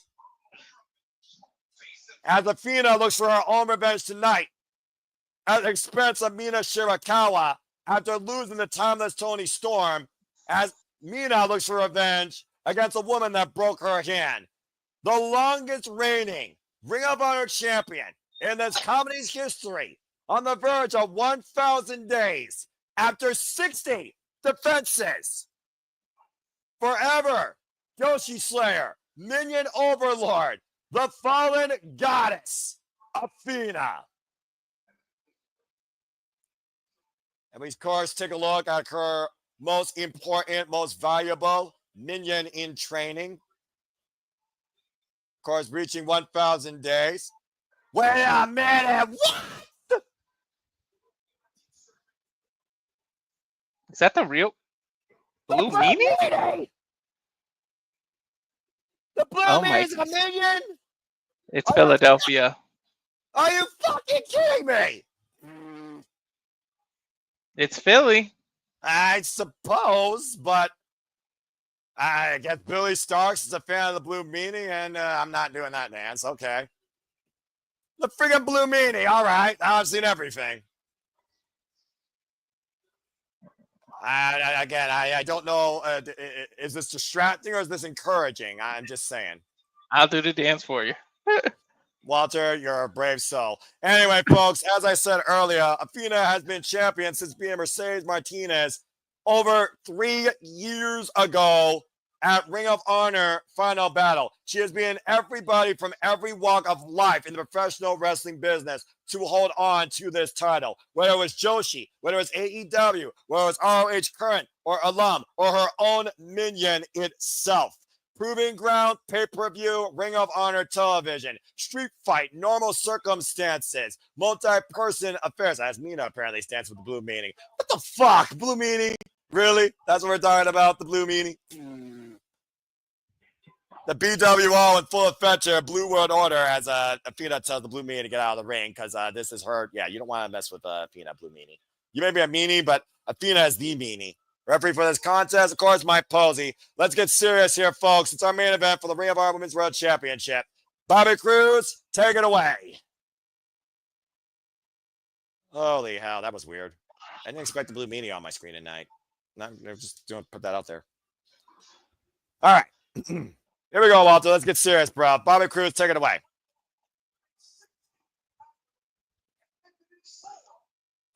Whew.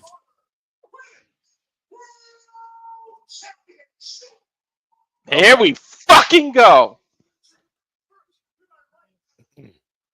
I tell you one thing, they got a fucking hell of a match to fucking follow. Well, if it's not the match, it will be the moment. If Mina Shirakawa is the one to dethrone the Minion Overlord, truly proven that forever is Mina. Mina Shirakawa, by the way, is the current Ring of Honor interim Women's World Television Champion. Perhaps she'll be a double champ if she wins. 37 years of age, 7 years in the business. She had a late start. Before wrestling, she was an idol. She was a model. She's a model. Accompanied by her number one minion, who she beat twice for that to hold on to it. As our intro tells you, I used to be a model. I used to be a model. I never was a model, but someone thought my picture from Nashville made me look like a model. Holy shit.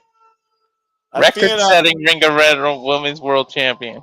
Athena has held this title, folks, for 994 days. She is going into her official non-proving ground 32nd title defense tonight since beating Mercedes Martinez at Final Battle 2022. It is the cornerstone of the Women of Honor reincarnated, the Women of Honor, Ring of Honor Women's World Championship. Wins over Willow Nightingale, Marina Shafir, Mina Yamashita, Sky Blue, Vert Vixen, Billy Starks, not once but twice. Nyla Rose, Red Velvet, Hikaru Shida, Thekla, La Catalina, and most recently Alex Windsor, just to name a few.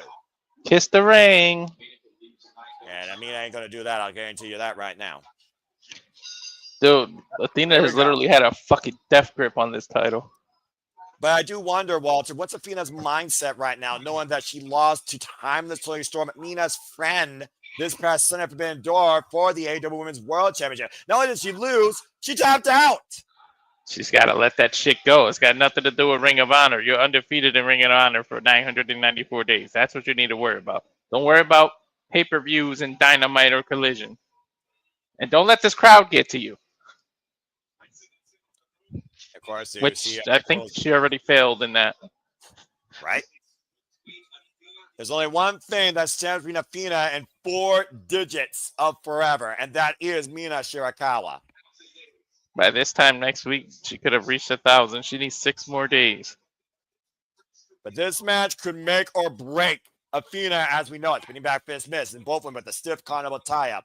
Of course, we saw Athena break Mina Shirakawa's hand during that AEW All-In Women's Casino Gauntlet. And that's why Mina's back. Not only for that title, but for revenge. Athena could literally be the Roman Reigns of the women's division. I mean, again, though, the world wants Mina, though. I'm just saying. Even I want Mina. I like Mina. But Mina, though, again, great exchange here right now. This Bowman is just jogging for position. The side headlock by Athena. We also got to consider Athena's conditioning as well here. If there's still damage to that shoulder after that crossface chicken wing from this past Sunday. Oh, went for the roll fruit. Wait for the scouting. Cover. One. Cover. Mina escapes. But to your point earlier, that tap out loss has got to be fresh on her mind right now. And about to say, the ankle pick right now. And again, Athena able to roll through. Irish whip. And both these women right now are just losing position. Mina and Mina. If I was Mina, I would definitely put Athena in several submission moves. Just a reminder, she just recently tapped out. Yeah, but again, you can't play with Athena, especially when it comes to the fact she knows that you had an injury and she looks to injure you permanently. We heard the threat that Athena had for Mina Shirakawa ahead of this match. Take her to Harris, and somehow Athena escapes. Went for the boot. Blocked the kick. Ooh. Athena backed into the rope. Yeah, Athena this time backing up into the ropes.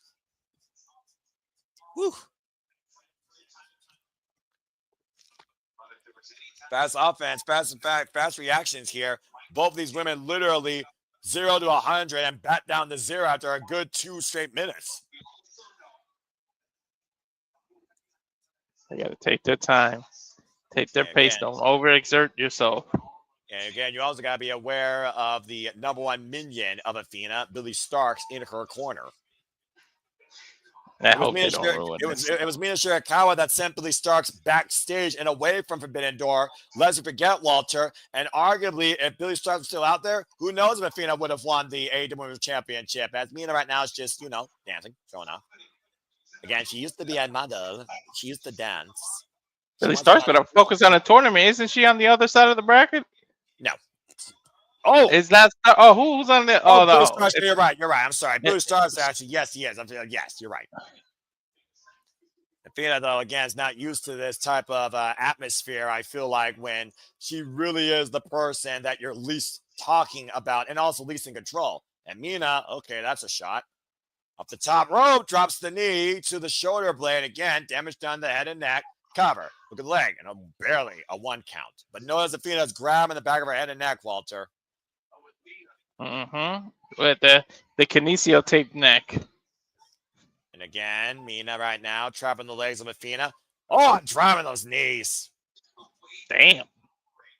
It's the way that Mina operates that throws her opponent's off as well. Because not only is she what's the word I'm looking for? Distracting. She can be a lip of unorthodox as well. Yeah, and she got a Japanese strong style too. She's got a little bit of lucha style. You don't know what she's gonna pull out. Former Wonder of Stardom champion, Future of Stardom champion, and 2-time Artist of Stardom champion, and Goddess of Stardom champion. The only title she didn't hold there was the High Speed Championship and the Red Belt, the World Championship. Mina just took a chop square to the neck by Athena and just fired back. And again, drove Athena close to that ring post, and Mina right now is in control, needs to stay on the attack, scouting her. Oh, no! That might have been the moment of the match. It just turns everything around, Noah. And again, that's the already recovered right hand of Mina Shirakawa that Athena broke back at freaking All In. Now working that arm and exploiting that injury. Look at Athena's face all of a sudden. Yep. Blood in the water. Oh boy, she's got that hook in deep, and now Mina's fighting for her life. Face first. The fun and games are over here, folks. Oh, she's got a pinch between the stairs and the ring post. I sent some bad vibrations coming Mina Shirakawa's way. Oh my gosh! Everything she's doing right now is so damn calculated. Let's not forget, Mina Shirakawa loves to use that spinning back fist with that hand. She just mocked her too right before she ran to do the drop kick. As the hair right now and sends Mina back inside the ring. And in a way, Athena does not want to end this quickly. She wants to make this personal. She wants to make sure that people never underestimate her nor mention the name Toni Storm again. Again, heavy kinesio tape, though, on the shoulder blades and the neck of Athena. You can see behind her hair, covered off that PK. Gets a 2 count. It's one of those question marks that I had. Again, the damage done in that crossface chicken wing, and also that O face. You notice the way that Athena was grabbing the back of her head and neck. It was almost as if she had a rope burn or hit the ropes on the way down after she hit that. I think that O face was her undoing, actually. Yeah, it was.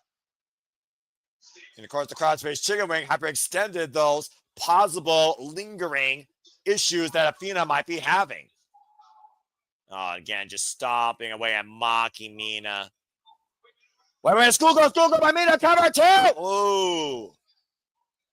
And Mina had to hook Athena, but she couldn't because of the damage done to that cannon arm. And again, Athena right back on the attack.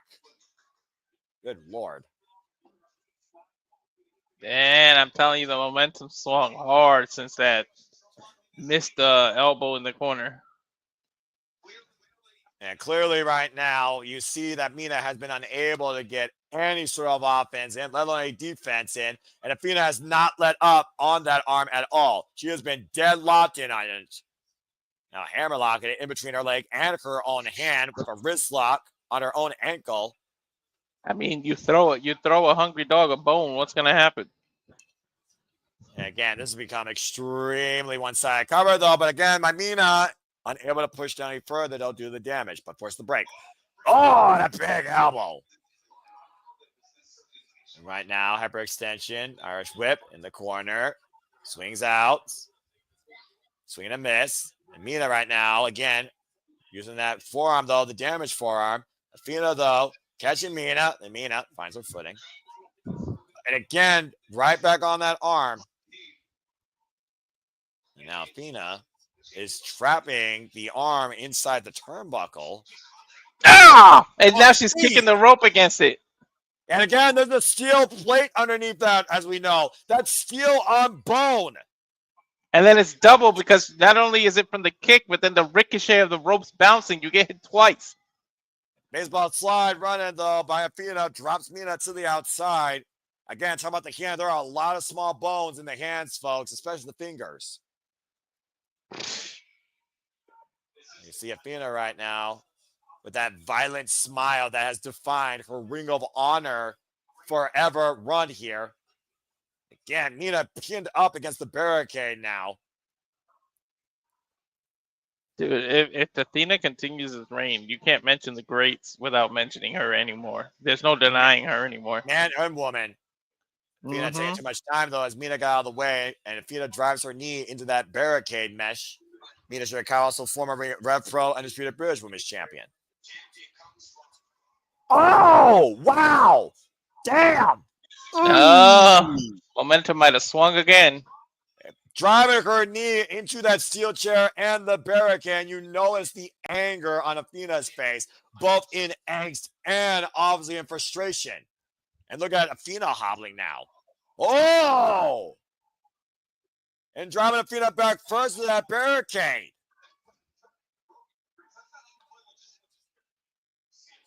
I say, Walter, Athena is very hobbled right now. And I think Mina just caught her second win. Don't forget, Mina loves to use a glamorous figure for a leg lock. Sling blade applied. Champion of World Trouble here, and an opportunity now, big opportunity for Mina Shirakawa to make history tonight and win the Ring of Honor Women's World Championship. The cover now, 2 count only. Again, you see the way that Athena kicked off, even hurt Mina's forearm there. We got a woman with a bad forearm and possibly a champion with a bad leg. That's where Sandler ran for the figure four. Somehow Athena able to push her off. Again, driving that leg. Oops, we're going to miss. Back fist, back heel trip. Mina. Texas Cloverleaf. What the hell? Doesn't Athena use that? And then a backbreaker. That was modified. You figure out the way, though, that she hyperextended Athena's legs for those few seconds, though. In full control, despite the fact she doesn't have full strength in that arm to have that full lock. And Mina right now has a target as bad as Athena targeted her right forearm. You don't see Athena usually in this type of trouble, Walter. And figure for a leg lock, of course, for those that don't know, literally makes your patella your own worst enemy. Your knee fights against your body. Dude, Bret Hart made this famous right here. Oh, yes, he did. Oh, boy. Wait a minute. Billy Starks right now trying to play distraction, trying to prevent Mina from logging the figure for a leg lock in around the ring post. And here comes MIT, and that's not the Massachusetts Institute of Technology either. Well, Mina right now is distracted. Wait a minute. Oh, I feel watch out, Billy. I think Mina kind of plotted that. Well, clearly, my father announced him, and Billy Starks went head first into it. You might be seeing yellow canaries right now, Noah. Yeah, crouching hard. Meanwhile, Mina using Billy as a launching pad for a crossbody. Take advantage, Mina. You got a 20 count. That was quite a hardcore splash right there. Again, the trash talking I'm by jealous. both these women. I'm jealous of the people in Philadelphia right now. Gee, I wonder why. Uh-oh, caught. Uh-oh. Athena caught the challenger. Oh, God. Pendulum swing of the barricade. The last 3 matches alone, including this. Athena has driven the challenger head first into that barricade, and once again, we are at a reset. She swung her like a grandfather clock.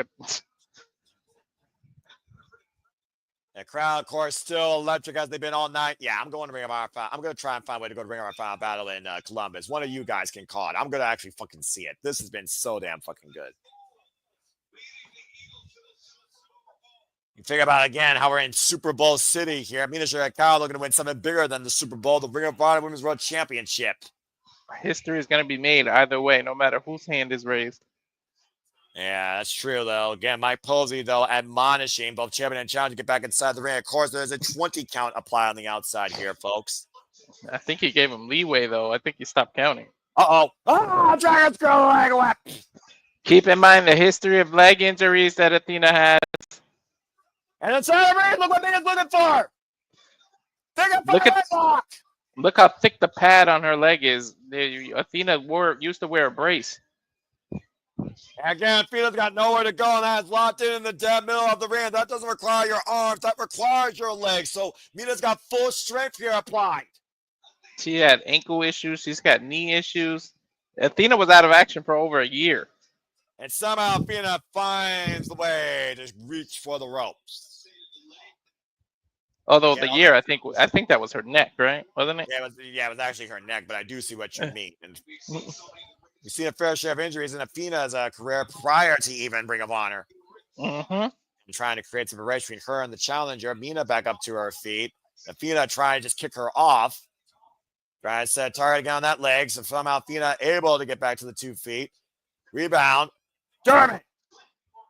Lipping on one leg, but Mina back up to her feet. Jelly Wizard! How the hell's Athena? Whoa! Shiver. Athena ate that! And delivered it 10-foot into Mina's face. She literally ate that and regurgitated it. Damn. Double main event, limited to the billing, Walter, quite literally here. Look at this. That Shining Wizard and Athena went Super Saiyan. Wham! What a burst. And the match is reset once again here tonight. And Death Before Dishonor, this show has been fucking incredible. Mm-hmm. Again, you talked about before, Mina Shirakawa looking to finally win the big one in the new start of her life here in America. Left family, left Japan, left everything for this dream. Athena looking to still be Ring of Honor's nightmare, looking for the 4 digits of forever. And right now, Mina and Athena are smiling maniacally in this forearm exchange. Again, Athena, though, again, hobbling on one leg. Oh, jeez, that elbow jacked Mina's jaw. Oh. Oh! Whoa! Both these women are jacked, and I don't mean from the gym. And legs not underneath Athena. Forearm is not in favor of Mina.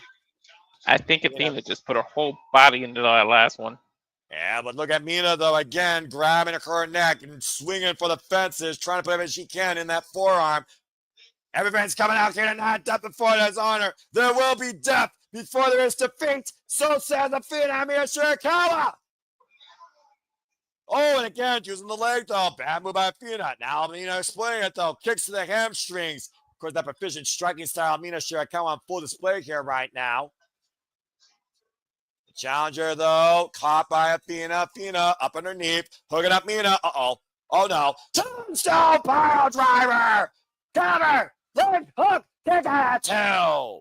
Fuck. What are these 2 women made of? Let's see the replay, Walter. Oh, gosh. And again, Athena drove her knees, her already bad leg, into that move, but immediately followed through on the cover. Hooked one leg, though, while she was kicking forward. I think that's the only reason Mina was able to kick out. You see Mina grabbing her hand, Athena still favoring that leg. And right now, Mina hoisted up on the shoulder. Again, can Athena support the weight, though, on that one bad leg here? Hobbling with Mina Shirakawa. Mina fighting back, swinging her around. Oh, man, take her on DT. Challenger finding an opening while still grabbing the back of her head and neck. Billy starts with a sense of urgency on the outside. Mina with the cover. Lyra press. Kick at 2 by Athena. Take a look at the replay, Walter. Tornado. God. Oh my God, her head bounced. I got a skull of Athena. Fuck yes, this is Wrestling Philly. I love you. This is a professional wrestling show, not insert name here. Now Mina going to the outside. High risk could lead to high reward as Mina up to the high risk district, but Athena locked on top. Yeah, this is wrestling, not some Palooza bullshit. Oh man, messy sling blade. Oh shit! Did cover, kick at 2.5. I say that out loud? Yes, you did. I agree. Dude, I ain't gonna. Oh, she's calling for it. What? Wait. What? All right, for the if Mina hits this glamorous collection, we got a new Ring of Honor Women's World Champion. She calling for it. Let's see if she can do it. Trying to hoist her up. This is the modified. Wait a minute. To the hand, back to the backhand. Athena always finding a way. Oh gosh, mean neck breaker. And we'll crucifix spin. I was going for the crucifix instead, front face lock, and again, hammer locking the right arm now, or excuse me, left arm. Oh! And then she had her leg in like a fisherman suplex, but didn't do it. There it is. Now. Koji! That is such a beautiful submission move. That tapped out Billy Starks at Final Battle. And then she's so smart because look how she put her head between the ropes so Mina can't reach it. Yeah, again, Mina right now, she needs to be careful. That's not a tap, but she's trying to fight back. Referee for position, cover, shoulders down. Forces Athena. Smart. Mina turned it into a cover, forcing Athena to let go. And then got booted in the face for it. Giving up that leg, though, again. She hyperextended with the bad leg, Walter. Far leg hook, back press, kick at 2 by Mina. Every time someone gets momentum. Boom! Good God, that caught her flush. Dude, I have no idea who has momentum right now. I cannot believe how dead even this match is right now. It's insane. I still can't get over the last match, and now you got to throw this behind it? There's a reason why it said double main event, but there's a reason why Athena has been the face of Ring of Honor since Tony Khan bought it. Athena hobbling, literally hobbling to climb the rope. Athena will destroy her body to make sure she is still Ring of Honor Women's World Champion. I guarantee you that. 6 days. Again, 6 days away from electric chair position from 1,000. What the hell now is Mina looking for here? It's Athena out, though. Spin her around, face down. And again, on the knee. On the knee, Noah. Step it through. Figure for a leg lock. And then look what Mina did. She reversed it so that the hurt leg is the one on top. Did you notice it? Yeah, exactly. And again, you see right now Mina trying to roll through, trying to force a break, trying to find some pressure. Mina hyperextend as hard as she can. Dude, that is the longest 6 inches there are ever. She's like 6 inches from the rope. It might as well be 3 feet. And both of these women right now are literally slamming the taste out of each other's mouth. Loving the figure four position. Just roll over. Athena trying to roll over in the stomach to reverse the pain. That's easier said than done, Walter. Oh, she did it, though. And that reverses the pressure. Now Mina's got to let go. The Mina's hold might be undoing, but Mina trying to reverse. Now both women rolling back to center. And Mina back in the downward position. That's worse for Athena. She just literally rolled back into the middle of the ring. Critical situation for the fallen goddess.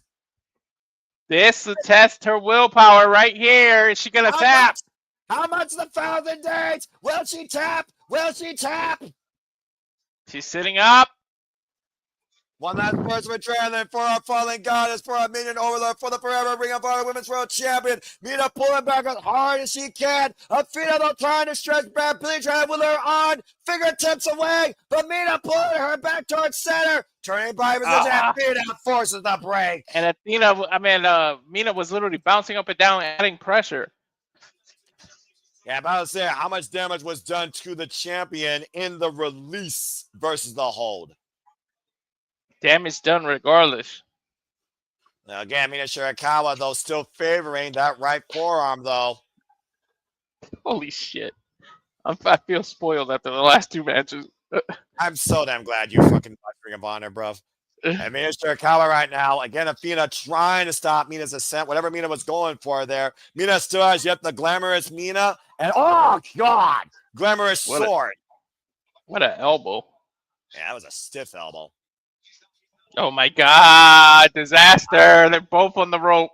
You said it, not me, bruv. And I think you're right. Dude, this one would have hurt me. Whoever takes this move, superplex! She couldn't even kick up. Look, because of her leg. But she still tried to on instinct. Now sending the chip. Up in the ropes. Oh, couldn't do the bump. Mina sent the counter too. Oh, the leg gave out. Oh, elbow. Mina loves using that. Back of the head. Buzzsaw kick. I think she's going for that glamour driver. Back fist connects.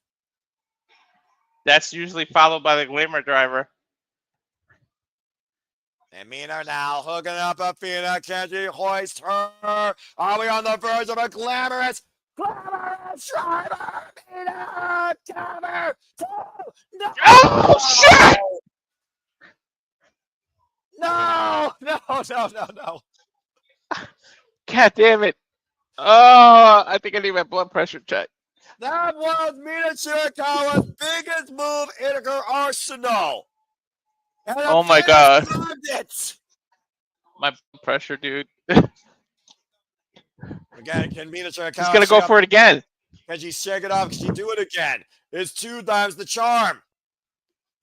Hoist her up. Athena escapes, though, hobbling on one leg. Mina falling through. Kaza door. Rubber bomb! Shirakawa! Kaza breaker on the batter. Bang the digits. Bang the fingers. And Mina the stack to cover too. Oh. She bit her fingers to release the pressure of the armbar. Again, though, look at wrist control here. Cross arms. Oh boy. Straight jacket power bomb. Oh, God, power bomb. Why didn't she keep the cover? Athena's not finished, Walter. She knows that's not going to be enough based on what Mina's done to her tonight. She's going for that blockbuster. Can she get the launch, though? Can she hit the old face off the top rope? The fallen goddess is perched, looking to rise to 1,000 after the night. Go! Face connects. 1, 2, Athena retains. God damn. Mina has nothing to be ashamed of, though. Absolutely not. She got her revenge and then some. And unfortunately, just didn't accompany the Ring of Honor World Championship. That was nut and futz. That means this Friday, Athena hits 1,000 days. That is correct. And Mina Shirakawa has been denied the big one more time. I know one thing. Athena knows she's been in a fucking fight. And Crabbo resolved after 6 days in London, falling short to someone that's timeless. But for right now, Athena is still Ring of Honor forever. Take a look, Walter, to your point. Glamorous driver Mina hit perfectly in the ring, and somehow Athena kicked out. Look at this straight jacket power bomb. Yeah, you call that perfectly the show of strength by Athena. I thought she made a mistake here by not covering her. Yeah, I also noticed the way she fell backwards. Mina almost fell back on top of her again, but the old face gets it done once and for all. Your forever champion in Ring of Honor, and still Ring of Honor Women's World Champion, the fallen goddess, Athena. There's no dishonor between that. You gotta respect someone that just put you through that. Yeah, an absolute intense fight. Back to back. Holy shit. What a night it's been for Ring of Honor. Once again, let me say it, this match lived to the billing. This show lived to what the show has meant. This show, once again, demonstrates what this company is. Ladies and gentlemen, Ring of Honor, Death Before Dishonor. Athena, still your minion over and forever Ring of Honor Women's World Champion. And Athena and Mina Shirakawa, main event, Death Before Dishonor, proves once more that's professional wrestling, damn it! Dude, Athena literally, for all intents and purposes, did that on one leg. And to your point, hobbling as you see the people that want Mina being mocked. How long is forever? Truly, there is no answer. But one thing is for certain. Athena is the definition. And whether or not she ever is the Women's World Champion, Ring of Honor will always be Athena Elite Wrestling. But for now, honor has been real and honor has concluded. So we will bid you all a fine adieu. I thought All In was going to be the pay-per-view of the year. Holy shit, then this happened. Yeah, Walter, I'm just going to say this real quick. Are you happy you woke up and joined Honor Club tonight, bruv? Yeah. Well, I don't think anything further needs to be said besides that. Ladies and gentlemen, this is Ring of Honor. This has been Ring of Honor, Death Before Dishonor. This is professional wrestling. Damn it. Safet, in all caps, 110% accurate. I hope you enjoyed our coverage, the reactions, the pure passion for when we love this business, when it truly stands and delivers on the grandest stages, unlike others throughout the year. Show of the year? Very possible. Match of the year? I think I found it. And others be damned. For Walter Cruz, I'm Noah Foster. This has been our coverage of Death Before Dishonor. Happy wrestling, everybody. We'll see you tomorrow for the Saturday shenanigans. Until then, make a positive and honorable impact in life. And have a good night. Walter, cut the fucking feed. And thank y'all for tuning in to the coverage tonight of Ring of Honor Wrestling. God damn it, that was incredible. Have a good one, folks. Damn, 2 back-to-back matches of the year.